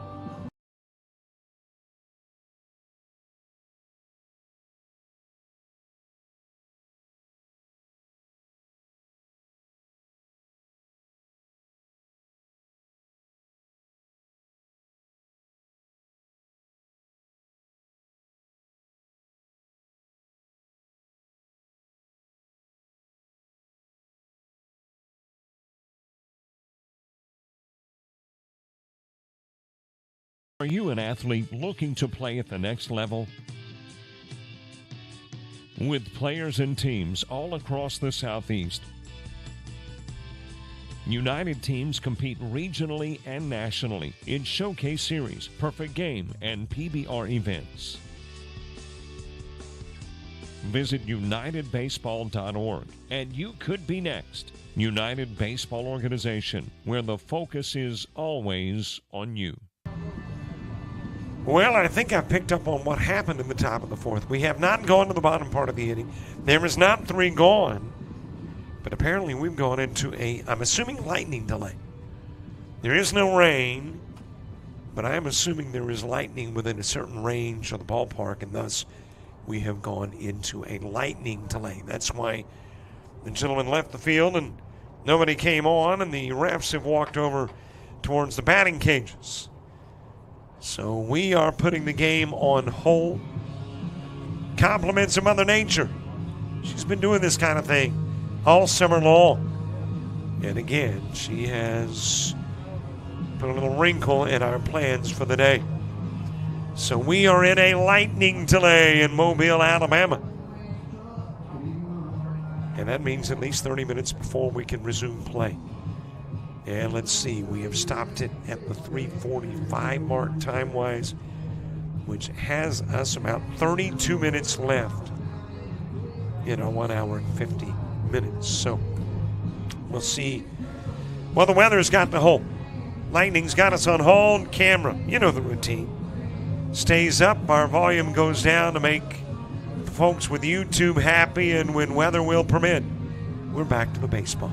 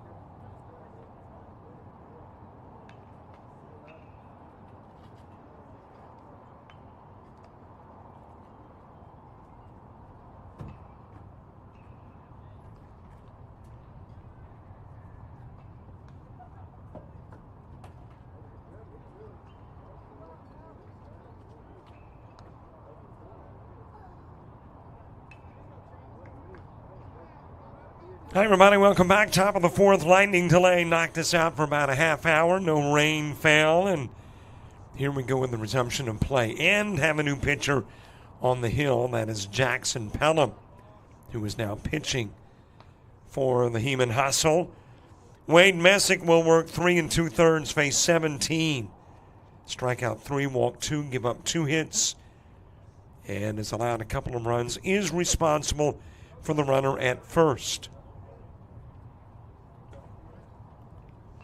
So he could be charged with one more. Travis Smith at the plate. And I am assuming we had about 32 minutes left in our 1 hour, 50-minute time limit.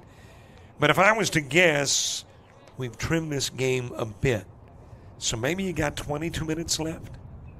Maybe trimmed it to a 140 game. Smith reached on an error and scored a run. That will be a base hit down the third base line. Infield single and on is Travis Smith. And you got a couple of runners aboard for Parker Sells. Well, if we can get by with just one lightning delay and no rain, it's been a good day in the Deep South.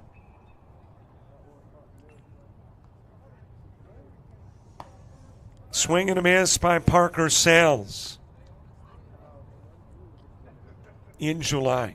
I mean, I always heard the afternoon thunder boomers as described as heat generated when they pop up from out of nowhere. I don't know if that's got a meteorological foundation to it, but we don't seem to see those pop-up afternoon showers on a fall or winter day, unless it's a warm fall or winter day. Sales reached on an E6, and he will strike out to put an end to the fourth. 2 runners stranded, 2 base hits. We go to the bottom of the fourth and to the bottom of the order for the Heman Hustle.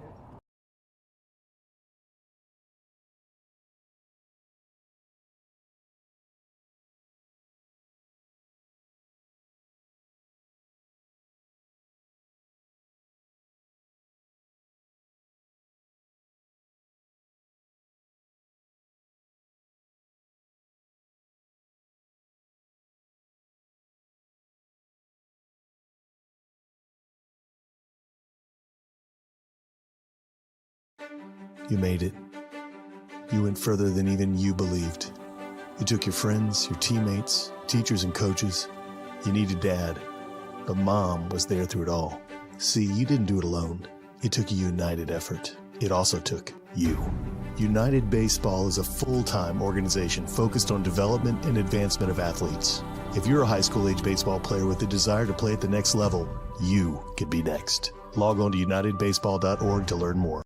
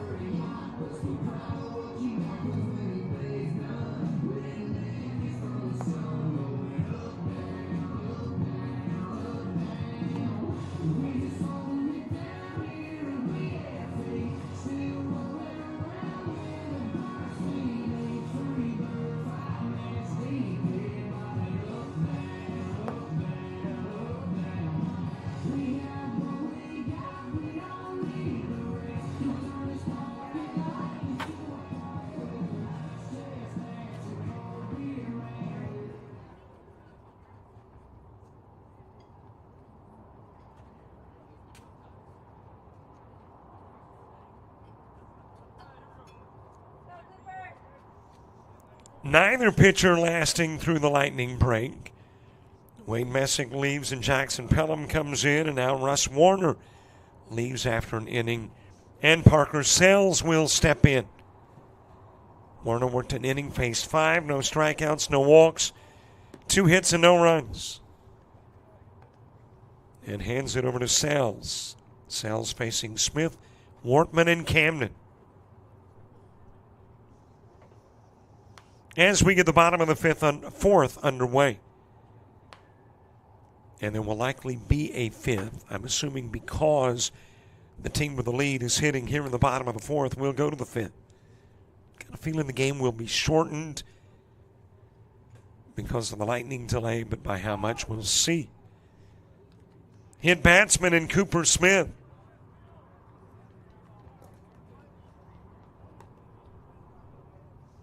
He'll go to first, and Will Wortman will come to the plate. Wortman with an RBI single in that 5-run second inning.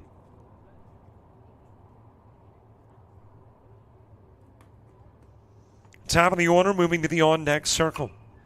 And a shot up towards right field. That will be a base hit just inside the chalk. Smith on his way to third, Wortman to second. And you got a couple of base runners on for the top of the order.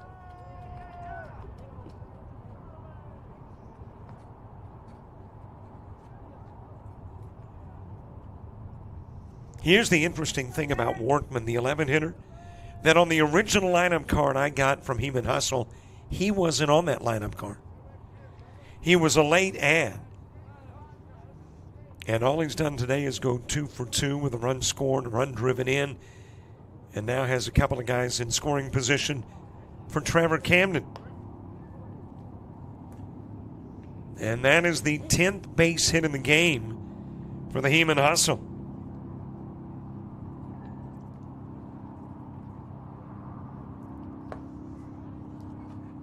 And that one will hit Trevor Camden.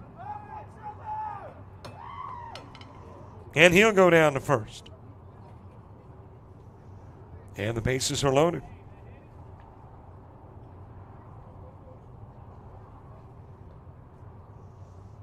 3-3-4 and FB Scout 16 coming up.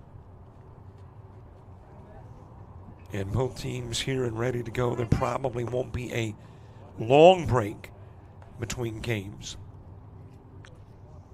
as we try to get back to some semblance of the original schedule.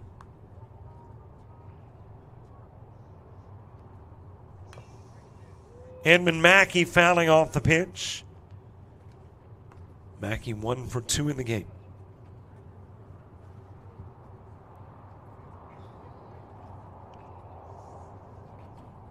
Ground out to first in the first, singled in the second. Outside with a pitch from Sells.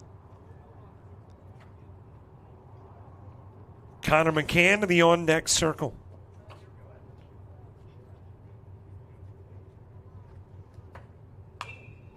That is popped up but out of play. Well, check that. Well, almost. Daniel Smith able to get over, thought he might be able to make the catch. Actually got to the ball, but then kind of overran it. Got twisted around a bit and couldn't make the catch. When it looked originally as if that one were going out of play.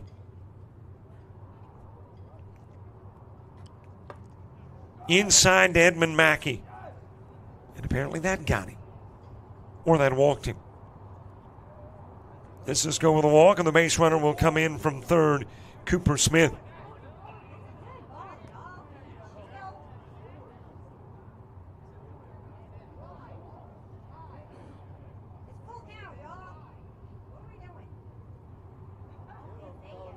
Well, I'm confused. Ball players are confused. Fans are confused. But apparently Edmund Mackey is coming back to the plate. It was not a walk. That was a pitch outside of the strike zone on a 2-2 pitch, which turned it into a 3-2 count. So back to the plate comes Mackey. Back to third Smith, second Wortman, first Camden.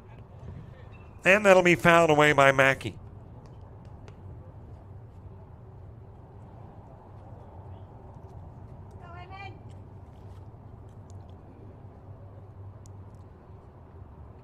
Connor McCann to the on-deck circle. And a shot towards second. Short hop, 4-6, and not the 3. And a run will come in, so an RBI credited to Mackey. Out will go Camden. To third, Wortman and Smith scores.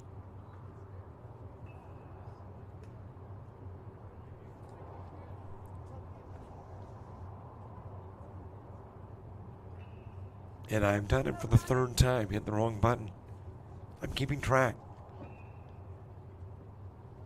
My apologies. 3 is camera. High plate camera. 4 is your center field look. 3, I'm teaching myself. 2 is a black screen, which we do not want to see. Fouled away by Connor McCann. I'm not sure why I'm hitting 2 today. I would love to say, hey, this is some new gear. I'm getting used to it. It's 2 years old. I've been using it for a couple of years. So that's not it. Maybe I'm confusing the index finger with the middle finger. And thus hitting the wrong button. I don't think that's it either. Maybe I'm just confused.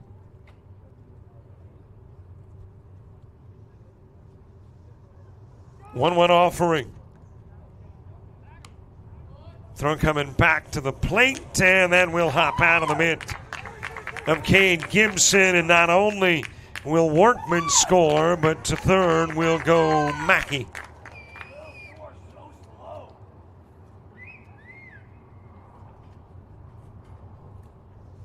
And it becomes a 7-2 lead.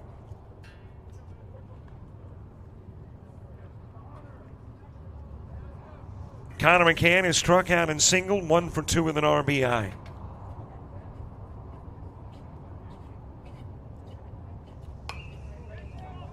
High into the air towards short.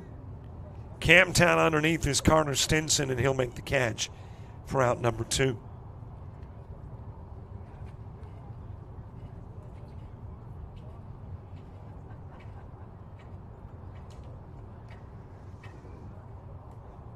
Two gone with Jaden Gray to the plate. Gray has walked and popped out to first.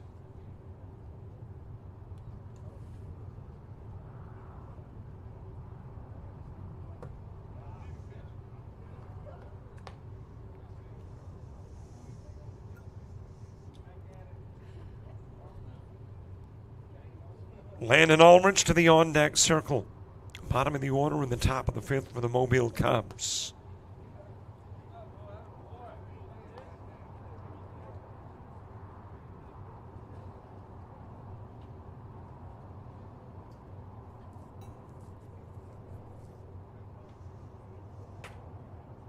Swing and a miss, nothing in 2.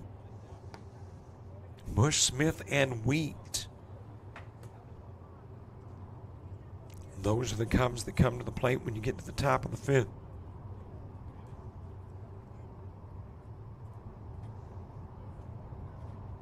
One-two offering. It is a base hit into right field. That'll bring in Mackey.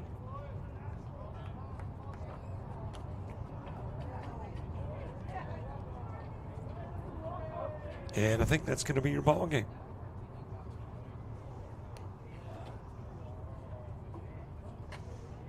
So the ball game is called. A little short. Compliments of Mama Nature. But here are your final numbers in an 8-2 final score. As the Heeman Hustle wins it. Mobile Cubs with a total of 3 base hits, 3 errors, leaving 5 on. And they got a run in the 1st and 2nd. Heeman Hustle, 11 hits in the game, 3 errors committed. And they played a total of 5 runs in the second and tacked on 3 more here in the fourth. And we've got a third consecutive game that goes no more than 4. 3-3-4 and FB Scout 16. That's what's coming up next.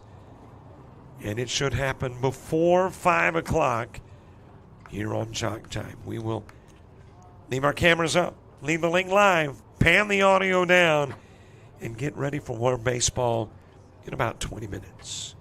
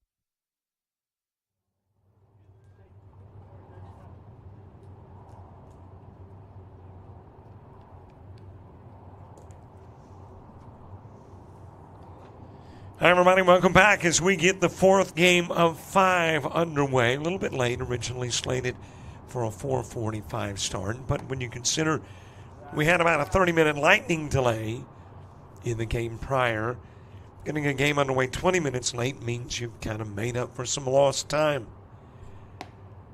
Jeremy Gandy stepping in to start it off for 3-3-4, taking on the FB Scout 16. Easton Wright, the two-hitter, Micah Andrews, batting third. Brock Witt fourth. Foshee is fifth. Hayden Causey in the sixth spot. Aiden Fleet batting seventh. Hatcher eighth. Braden Adams ninth. And the 10-hitter is Sam Hall. My apologies, but there are two names for which I do not have a first, only a last. Foshee and Hatcher. And there is one player for FB Scout, for which I only have a last and not a first name. And while we're talking about FB Scout, might as well give you the lineup. Cole Parrish is on the hill. A little bit outside with a pitch to Gandy. Behind the plate is Colton Lindsay, Ross Pike at first, Braden Pelton at second. Shortstop is Gill, and the third baseman is Corey Duet. Trip Crawford in left. Center fielder Chance Clark, and the right fielder is Colton Vance. Swing, miss, dropped, picked up by Lindsay, and goes to first to make sure Gandy isn't out.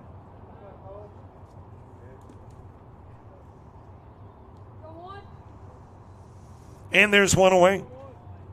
Fourth game of the day, 5 games total. One more to go. Originally slated for a 7 o'clock start, probably more like 7:30-ish, if Mama Nature will leave us alone on this one. Easton Wright stepping in.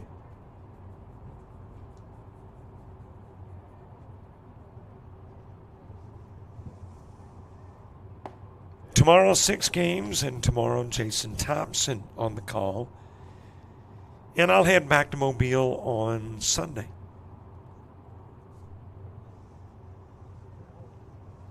Micah Andrews to the on-deck circle. A little bit outside with the pitch. Don't think, though, that I got the day off tomorrow. Okay, I'm with the wife, but it's not really a day off. Going to make a run to Birmingham, pick up some gear. Outside with a pitch to right.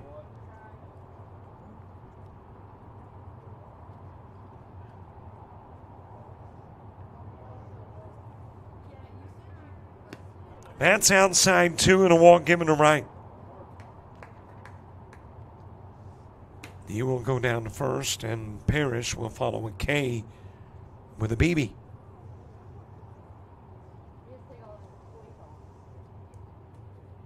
So the strikeout of Gandy, the walk of right, Micah Andrews to the plate. Brock Witt moving to the on-deck circle. Let's see, we got a 5:04 start. If we're still going the 150, might be going the 140 with that lightning delay.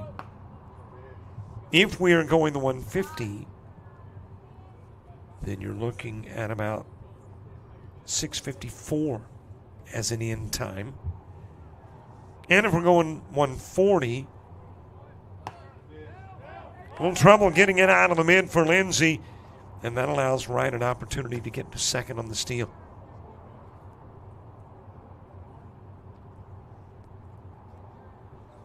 But if we're going the 140, then you're looking at about 6:44 as your end time for this one. Outside with a pitch to Andrews.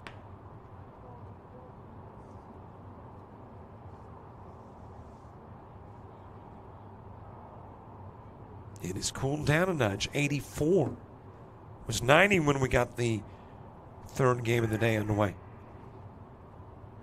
And we start the fourth one at 84. A 15% chance of rain at 7.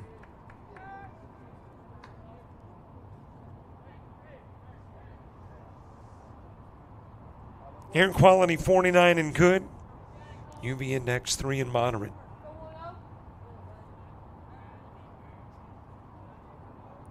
.58 sunset, 74% humidity. Back-to-back walks and a couple of base runners on.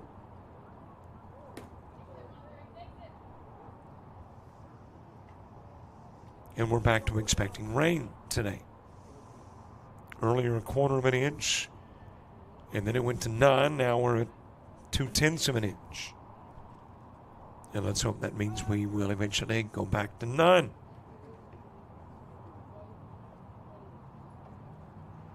Coach coming out to have a conversation with his pitcher, Cole Parrish, after the back-to-back walks.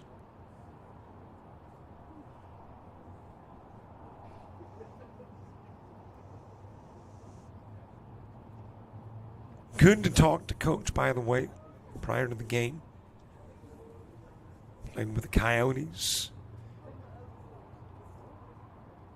And then learned, I think right at the end of the season, that he needed surgery on the elbow and the arm. And that's why the thing is propped up and padded up.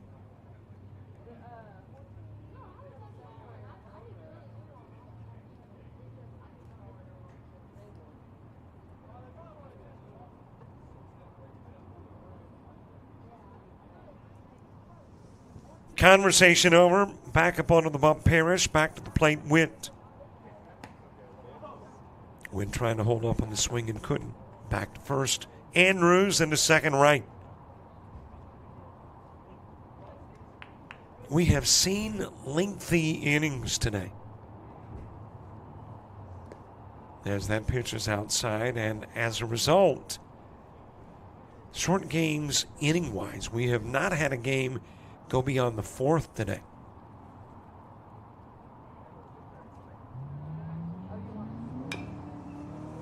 Fouled away by Witt.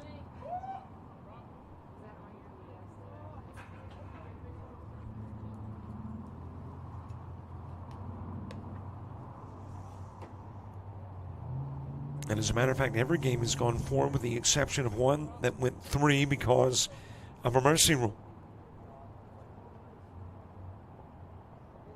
And at least the early beginnings of this one would suggest we're not going to have a 7-inning game that is hit deep to center field, and it will sail over the head of center fielder Chance Clark. In will come right. Here comes Andrews. Brock Witt's got the 3rd triple today.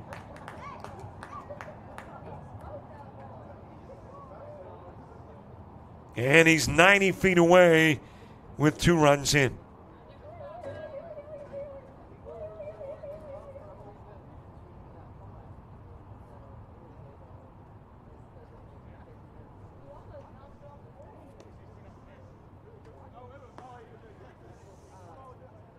Foshi coming to the plate.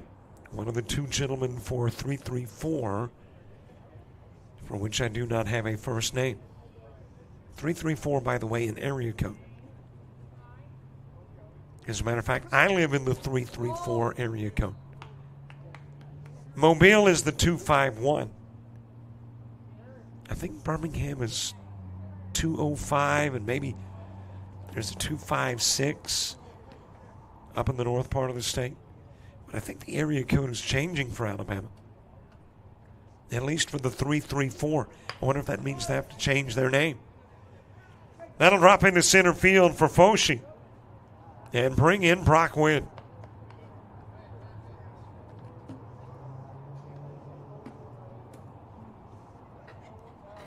So an RBI single, Foshi, the catcher, coming out of the ball game. And a runner coming in over at first as Hayden Causey makes his way to the plate.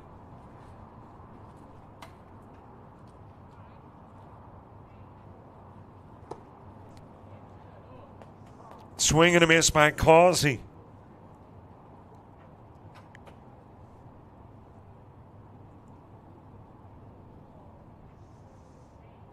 Aiden Fleet to the on-deck circle.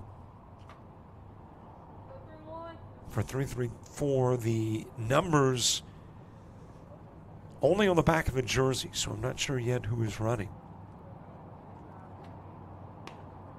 Well, check that. There is a small one on the front of the jersey, but keep in mind these are aged eyes looking quite a distance, so it's almost like there's nothing there.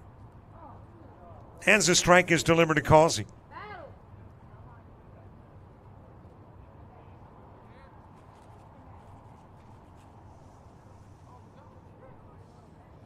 Top of the first. 3 runs are in. First inning has been productive today. Every first inning has seen at least a run plate. That's a chopper towards second. Pelton will field, go to second for 1. Throw to first, won't get 2. So the 4-6 gets the lead runner. 2 gone with a runner at first. That runner is Causey. And apparently your runner for Foce is going to become your runner for Causey. So he just came right back to first.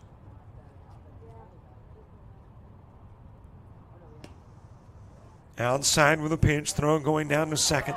It will wind up in center field. Well, I picked up the number on the back of the jersey. And that number belongs to Lewis. And let's see if we can find a first name for Mr. Lewis.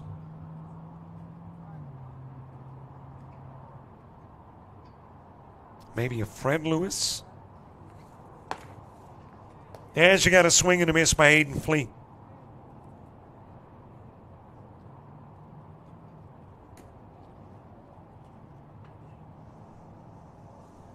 So Lewis at second, Aiden Fleet trying to drive in the 4th run of the game.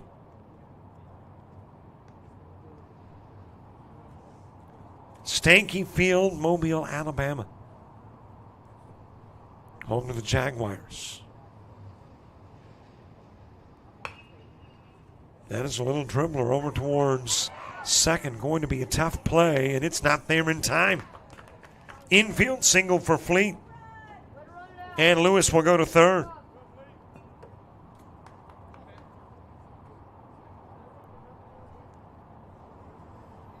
So a couple of runners on for Hatcher. Hatcher is the 8th to come to the plate in the inning.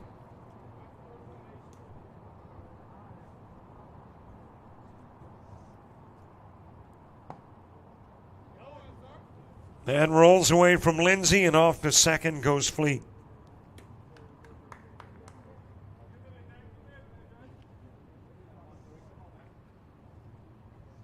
Most runs scored in an inning thus far today, 9. As that has popped up to the right side. And there is room to make the catch for Colton Vance. 2 runners stranded, 3 runners in. We head to the bottom of the first.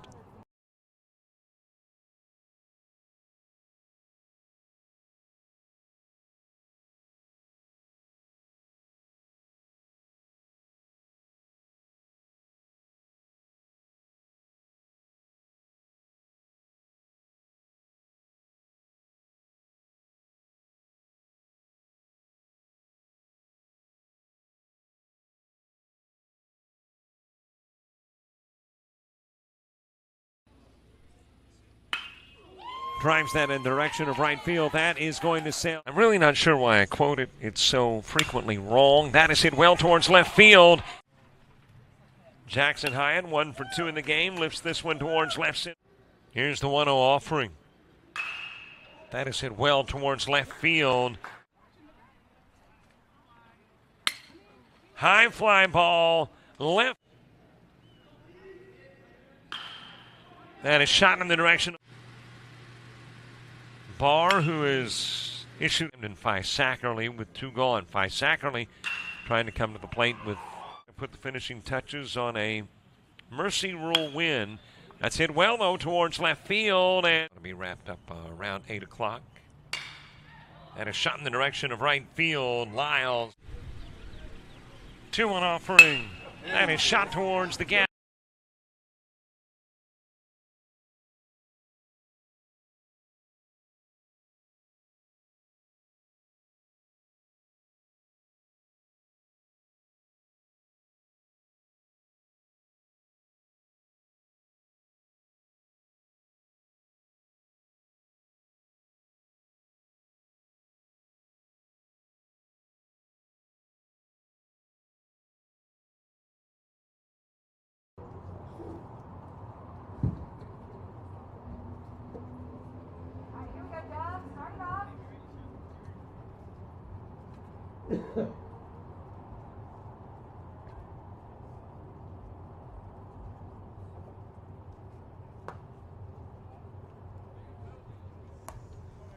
Bottom of the first gets underway. Chance Clark starts it. Braden Damon is the two-hitter. Cole Parrish hitting third. Jacob Heilman is the four-hitter. Braden Pelton in the 5 spot. Ross Pike batting 6th. Troop Crawford 7th. Landry Hendershot is the 8th guy. Dylan Jordan hitting 9th. And Colton Vance hitting 10th. Hayden Causey getting the start on the hill for 3-3-4. Behind the plate is Foshi. Into the stands and out of play with the Clark shot.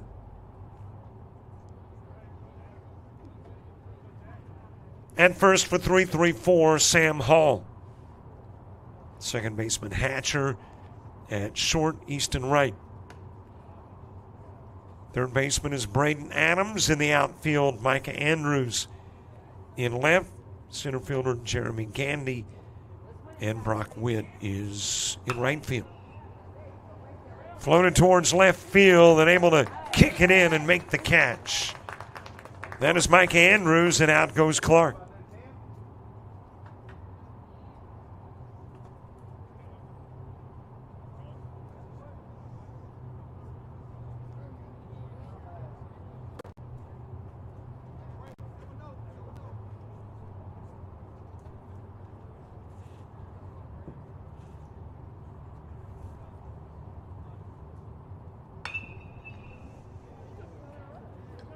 That one will get over the head of Andrews on his way to second is Braden Damon. Motors his way past second, headed to third, and he will get there standing. That is the 4th triple today. And it's got FP Scout with a base runner 90 feet away in the bottom of the first.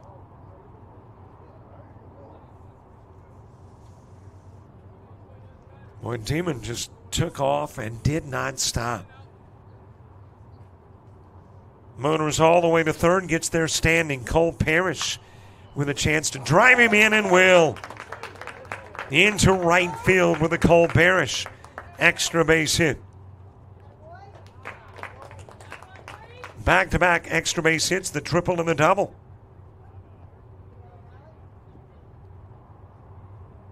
And FP Scout 16 on the board.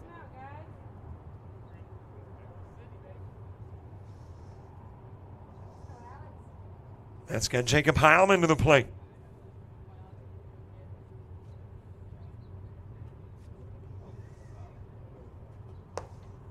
Just a little bit outside with the pitch.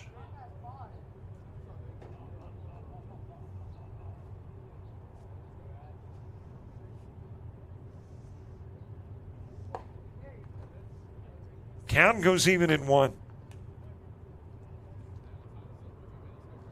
1 ball, 1 strike, 1 out, 1 in, 1 on. In the bottom of inning number 1. And a couple of strikes now on Heilman.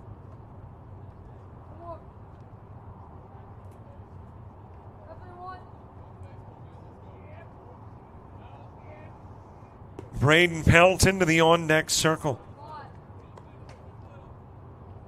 Count evens up at 2. Got some rather nasty looking clouds, but they appear to be substantially north of us.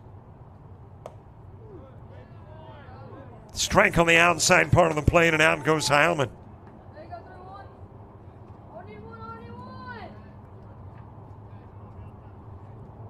Well, we don't wish bad on baseball that might be played north of us, but we're glad this stuff is north of here and not hanging around Stanky Field at the moment. Parrish getting a runner at second, and that runner takes off on the pass ball, on the pitch to Pelton, and that runner, well, I'm not sure yet who. The Lanham card did not give numbers, just names, and typically The process for me is to wait until they come to the plate and try to pick up the numbers there.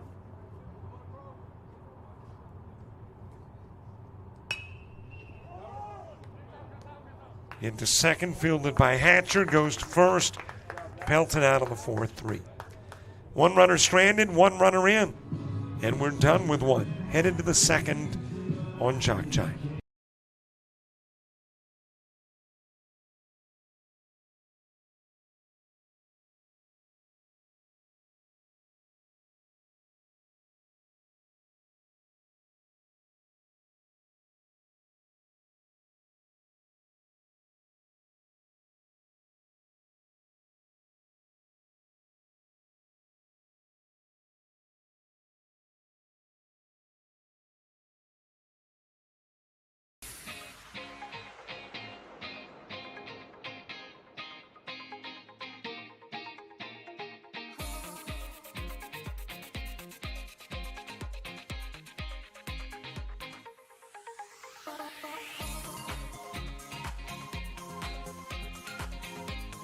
Is the 7 guy. Right up the middle, base hit, back-to-back base hit. Starter with a double. The single from Cumbie coming to the plate and tagged down at home.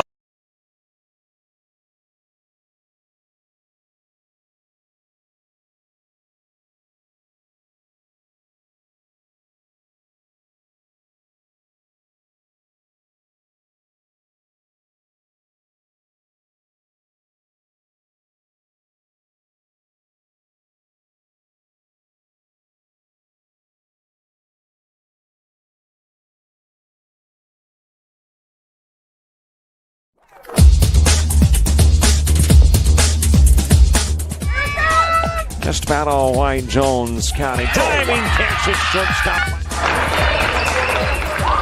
Gross.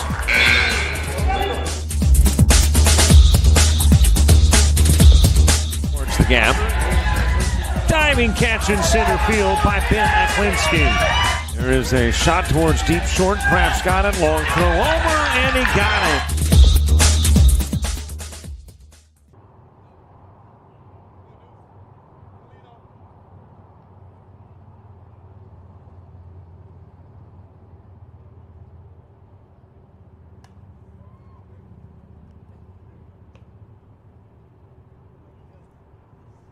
Top of the second gets underway. It's the 9, 10, and 1 hitters coming to the plate. Braden Adams will start it all. Sam Hall and Jeremy Gandy due up in the inning, too.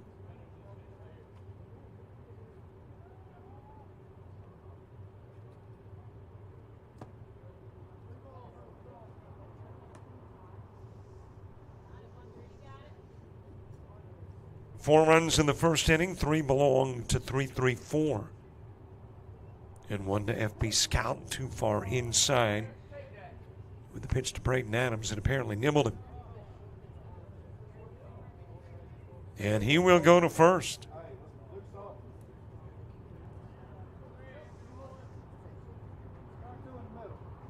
So a base runner on, Sam Hall coming to the plate. Top of the order, moving to the on-deck circle.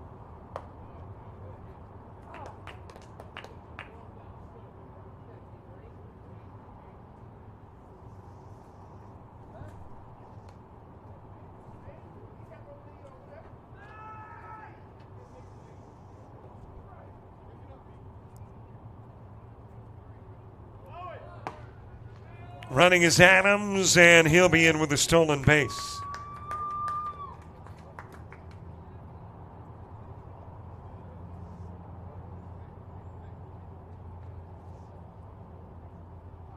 Okay, I like music, a variety of it. And the first 2 hitters in the top of the second have a musical feel. Caught in a rundown is Adams.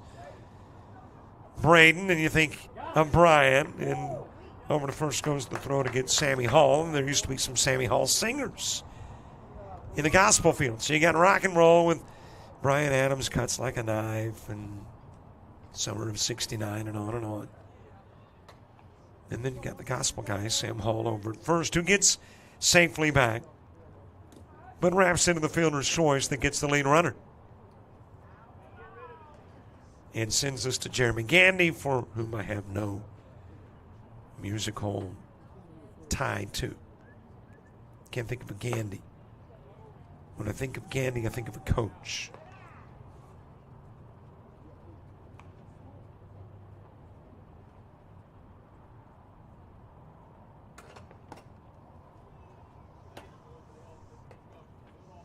Easton right to the on-deck circle.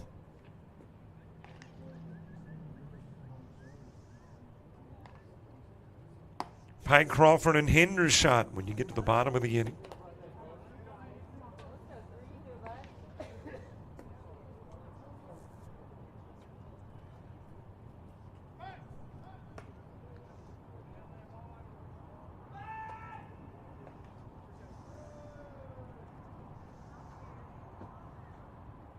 Gandy struck out in the first, back to the plate in the second. And he'll foul that one back to the screen. Mobile, Alabama. I think it's about 250,000 people live in Mobile. I might be way off on that, but it seems like in some of my previous Google research, I discovered that. Let's see how close I am or how my memory. Population 187 in 2020, 204 in 2023. The metro has an estimated 412,000 people. And is Alabama's only saltwater port. Well, that may be because, heck, isn't it the only port in Alabama? I mean, there can't be many ports in Alabama. Over to first with a throw, safely back, will go Hall.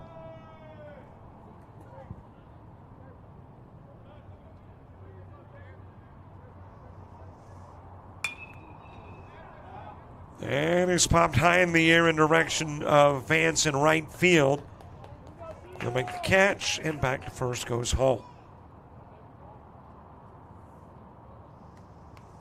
The other thing that Mobile is one of the wettest cities in the United States. More precipitation here than I think anywhere else in the U.S., beating out Seattle. Now, Seattle's got more rainy days, but Mobile's got more rainfall.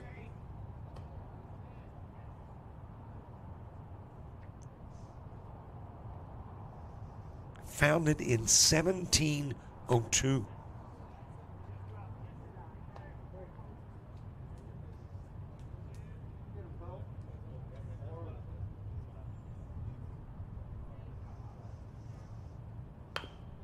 Little check swing, sends it down to first, picked up by Pike, goes to the bag, and will get the out of right. One runner gets on, one runner left on. We head to the bottom of the second. Pike, Crawford, and Hendershot coming up.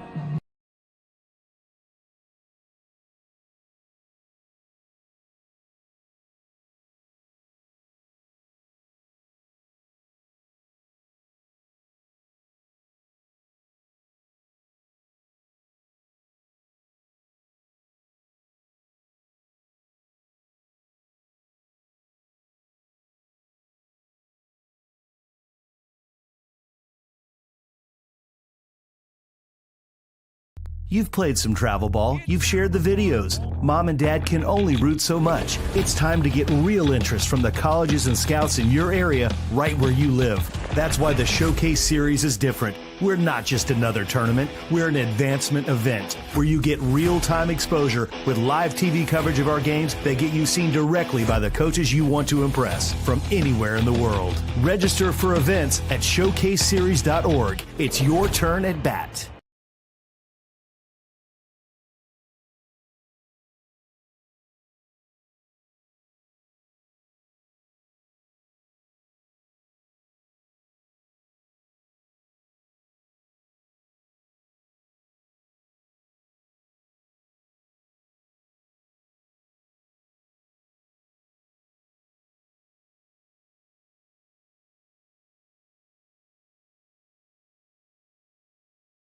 University of Alabama Online, where legends log in. A tradition of excellence. Decades of experience in distance learning. Empowering students of all ages. More than 90 degree and certificate programs to advance your career. UA Online. Flexible, affordable, legendary. Let your computer be your campus. Visit online.ua.edu.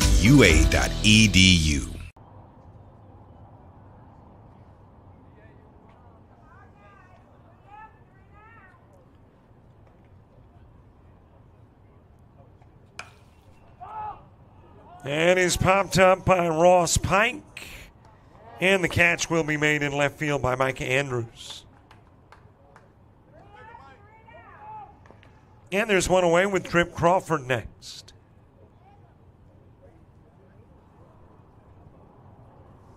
You saw in between innings, Orange Beach coming up. One more site to work for the showcase. And that's next week at the University of West Florida in Pensacola.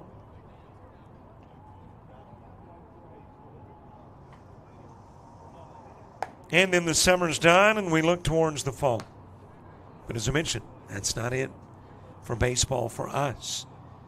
At the end of the month, we've also got the Dixie Baseball World Series in Hattiesburg and the American Legion Alabama State Tournament in Troy. Then we'll go to Branson, Missouri, and work the Cal Ripken World Series, and to Jamestown, New York, and handle the Babe Ruth World Series. And all of that right here on JockJive.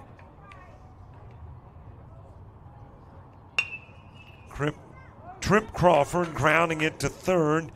Bobbled by Adams, but the throw still over to first in time to get Crawford.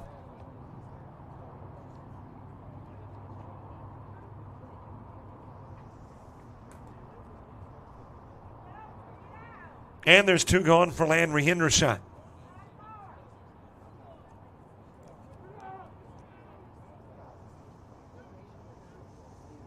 Dylan Jordan to the on-deck circle.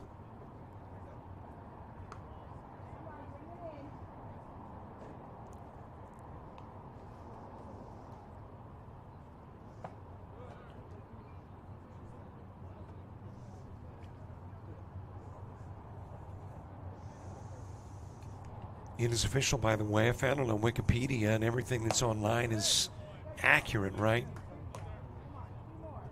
Mobile has 66.3 inches of rain on average per year. The wettest city in the contiguous 48 states. Ground to second. And there for the play is Hatcher.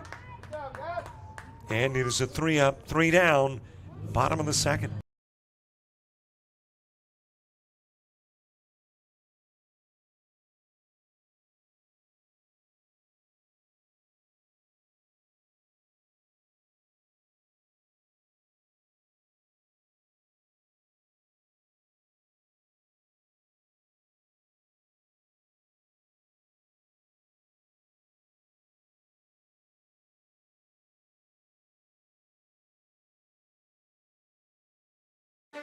You made it. You went further than even you believed. You took your friends, your teammates, teachers, and coaches. You needed Dad, but Mom was there through it all. See, you didn't do it alone. It took a united effort. It also took you. United Baseball is a full-time organization focused on development and advancement of athletes. If you're a high school-age baseball player with a desire to play at the next level, you could be next. Log on to unitedbaseball.org to learn more.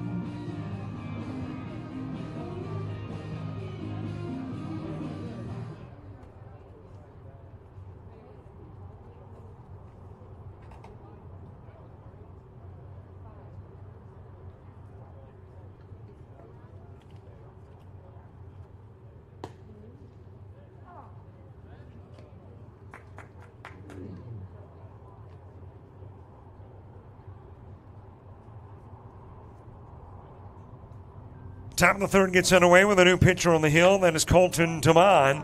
And that'll be slapped right past your third baseman, Corey Duet. And become a single for Micah Andrews to begin the third. Fourth base hit of the game for 3-3-4. Cole Parrish works 2 innings, faces 12, 1 strikeout, 2 walks, 1 hit batsman. Gave up 3 hits and 3 runs.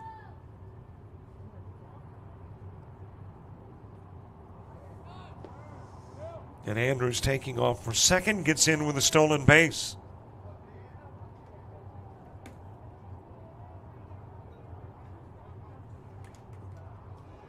Brock Witt had a triple that drove in a couple of runs in the first.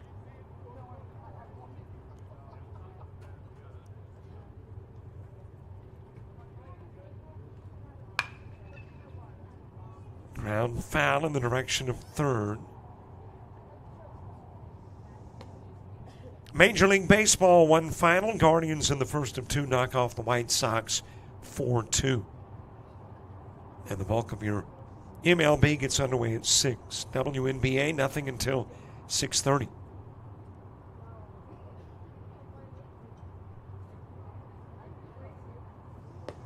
Outside with a pitch. Andrews going to third, and he's there with another stolen base.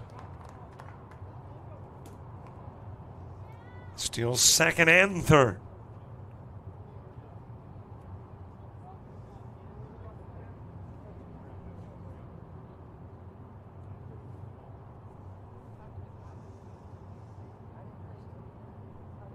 Finals today in Mobile.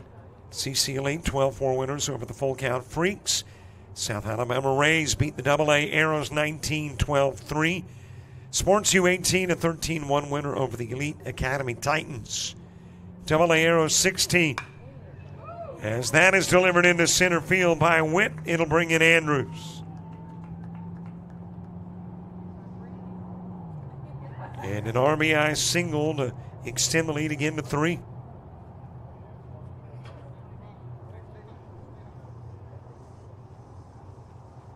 AA Arrows 16 over Wow Factor Catalyst 16U94. Attack Baseball beats Capital 16-9-7. WFBA Upper Class 7-4 over NWF Chiefs.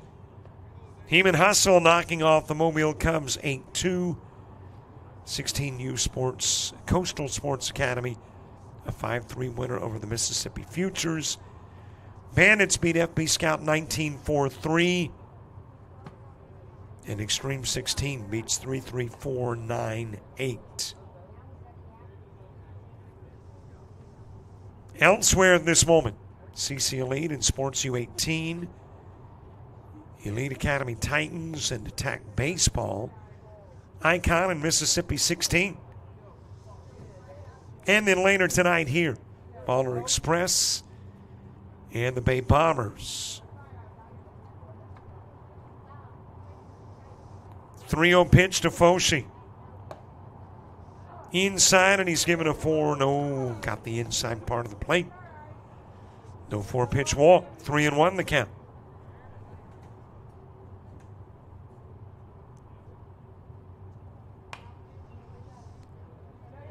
Fouled away, and the count runs full. Hayden Causey to the on-deck circle.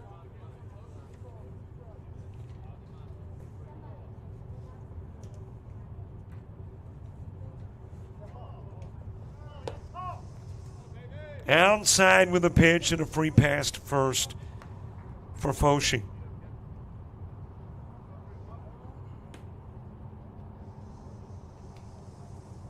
And a runner coming in for Foshi.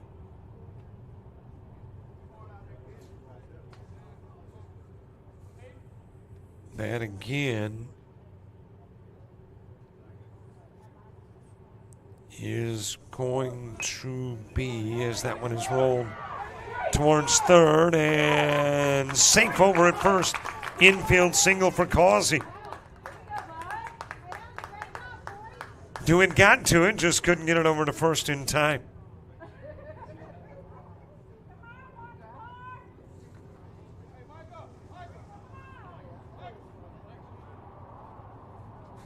And the bases are loaded up. Aiden Fleet coming to the plate.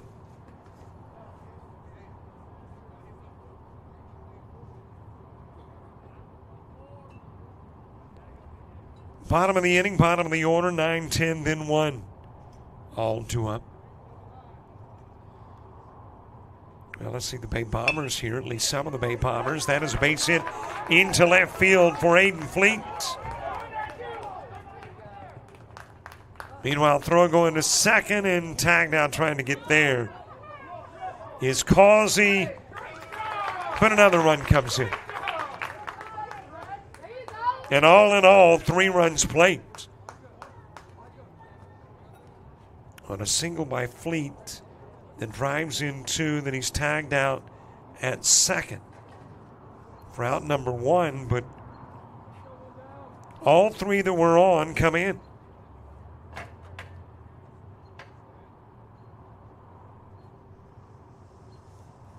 And the lead goes to 7-1 with Hatcher to the plate. Low and away to Hatcher.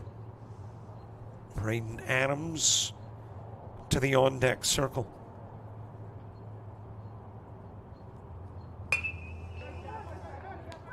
Nice play on the short hop.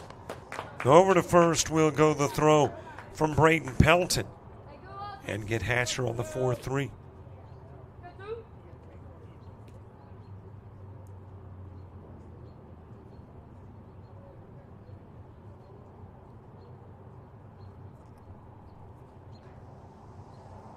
Braden Adams got hit by a pitch an inning back.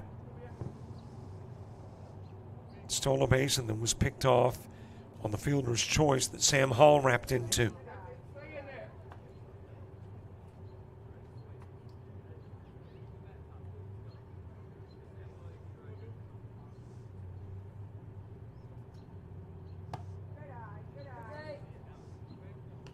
A little bit outside to Adams.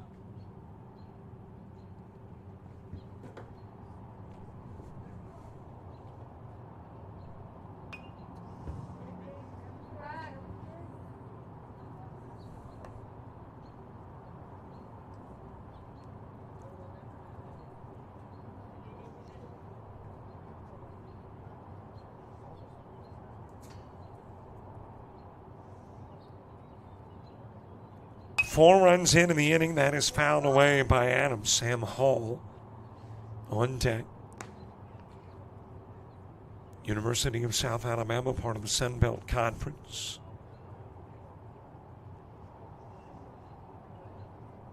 "17 championships in the SBC. I think the last in 2021.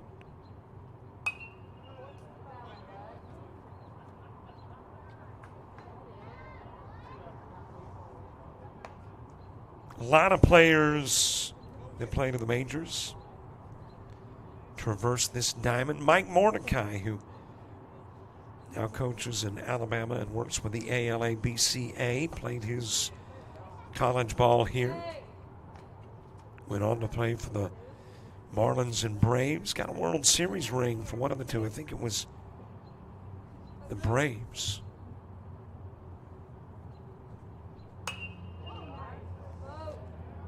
That'll be dropped into center field by Braden Adams.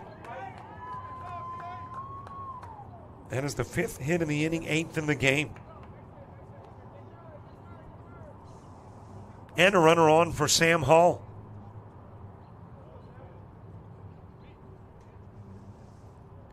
Top of the order, moving to the on-deck circle, Jeremy Gandy. Here's the demon pitch. It is on the outside part of the plate.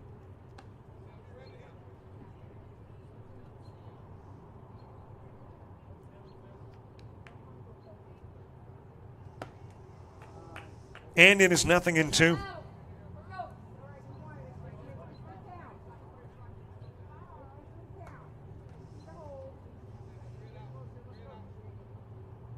No balls, couple of strikes. Runner at first is Adams.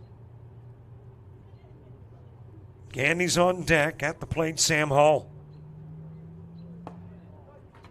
Upstairs with the demon pitch.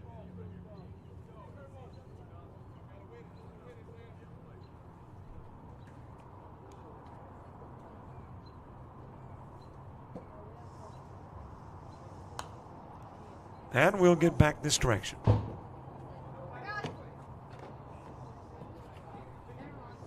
By the way, a big thank you again to the folks here at the University of South Alabama.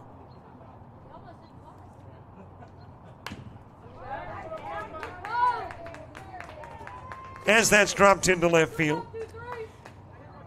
I guess I could do without a nice air-conditioned spot to watch the game. But it's the internet that we cannot do without.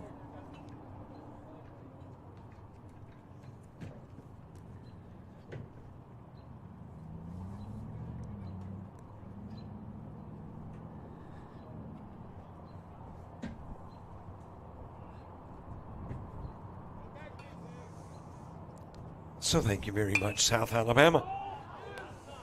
Popped up by Gandy on the infield. And the catch made at first by Pike. Couple of runners stranded. 4 runs come in. 3-3-4's got a 6-run lead going to the bottom of the third.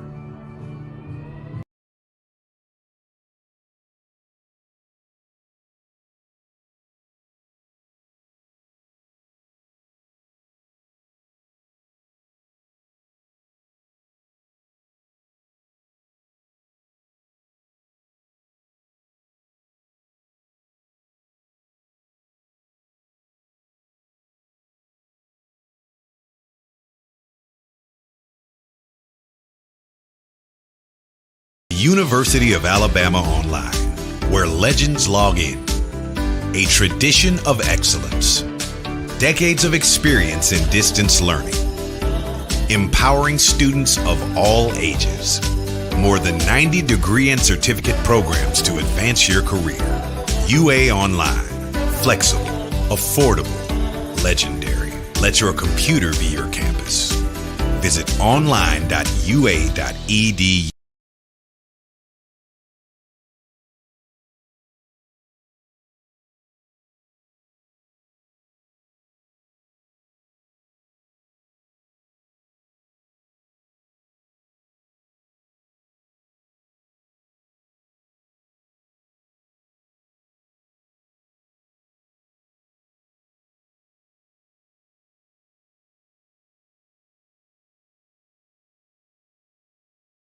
Are you an athlete looking to play at the next level?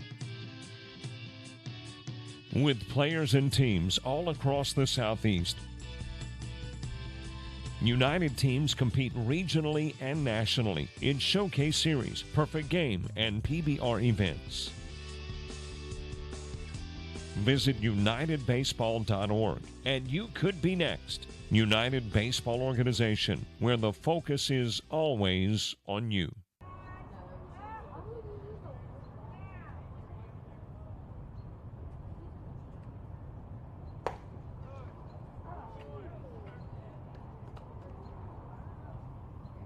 Bottom of the third, Dylan Jordan starts and Colton Vance and Chance Clark due up in the inning, too.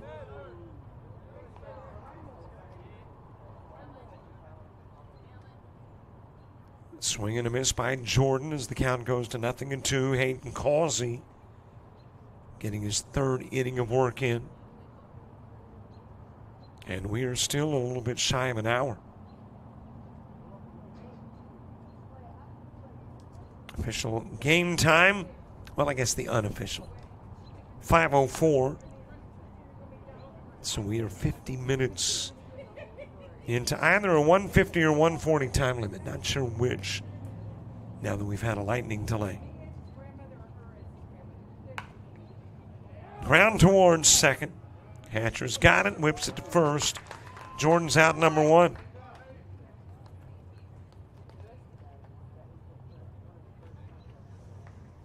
Colton Vance to the plate. Top of the order, Chance Clark moving to the on-deck circle.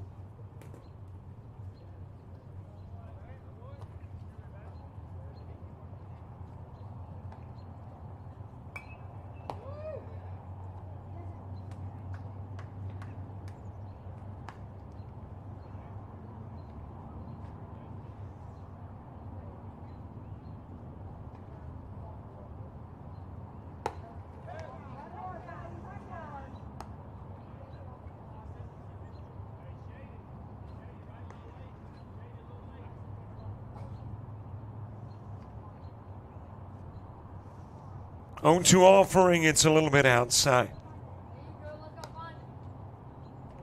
Chance Clark awaiting his chance following the Colton Vance at bat. Vance, the last hitter to get their first at bat of the game. And we'll get it about 55 minutes into the ball game.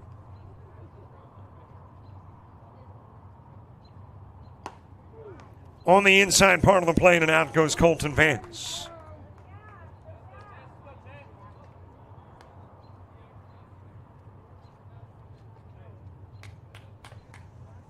So there is 2 gone.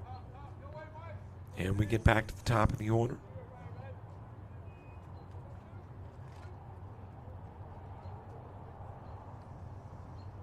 Chance Clark with a fly out to left field. 0 for 1 in the game.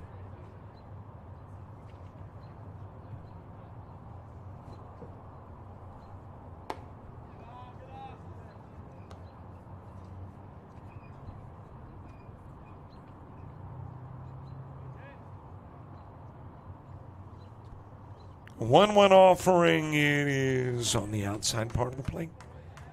1-2. Braden Demon moving to the on-deck circle.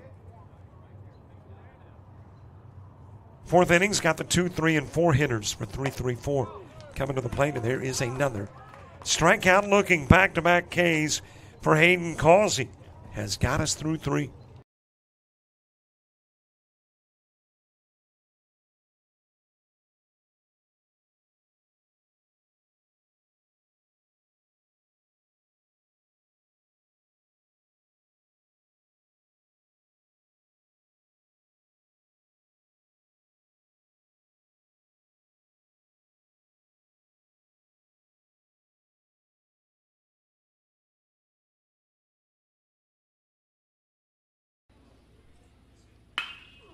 Drives that in the direction of right field. That is going to sail. I'm really not sure why I quote it. It's so frequently wrong. That is hit well towards left field.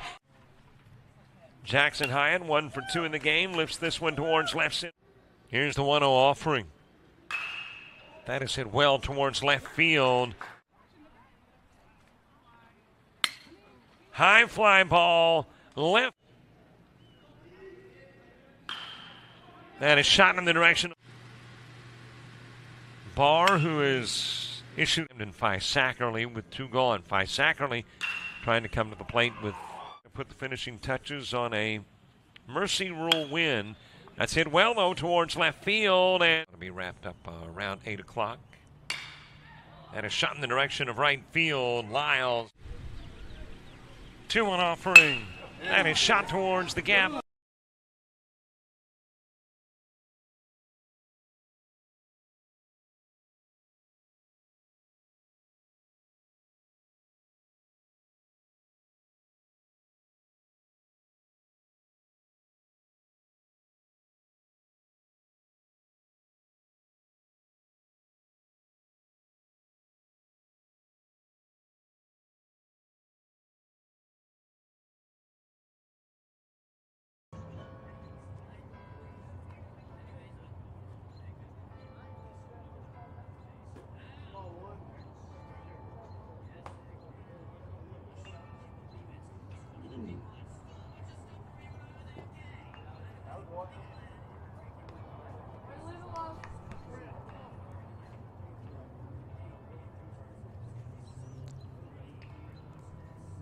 Top of the 4th, 2-hitter in the order. Easton Wright to the plate. Mike Andrews and Brock Witt due up to a 6-run, 3-3-4 lead going into the 4th. Outside with the pitch from the new pitcher, Ross Pike. Colton Demon will work an inning. Face 9, no strikeouts, 1 walk, 6 hits, 4 runs. And that is dropped into the gap, right center field. On his way to second is Easton Wright, and he'll get there standing. That is the 10th 3-3-4 hit of the game.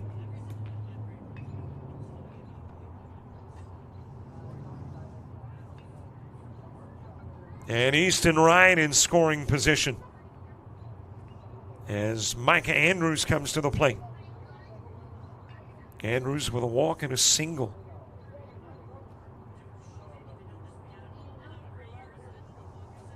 there are only 2 3-3-4 starters who have not had a hit. Leadoff guy Jeremy Gandy and 8-hitter Hatcher. Otherwise, everybody has had at least one.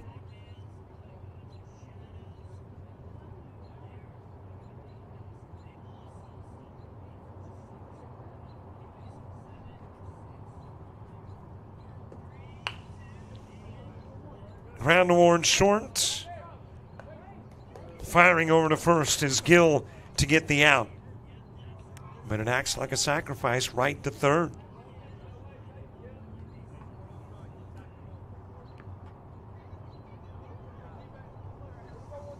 And there's one away for Brock Witt.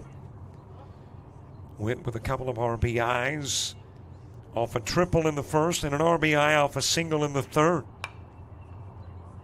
And we'll send that one into the stands foul.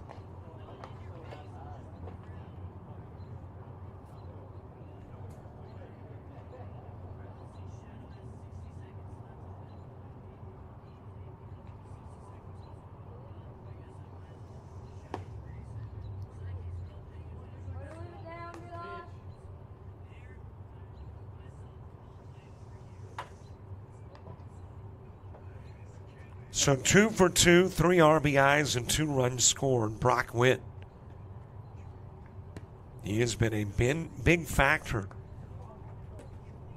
in the 7 runs. He has accounted for 5 of the 7, scoring 2 and driving in 3.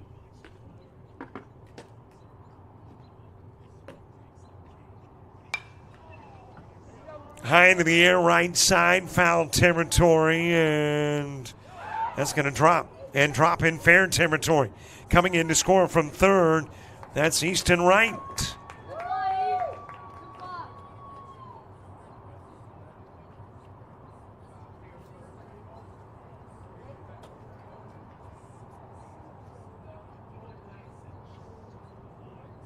So an RBI single, bringing in the 8th 3-3-4 run.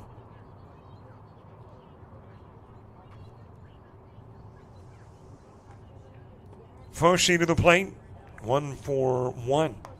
And an RBI, has scored a run too. Hayden Causey to the on-deck circle. 8-1-3-3-4 lead, as we just now hit the 1 hour mark. Able to get in safely is Brock Witt. Late break for second. Unable to get that hand back onto the bag.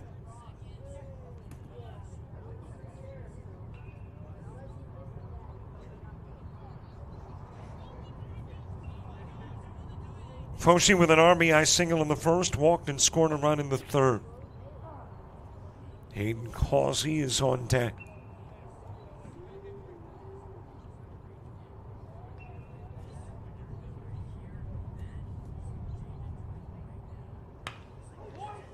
That's hit pretty well towards center field, but a good jump on it and able to catch up with it is Chance Clark. Tagging going to third, Witt, but he's there with 2 gone.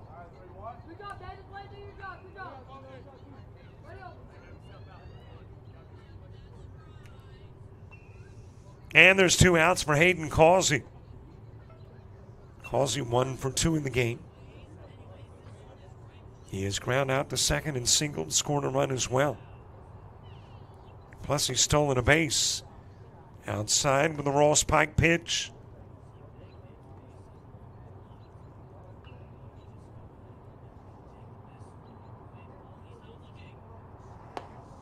Inside with the Ross Pike pitch. And the count goes to 2-0. Aiden Fleet on deck. Demon Parrish and Heilman in the bottom of the 4th for FB Scout 16. That's a base hit. 2 out shot brings in Witt.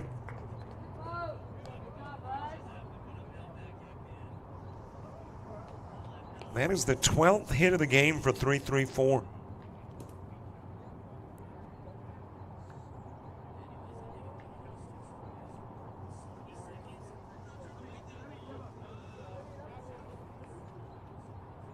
Aiden Fleet, 2 for 2 with a couple of RBIs.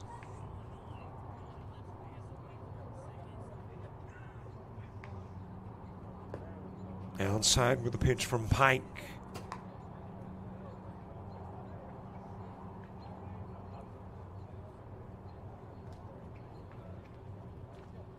.334, scoring 3 in the first, 4 in the third, and put a couple of runs across here in the fourth. The only inning in which they have not scored is the second. That's right back to Pike, and he'll go to first. Left on is Causey, but in right and Witt. And it's a 9-1, 3-3-4 lead.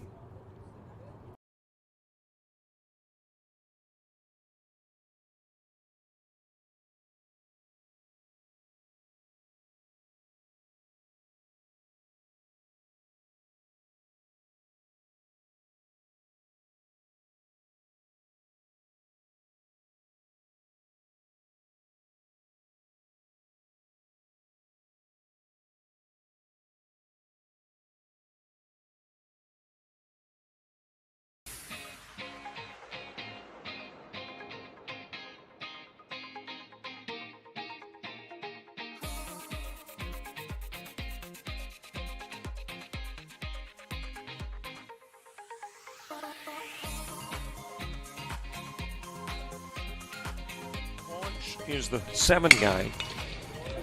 Right up the middle, base hit, back-to-back base hit. Starter with a double. The single from Cumbie coming to the plate and tagged down at home.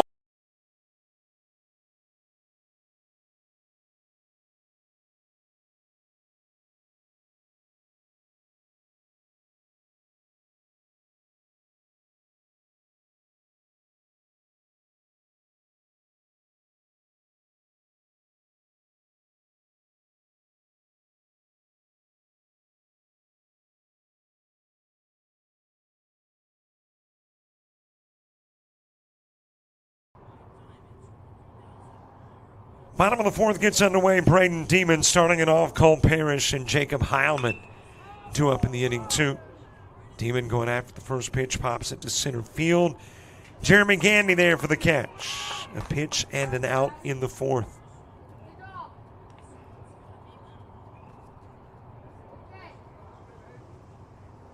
Cole Parrish next. Doubled in a run in the first. He followed Braden Demon's triple with a double, and that is accounted for the lone FB Scout run of the game thus far. And that one's going to get Parrish. Trying to dance out of the way, but could not. He got hit and goes to first. First hit batsman for Hayden Causey.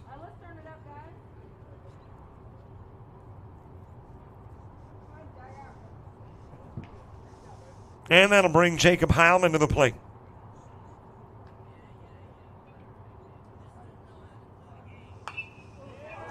Popped up right side, relatively shallow. And coming in to make the catch is Brock Witt.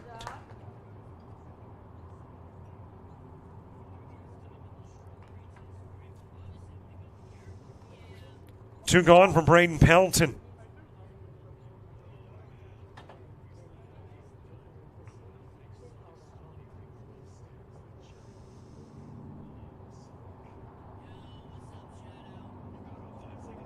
Ross Pike on deck. Low and away with the Causey pitch. Has given up 2 hits and gave them up back-to-back, and they were both extra base hits. A triple and a double. Swing and a miss. Going is Parrish, and he'll be in with a stolen base.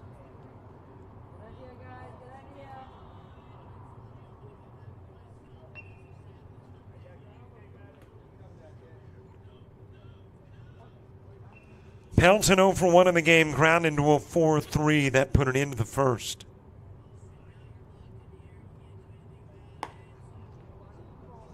Smidge outside. No, I do not know exactly how much a smidge is. It's just a tad. Well, no, I Don't know what a tad is either.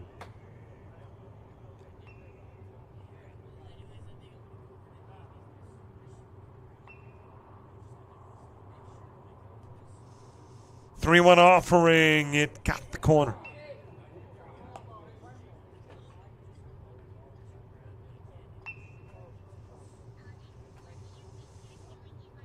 Well, according to Google, smidge is a very small amount. Swing and miss, and out goes Pelton. One runner stranded, nobody scores. 8-run, 3-3-4 lead. Go into the fifth.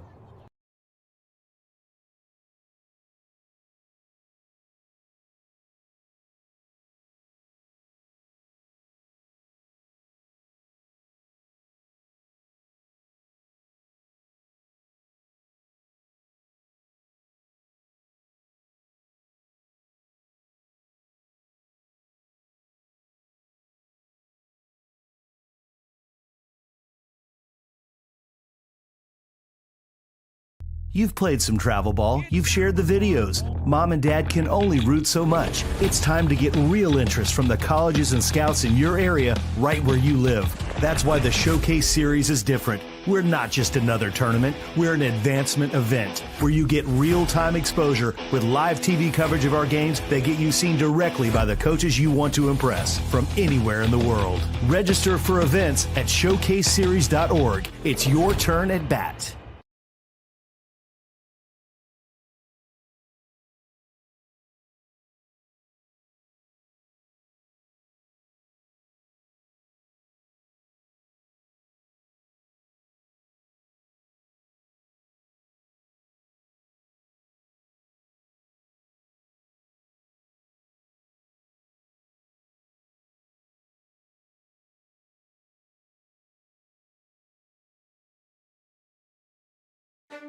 You made it. You went further than even you believed. You took your friends, your teammates, teachers, and coaches. You needed Dad, but Mom was there through it all. See, you didn't do it alone. It took a united effort. It also took you. United Baseball is a full-time organization focused on development and advancement of athletes. If you're a high school-age baseball player with a desire to play at the next level, you could be next. Log on to unitedbaseball.org to learn more.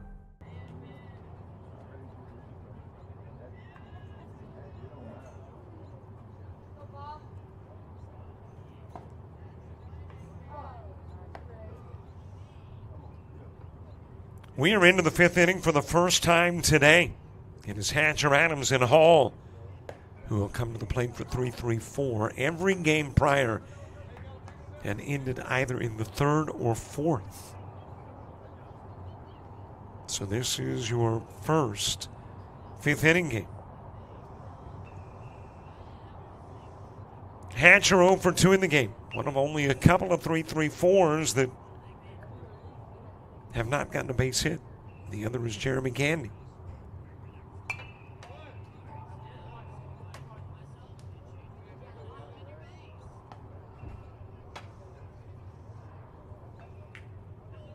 One ball, couple of strikes. A little bit inside with the pitch. The count goes even, 2 each.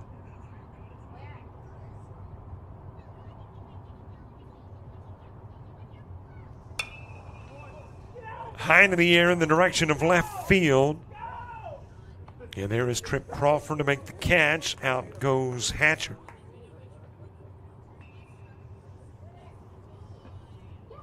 At this juncture in the game, FB Scout in the bottom of the fifth has only got to get a run. You know, there are mercy rules. Those mercy rules kick in after 3, 4, and 5. 12 runs after 3.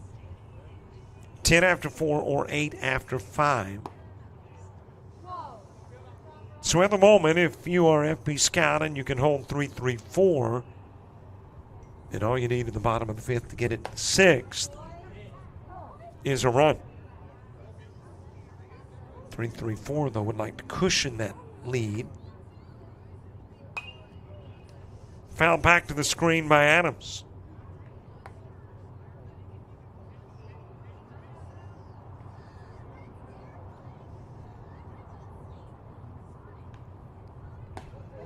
That Drops into the strike zone. Had Adams backing away.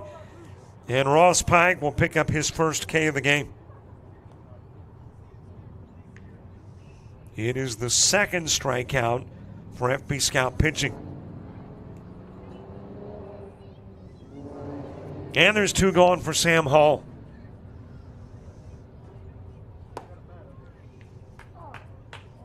Hall is grounded into a 6.54 putout that got Braden Adams and singled 1 for 2. And is singled again, 2 for 3. 13th hit of the game for 3-3-4, and it sends us back to the top of the order.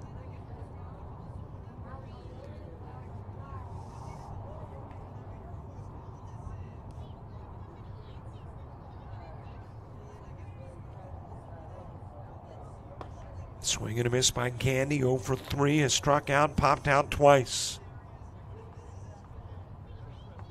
Struck out in the first, popped out to right field in the second, to first in the third.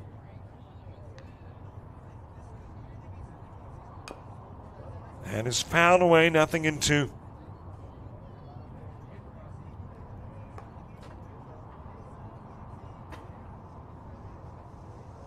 One more game to go. And that final game of the day, Baller Express and the Bay Bombers.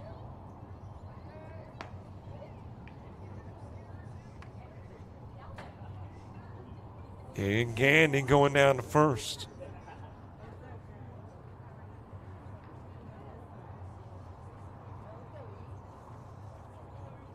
The second goes Sam Hall, east and right to the plate. Ryan has walked ground out to first and doubled.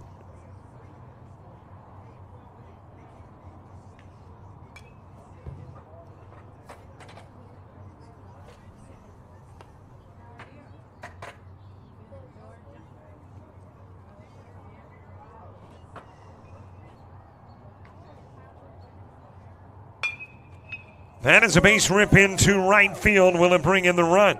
Sam Hall on his way to third. He will turn the corner. And now you got problems with a couple of runners at second, throw going to third. Can't be able to get there, and somehow they get out of a mess.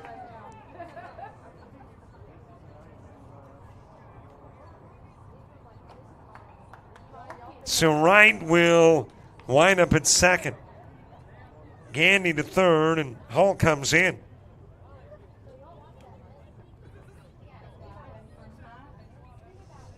And you got a couple of base runners in scoring position. And you've got an FB Scout team that now needs a couple of runs in the bottom of the inning to send it to the sixth.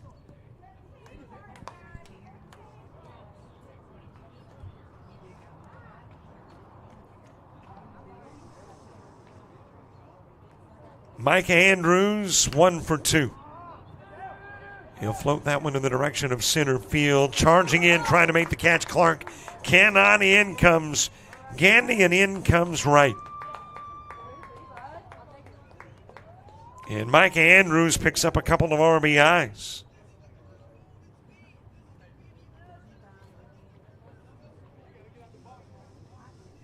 And now that hole gets bigger.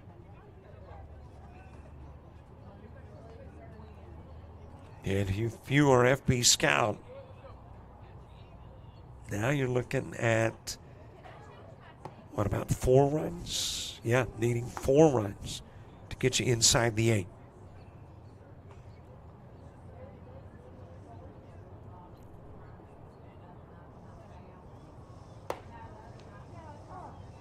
On the inside part of the plate to Brock Witt.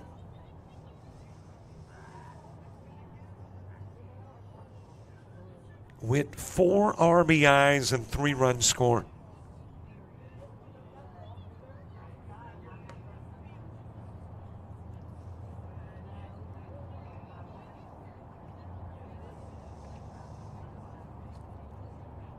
Foshi moving to the on-deck circle. That is popped up right side. Colton Vance there for the catch. And the inning will end, but not before 3 runs plate. And FB Scout 16 needs 4 in the bottom of the 5th.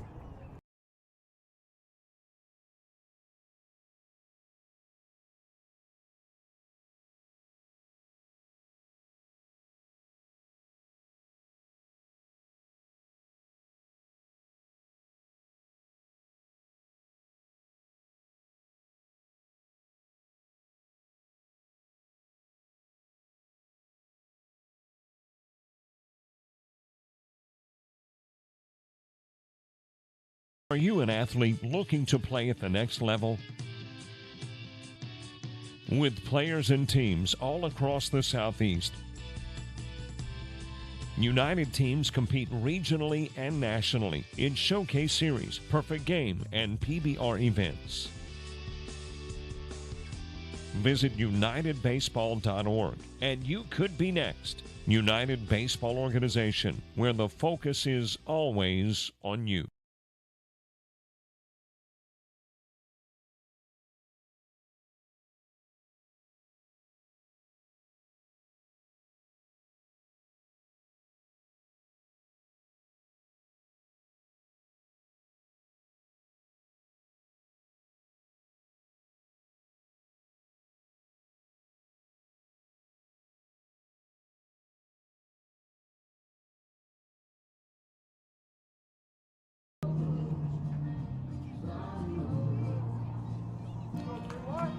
Two more weeks this week with the showcase. Next week at the University of West Florida. And then 2 weeks from now, right there, Orange Beach.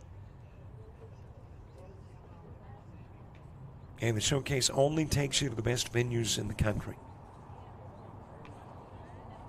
Ross, Pike, Tripp, Crawford, Landry, Hendershot. 2 up in the inning. Yet FB Scouts got to get it inside 8, meaning they've got to have 4 or more to buy some extra innings.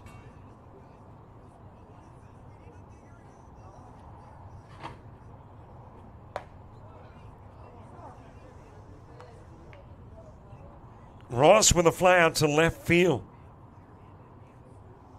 0 for 1 in the game. And shoots that one in the same direction. But in this particular case, it'll be Candy coming over from center to make the catch.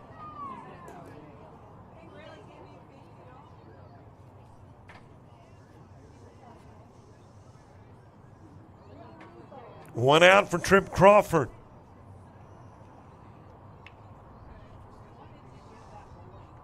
Crawford 0 for 1, ground into a 5-3 putout. Causey trying to get the complete game. Gave up the triple to Demon and the double to Parrish in back-to-back at-bats in the first inning. And then is settled in. And has only allowed 1 hitter since when he hit Cole Parrish. Then runs the count to 3-0 on Crawford.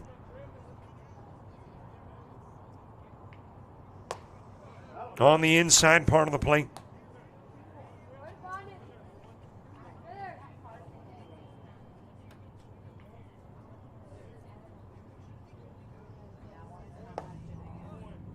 That's a little bit inside and the walk given to Crawford.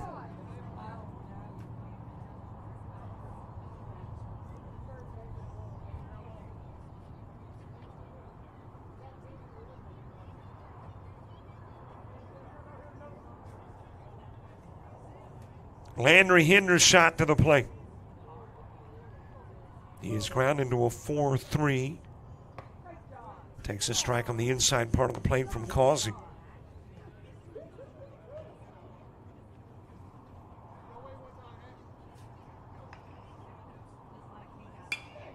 That is floated in the direction of right field, but it is right to Brock Witt.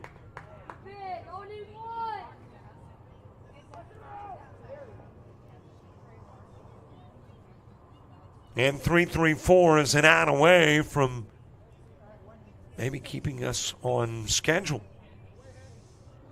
Might get that 7 o'clock game underway at 7 after all.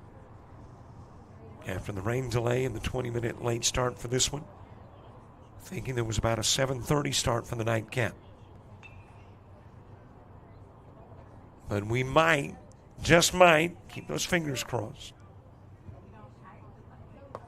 get a 7 o'clock game underway. Of course, if you're FB Scout 16, you're like, hey, we've got our fingers crossed. Got the caps on backwards, the rally caps going on.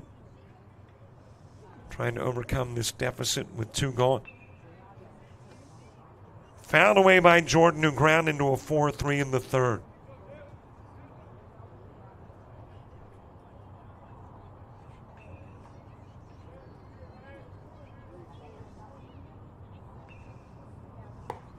Outside 3-1.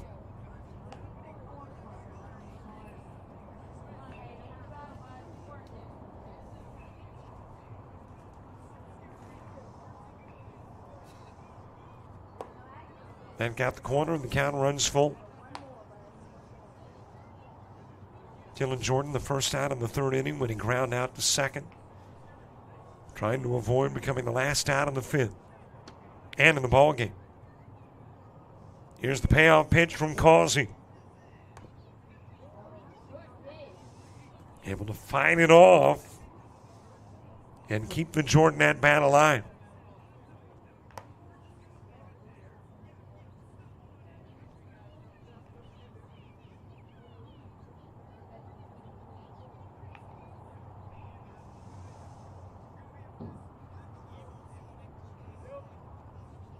Here's another payoff pitch, the second one from Causey. Into the strike zone, and that's it for the ball game. This one will end after 5. And we've got one more remaining. As we take a look at your numbers, a couple of hits for FB Scout 16. They came back-to-back in the first inning and produced the lone run of the game for FB Scout, which will leave 4 stranded. They do not commit an error, nor did 3-3-4, but a 15-hit attack, leaving 7 on. And 3-3-4 got 3 in the first, 4 in the third, 2 in the fourth, and tacked on 3 more in the fifth. One more game to go, and we just might get it underway at 7 or maybe even a little earlier. So come back, won't you? A reminder. Camera stays live, link stays on, audio comes down as we get ready for the last game of the day on day 1 of the Showcase Series at USA.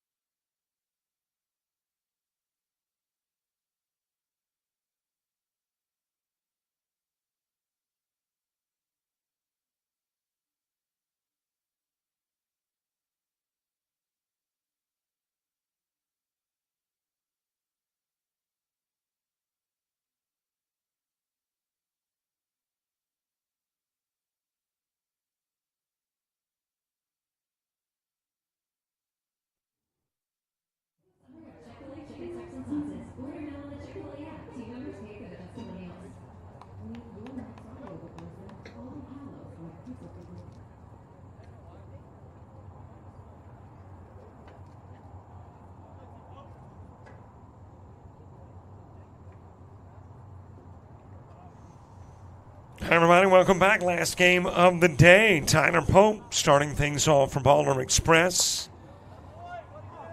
And he will take a strike on the outside part of the plate. Well, I'm sitting here writing lineups and not paying attention. And all of a sudden, I look beneath, and they're about to play some ball. So let me put the finishing touches on my lineup card in the scorebook. And then hopefully I can give you everything that you need to know about this one.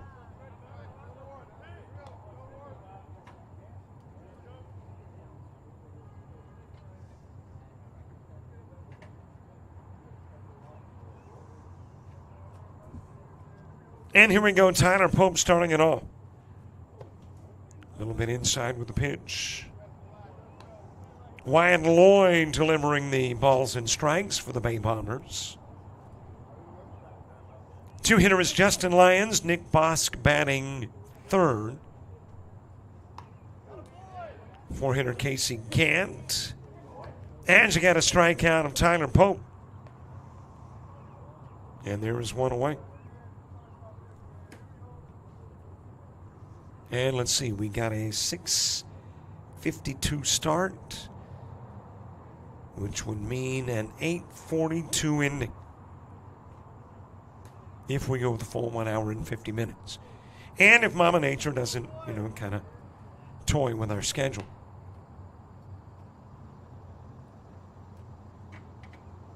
Justin Lyons to the plate. Nick Bosch, the 3 guy. Casey Gant hitting fourth. Dagan Medlock. I think that was the correct spelling for the first name. I'm reading the coach's handwriting, and it looked like Dagan. Medlock batting in the 5 spot. Jake Whidden hitting 6th. 7 guy J.P. Sands. Landon Renfro in the 8 hole, and Preston Mitchell batting 9th.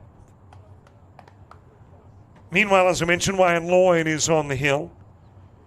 Behind the plate for the Bay Bombers is Sawyer Sullivan. At first, Cooper Smith, second baseman Keegan Giles. And the shortstop is Caden Helton. At third, Christian Freeman. And in that outfield, Dylan Sellers in left, Brody Lambert in center. Jarius Harris is in right. And there's another strikeout, this one of Justin Lyons.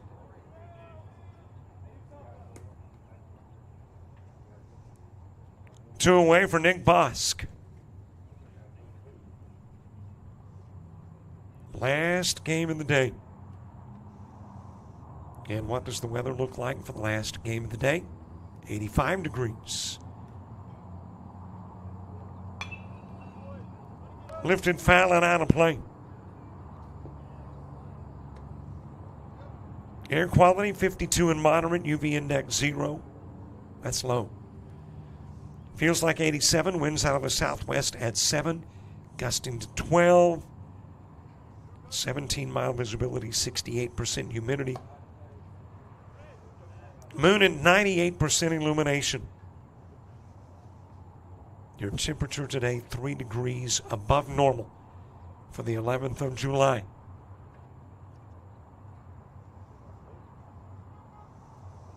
Moon 240,518 miles away.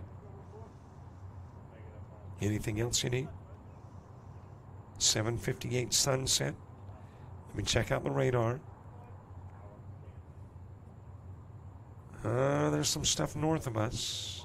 Looks like it, for the most part, is dissipating. Do have a little errant renegade band of showers that we hope skips on by us. And all of this current nastiness is north of us. And if the forecast is right, if the weather radar is correct, we'll stay north of us. And that is your Jerry Martinez weather outlook. A walk given to Nick Bosk, and Casey Gant will come to the plate. Got a base runner on with 2 gone. Last game of the day.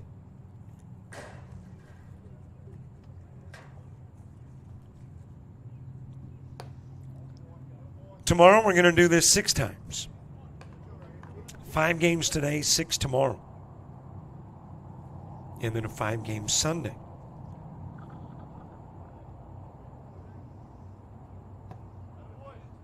On the outside part of the plate, DeGant.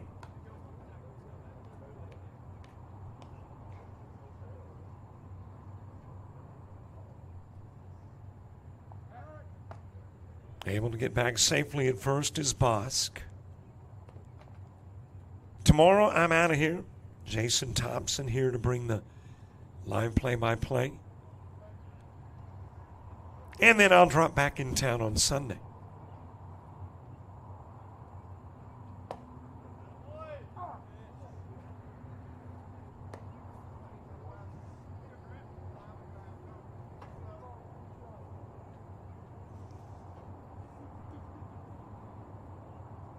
One ball, couple of strikes. Dagan Medlock to the on-deck circle, outside with the pitch. And you got your deuces wild, your 2 balls and 2 strikes, your 2 outs.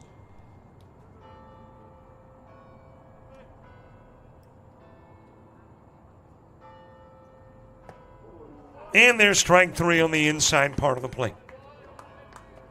3 Ks and a walk in the top of the first. We go to the bottom of the inning.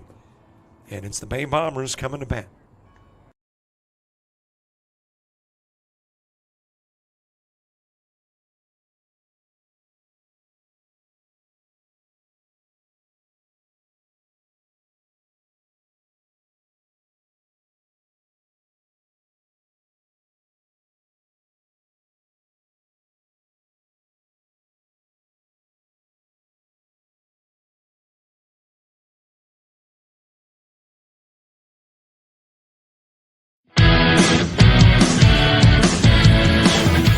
Frustrated. She's having trouble with her defensive player. Look at this sweet pass behind the back for 2 on the assist. And that one is hit on a rope to center field. Watch that one. And it is, oh, what a great diving catch by the center field.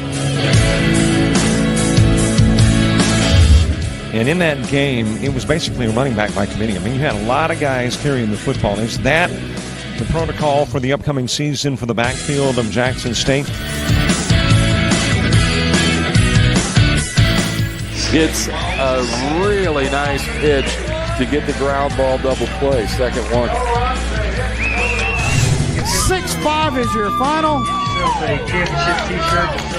East Georgia advances to the championship game.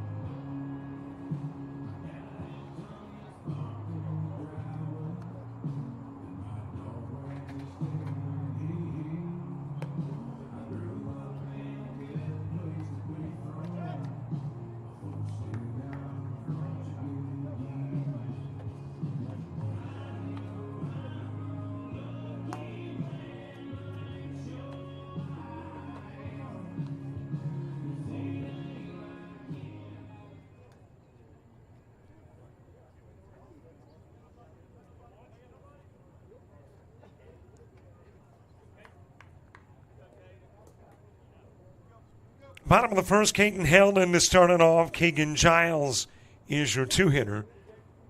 Bay Bombers sending Cooper Smith to the 3 spot. Christian Freeman in cleanup. Landon Douglas hitting 5th. Sawyer Sullivan 6th. Dylan Sellers is the 7 guy. Jarius Harris In the 8 spot, Brody Lambert hitting 9th, and Kyle Arguello is in the 10 hole. Don't have a first name for the Baller Express pitcher, but he is Horn.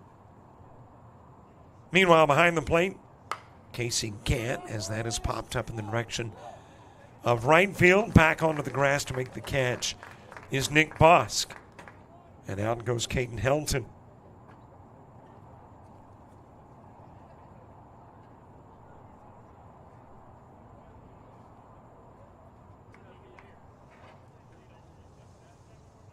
At first, Dagan Medlock, the second baseman for Express, Nick Bosk. At short, Tyler Pope, and the third baseman, Jake Whidden. Preston Mitchell in left, center fielder Justin Lyons, right fielder J.P. Sands. Low and away with a pitch to Keegan Giles.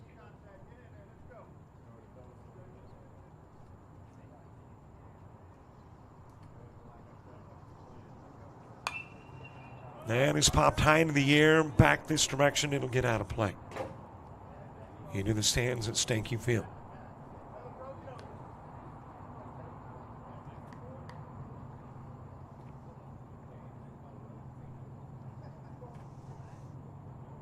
Tomorrow's baseball gets a little earlier start, 9 a.m. for the opening game. Low and away with the pitch to Giles.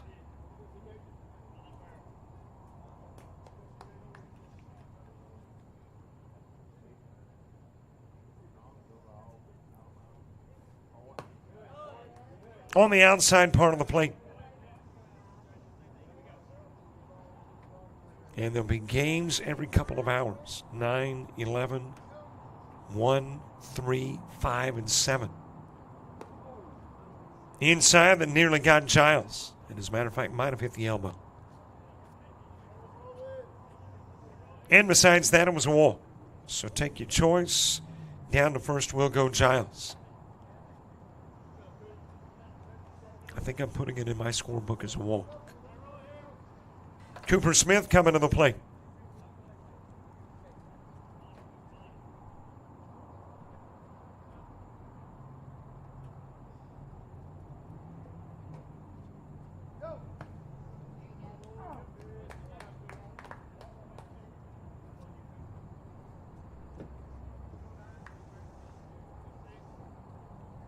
Christian Freeman to the on-deck circle.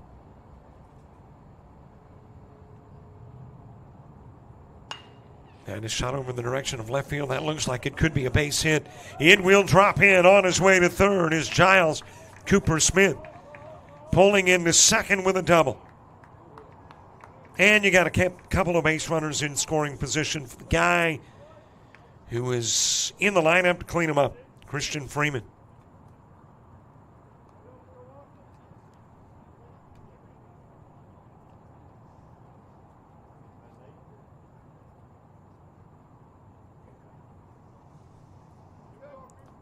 Landon Douglas to the on-deck circle.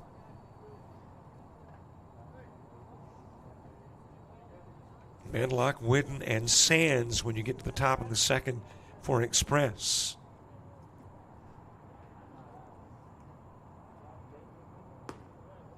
Low and away with a pitch. Well, before the phone dies, probably need to check out scores. Major League Baseball got one final. In the first of two games, Guardians beat the White Sox by a 4-2 final. And games in progress. Yankees 3-0 over the Cubs, top of the fourth. Orioles 4-0 over the Marlins in the top of the fourth. Top of the fourth, Rockies 2-1 over the Reds. Bottom of the fourth, Mariners 1-0 over the Tigers. Top of three, Rays and Red Sox knotted at 1. Guardians White Sox delayed in the top of the first in game 2 of their doubleheader. Royals and Mets delayed in the top of the first, and so too are the Twins and Pirates. So it looks like rain is creating issues. WNBA, 5:54 to go in the second stanza. As that will find its way right up the middle. Freeman driving in. Giles Smith will hold it third. And then that goes all the way to the screen, allowing Smith to come in and Freeman to wind up at third.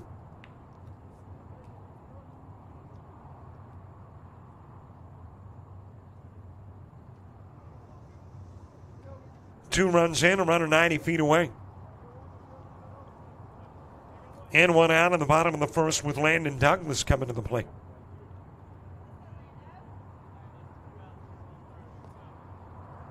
And that Fever Dream score, Fever 28-25. And I think Caitlin is playing. Let's see how she has fared. She's got 4 points, 3 assists.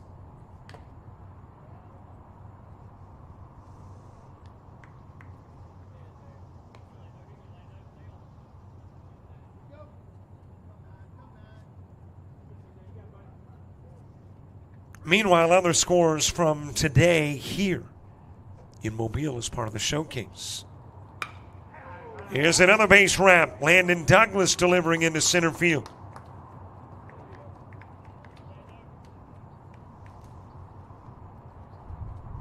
And it becomes a 3-zip game.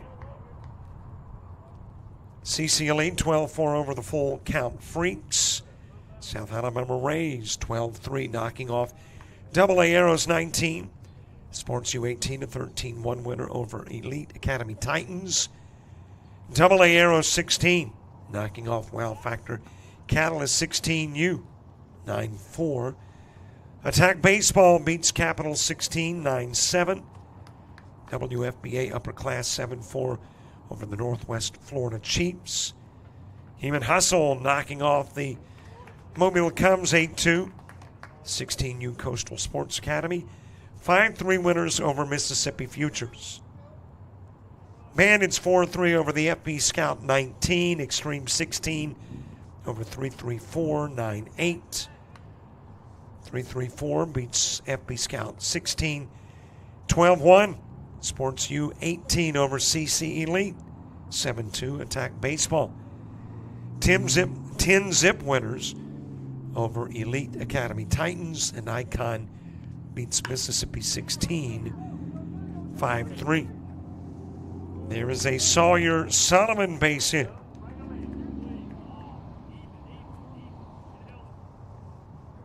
And a couple of base runners aboard for Dylan Sellers. And your 7 o'clock round of games, in addition to this one, FB Scout 19 and the Northwest Florida Chiefs, Elite Academy Titans, and the AA Arrows 15, and the Santa Rosa Rivals, and the 5-Star Expos. And that has got you all up to date. Trying to get the game in before the rains come, and it looks like it could be on its way. Bottom of the first with a couple of base runners on. Swing and a miss by Dylan Sellers.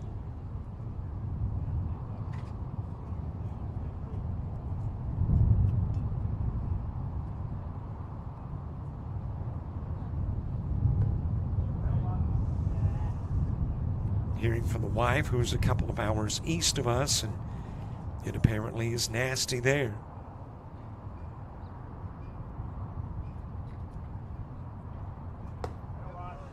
And as I mentioned, looking a little nasty to my... If I'm looking north, and I'm not sure I am, but if I am, then it is to my northwest. Fouled back to the screen by Sellers. And you can hear the wind beginning to pick up. Well, it does look like, and again, I'm wrong so often I could very well be wrong on this, but it does look like a system that might get us a lightning delay before rain. That will find the gap. Dylan Sellers dropping it in. Douglas rounding third, coming in. Solomon heading to third. And the lead goes to 4.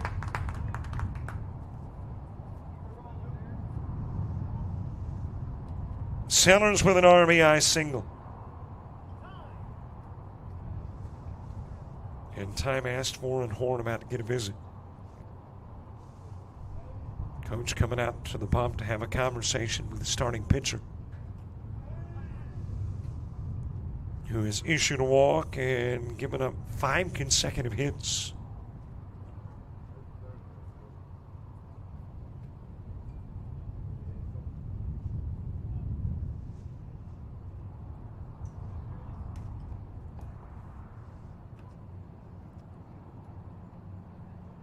Jarius Harris coming to the plate.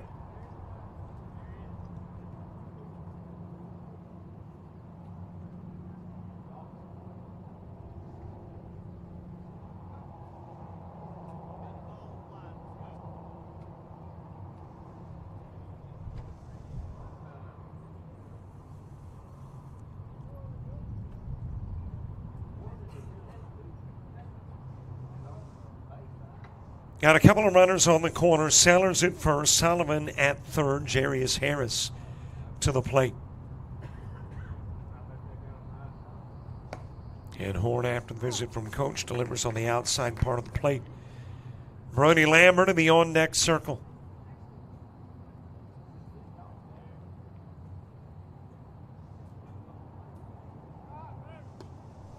Off and running is Sellers. He'll have the stolen base without a throw with a runner at third. Yet not willing to take a chance with a throw.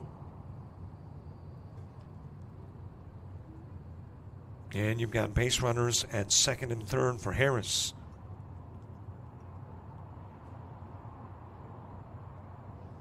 A ball, a strike, and out. 4 runs in. 2 runners on, 1 gone.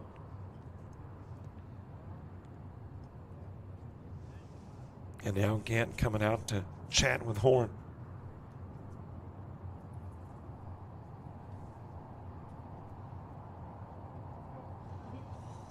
We have had 1 lightning delay today. That was in Game 3.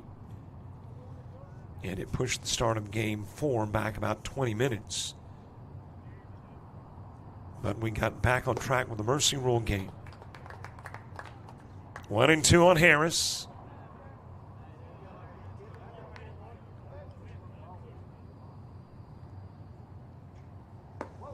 That'll go over his head and run the count even.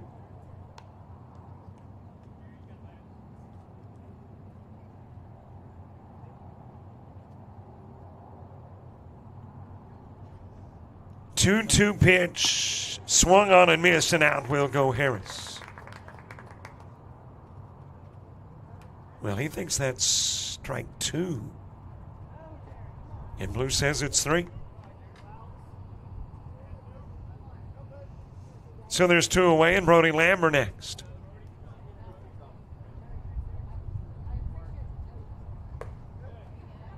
A little bit inside with the pitch to Lambert. Kyle Arguello moving to the on-deck circle. That is ground to short. Fielded by Pope, and he'll fire over to first. 9 go to the plate, 4 come in, 2 left stranded. And we played 1. Mid part of the order due up for Baller Express.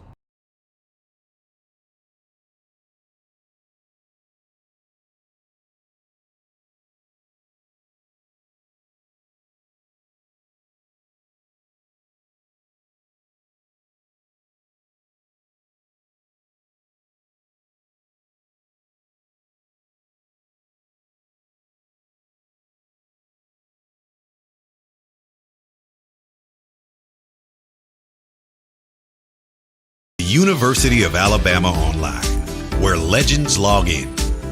A tradition of excellence. Decades of experience in distance learning. Empowering students of all ages. More than 90 degree and certificate programs to advance your career. UA Online. Flexible, affordable, legendary. Let your computer be your campus. Visit online.ua.edu.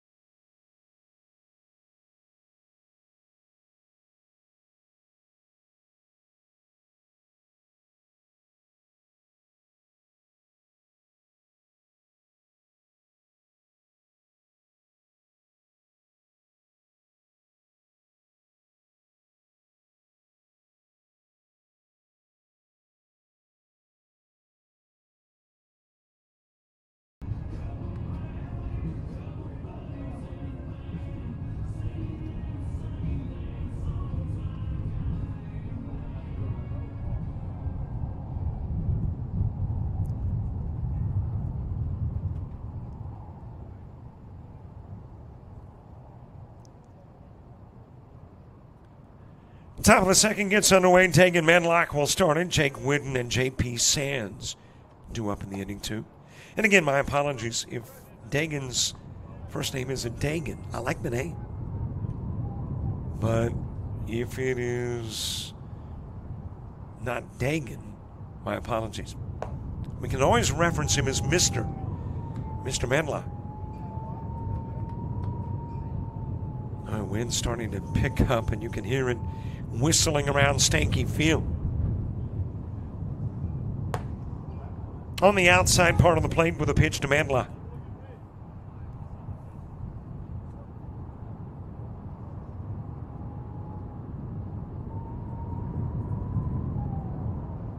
Two an offering. Round to short, fielded by Helton. He'll whip it to first. A little bit of a stretch on the Smith receiving end, but brings it in, and there's one away.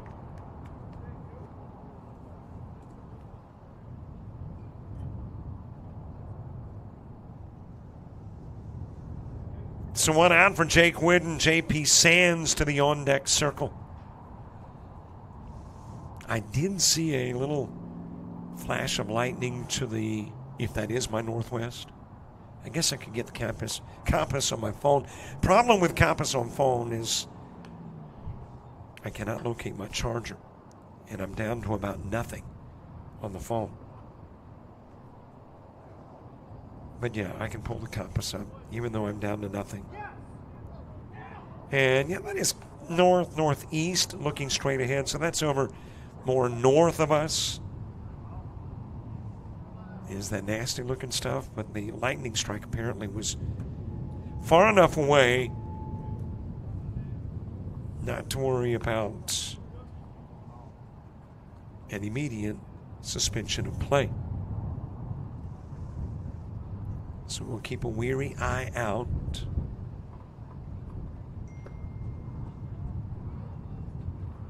With one away here in the top part of inning number 2 after 4 runs played in the bottom part of inning number 1. I don't think it's quite as bad as my crowd might makes it sound. Boy, it's got it sounding kind of like gale force out there.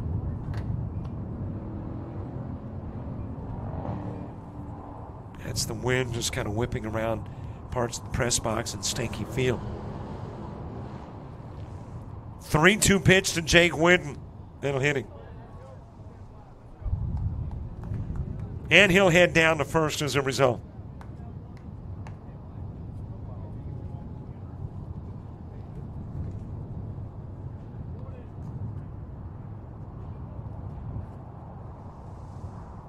J.P. Sands next. Landon Renfro to the on-deck circle. The only Bay Bomber who did not get an at-bat in the first inning will come to the plate to begin the second. Kyle Arguello. As that is popped up in the direction of center field. And charging in to make the catch, Brody Lambert. Out will go Sands for out number 2.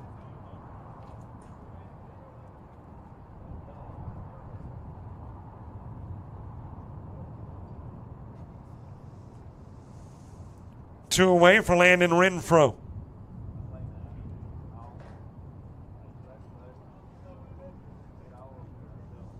Preston Mitchell to the on-deck circle.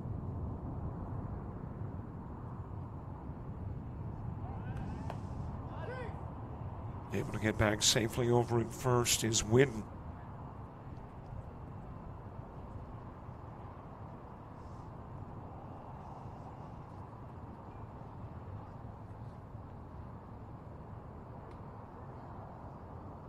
Well, it was a 4-up, 3-down, 1 left strand at first. Wyatt Lloyd would like to have the same. Baller Express would love to get some runs.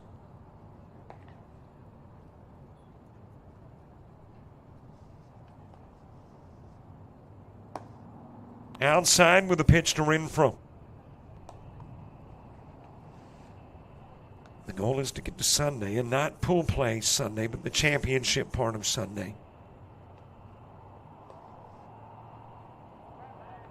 And obviously by the end of tomorrow we'll have a pretty good idea. Not necessarily a definitive one, though, because there are still pool play games to be played first thing Sunday morning. So we don't know absolutely who is playing in the championship until probably about midday Sunday.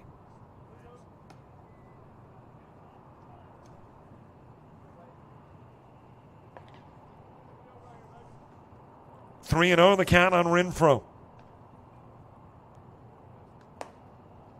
Outside with a pitch, and Renfroe's given a walk.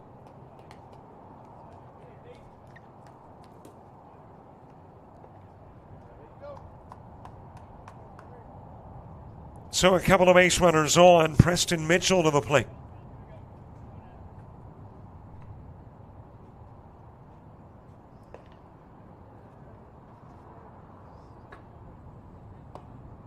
Top of the order, moving to the on-deck circle, Tyler Pope.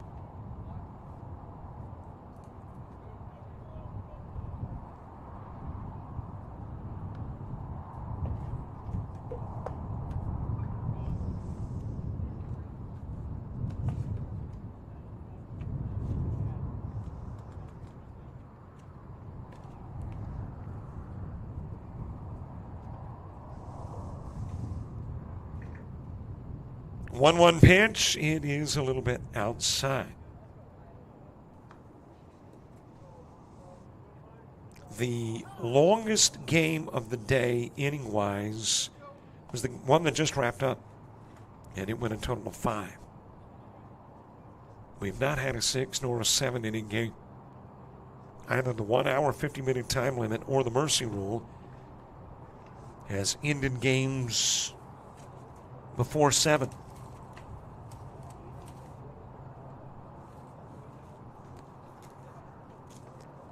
Coach coming out and have a conversation with Wyatt Lloyd. Been kind of a roller coaster ride in this one. Had the ground out by Medlock, and then Whitten hit by a pitch, had the fly out by Sands, and then Renfroe walked.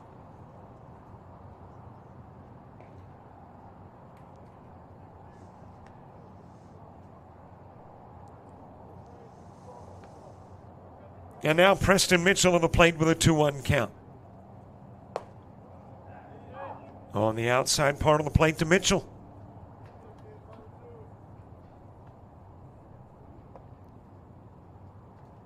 Got your deuces wild. 2 balls, 2 strikes, 2 outs, 2 on. That is ground to first. Smith's got it. He'll go to the bag, and out goes Mitchell. 2 left on. Nobody scores in the top of the second. We go to the bottom of the inning and to the bottom of the order for the Bombers from the Bay.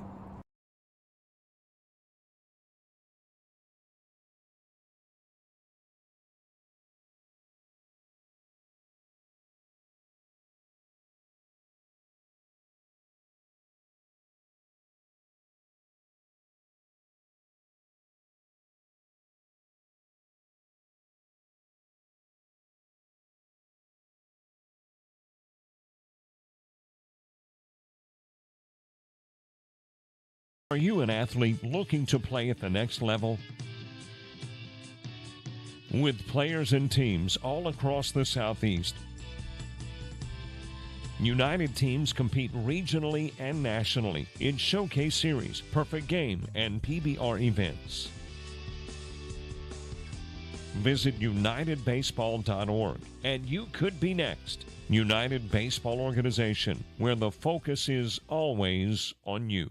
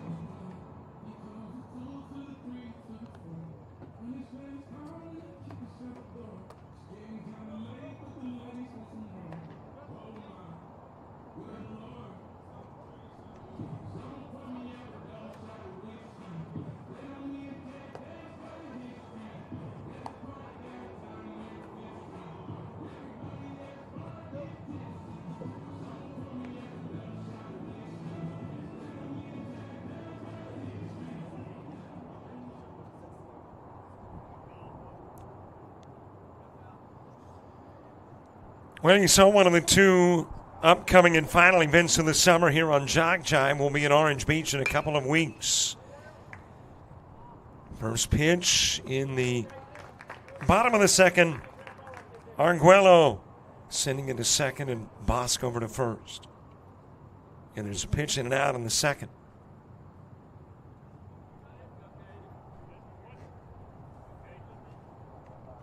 Top of the order, Caden Helton to the plate. The other event this summer, still left on the agenda, is next week at the University of West Florida in Pensacola.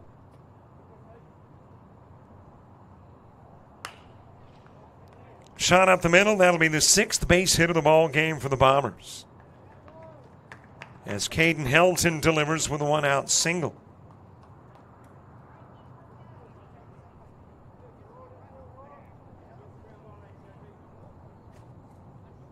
Keegan Giles to the plate. Giles with a walk and came in the first.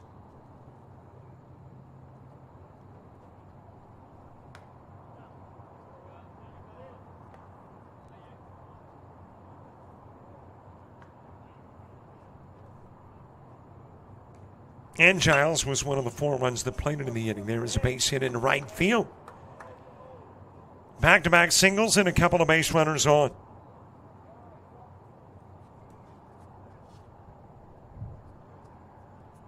But don't forget more baseball. Dixie Baseball World Series in Hattiesburg at the end of the month. Also at the end of the month, the American Legion not All-Star, I think it's their Alabama State Tournament. We'll be there for that one at Troy University. And a Cal Ripken World Series, a Babe Ruth World Series in August. Fall ball starting in September. Another trip to Truist Park. Right back up the middle of the double play turn. What a job by Horn. Smith with a line out. Giles caught off the bag at first. And it turns into a scoreless bottom of the second.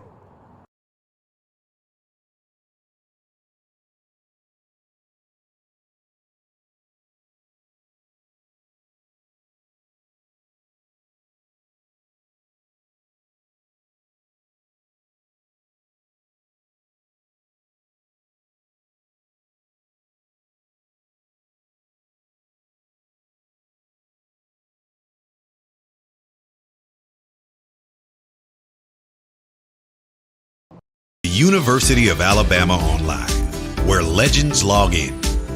A tradition of excellence. Decades of experience in distance learning. Empowering students of all ages. More than 90 degree and certificate programs to advance your career. UA Online. Flexible, affordable, legendary. Let your computer be your campus. Visit online.ua.edu.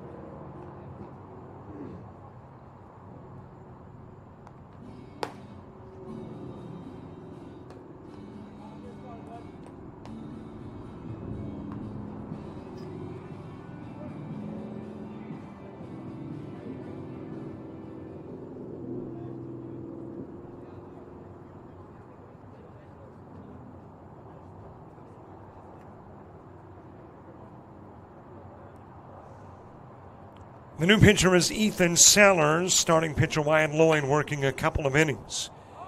As this one is popped up over towards the dugout at first and will get into the stands and out of play. Lloyd in those 2 innings faced 9, 3 strikeouts, 2 walks, 1 hit. Batsman did not allow a hit, nor did he allow a run. And hands it over to Ethan Sellers.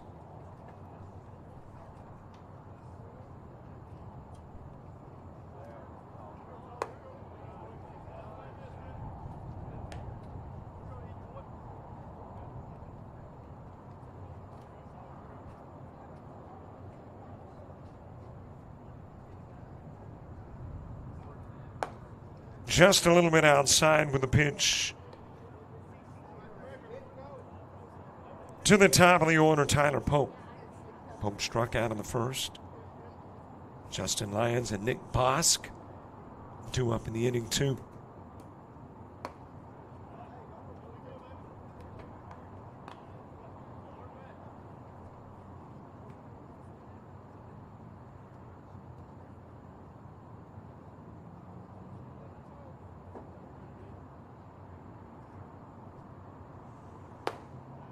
Justin Lyons, Nick Bosk,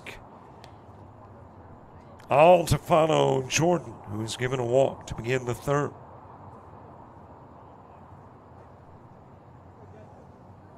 Lyons struck out in the first as well.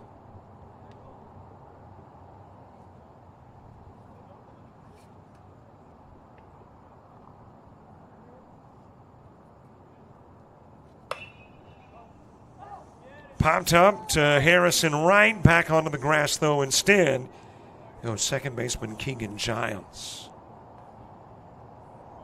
And Lyons with a fly out for out number 1.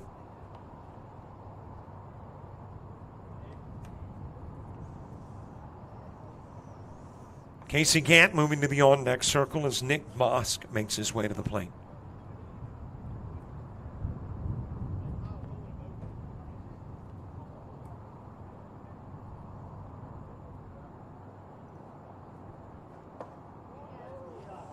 Bosk with a walk in the first.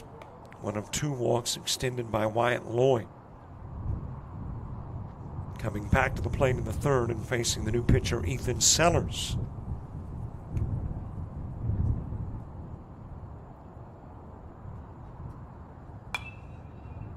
And gets out of play. 1 away, 1 aboard. Mobile, Alabama. Last game of 5.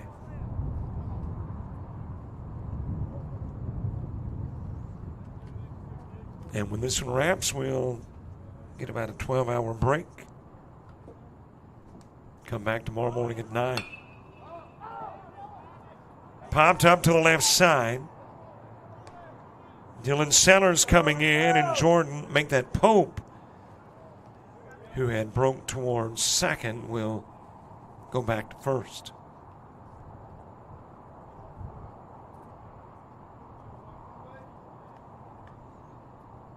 And there's 2 gone. Casey Gant struck out in the first. Back to the plate with 2 away and 1 aboard in the 3rd. And he'll get hit right dab on the elbow. Well, Lloyd hit 1, and now Sellers has done the same. And you got a couple of base runners on for Dagan Medlock.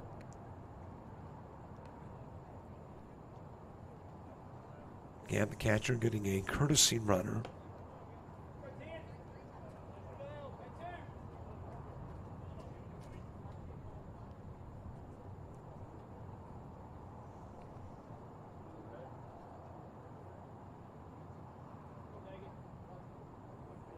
If we can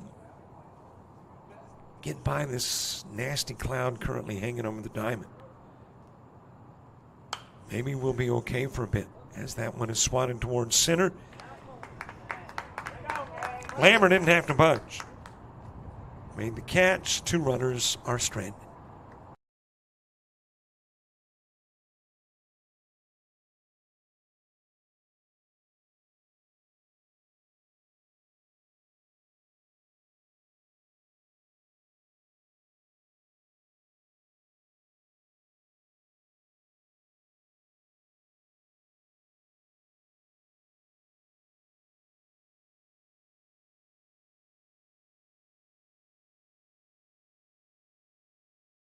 Are you an athlete looking to play at the next level?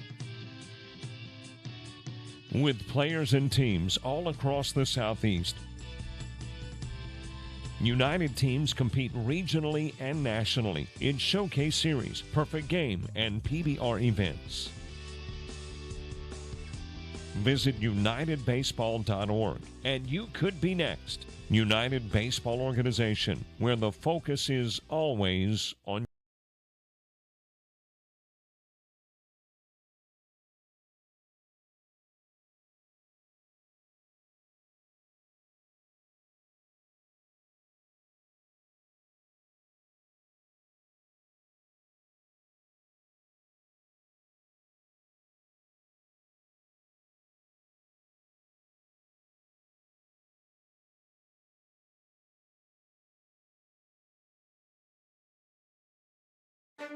You made it. You went further than even you believed. You took your friends, your teammates, teachers, and coaches. You needed Dad, but Mom was there through it all. See, you didn't do it alone. It took a united effort. It also took you. United Baseball is a full-time organization focused on development and advancement of athletes. If you're a high school-age baseball player with a desire to play at the next level, you could be next. Log on to UnitedBaseball.org to learn more.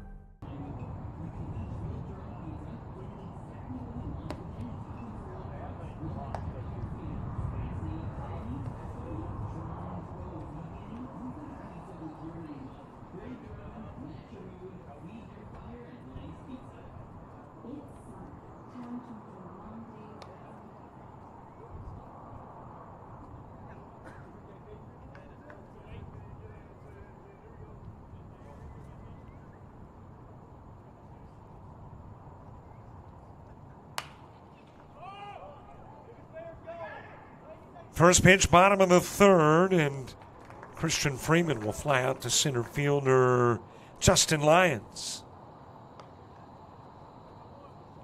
One away for Landon Douglas.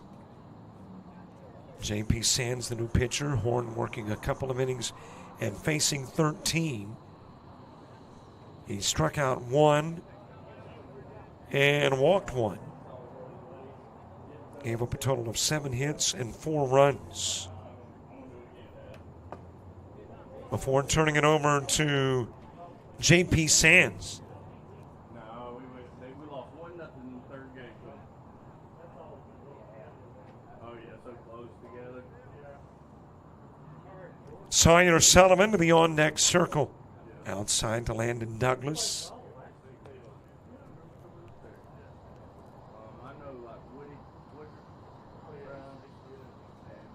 Not quite an hour into the game. As that is inside and apparently nibble the hip of Landon Douglas, hit by the pitch, and he'll go down to first.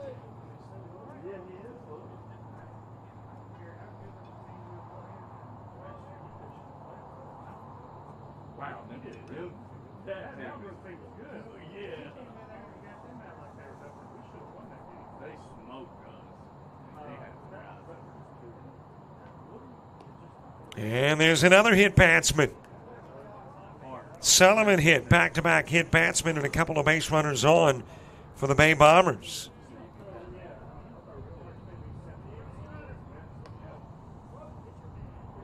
And the last two have been Bay Bombers.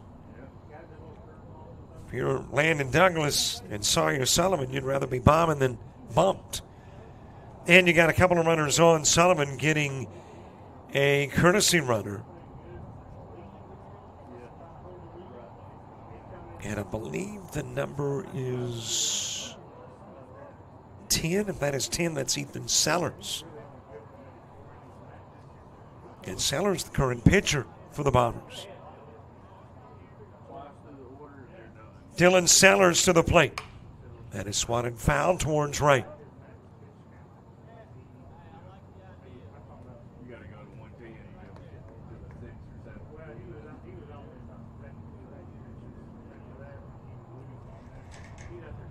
Sellers with a single that drove in a run, stole a base as well in the first inning. Outside with a pitch to Sellers. Harris moving to the on-deck circle. They all almost got one in. I think JP got like a one in the third.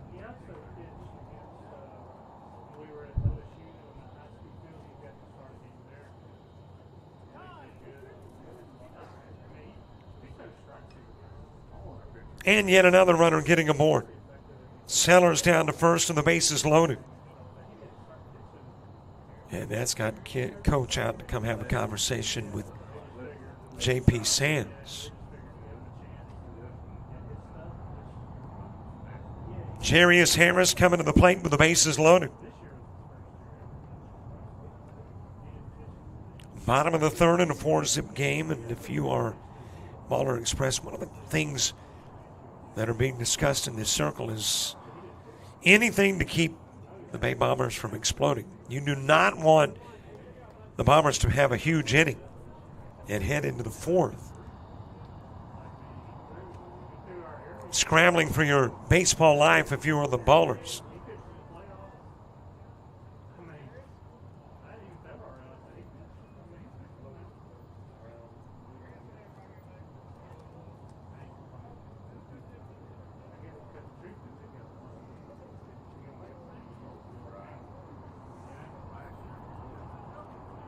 Jarius Harris with a strikeout in the first. 0 for 1 in the ball game. He'll pop that one high into the air in the direction of the screen. It will get into the stands and out of play.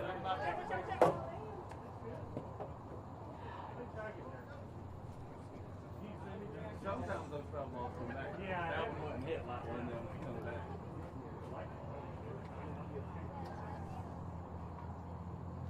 Oh, 1 pitch. And that is fouled off of Harris. 0-2.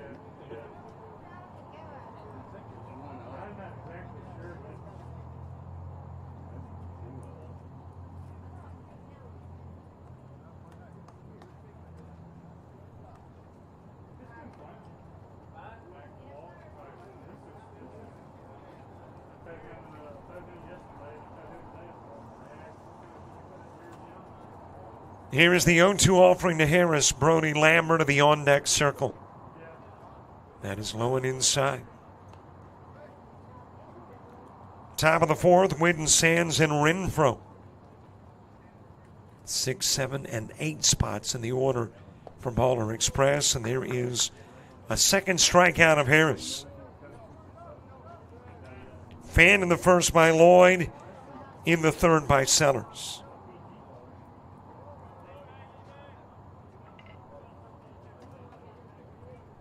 And there's 2 gone for Brody Lambert. Lambert ground into a 6-3.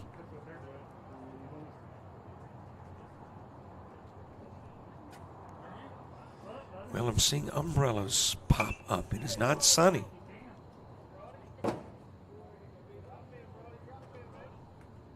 But I don't see people scampering from the stands.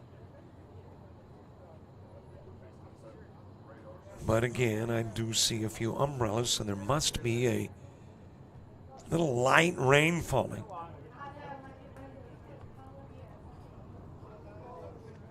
Typically, my center field camera will pick it up, and I don't see it. So it's got to be extremely light. Popped up to the left side, and going back from short is Pope to make the catch. Lambert will fly out, and 3 runners are left stranded.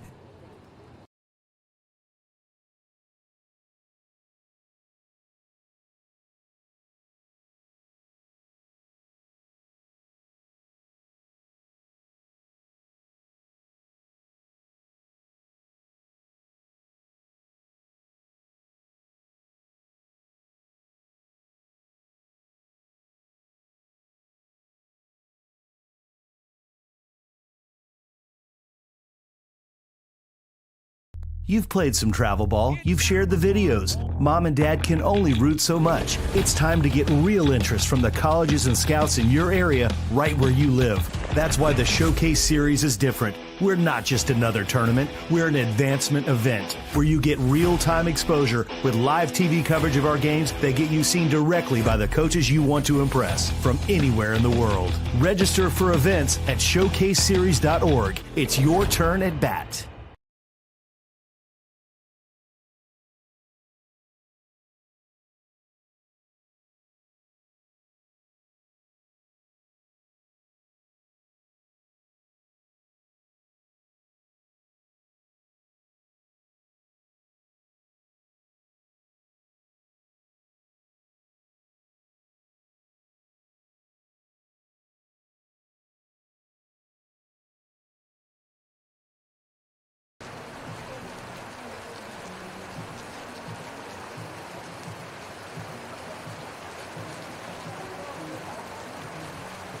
Well, you see it now.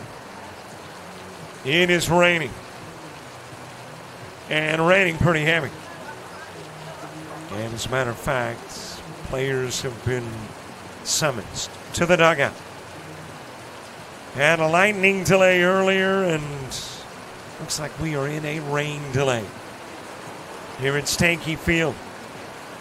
So we'll put everything on hold for the moment.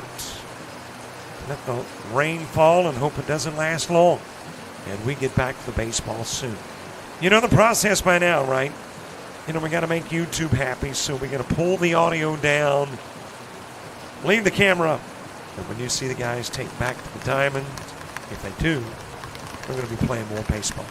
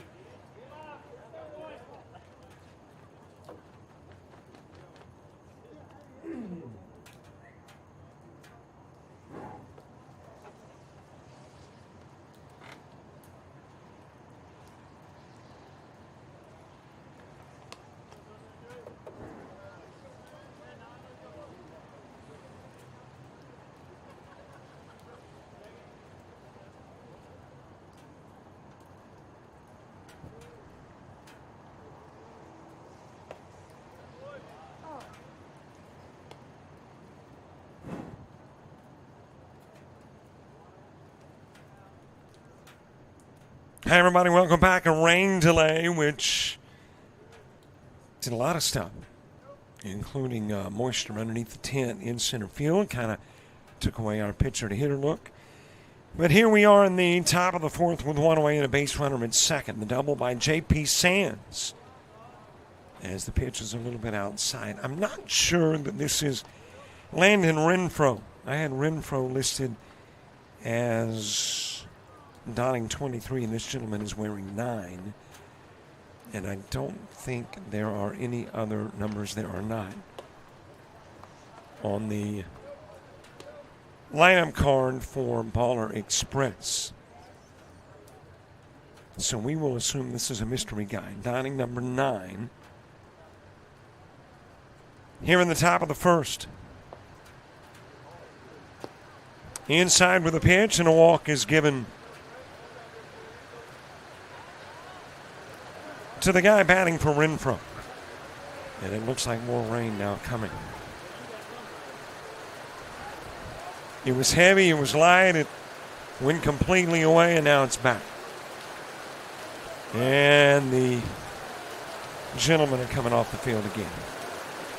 Well, a little different scenario. Had the leadoff fly out by Whidden to third that got the out, then the double that got Sands on, and then the walk that puts a second Baller Express on, but the rain's back. So we are into another holding pattern here on a rainy Friday night in Mobile, Alabama, with Preston Mitchell coming to the plate. Win and if we come back.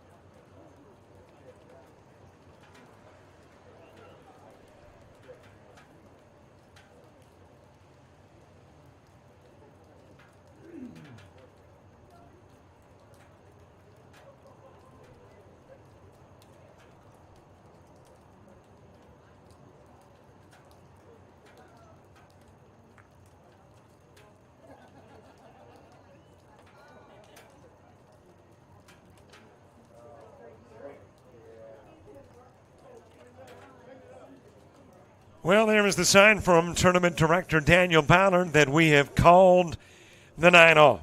And I am assuming, but again, this is unofficial, that it is a 4-zip Bay Bombers win. I don't think they will resume play at a later time and location. We're calling it a night, and this one is over. Day 1 in the books. Tomorrow morning it starts at 9. We'll see you then. Jason Thompson on the call on your Saturday of baseball. Thanks so much for watching the Showcase series on JockJive.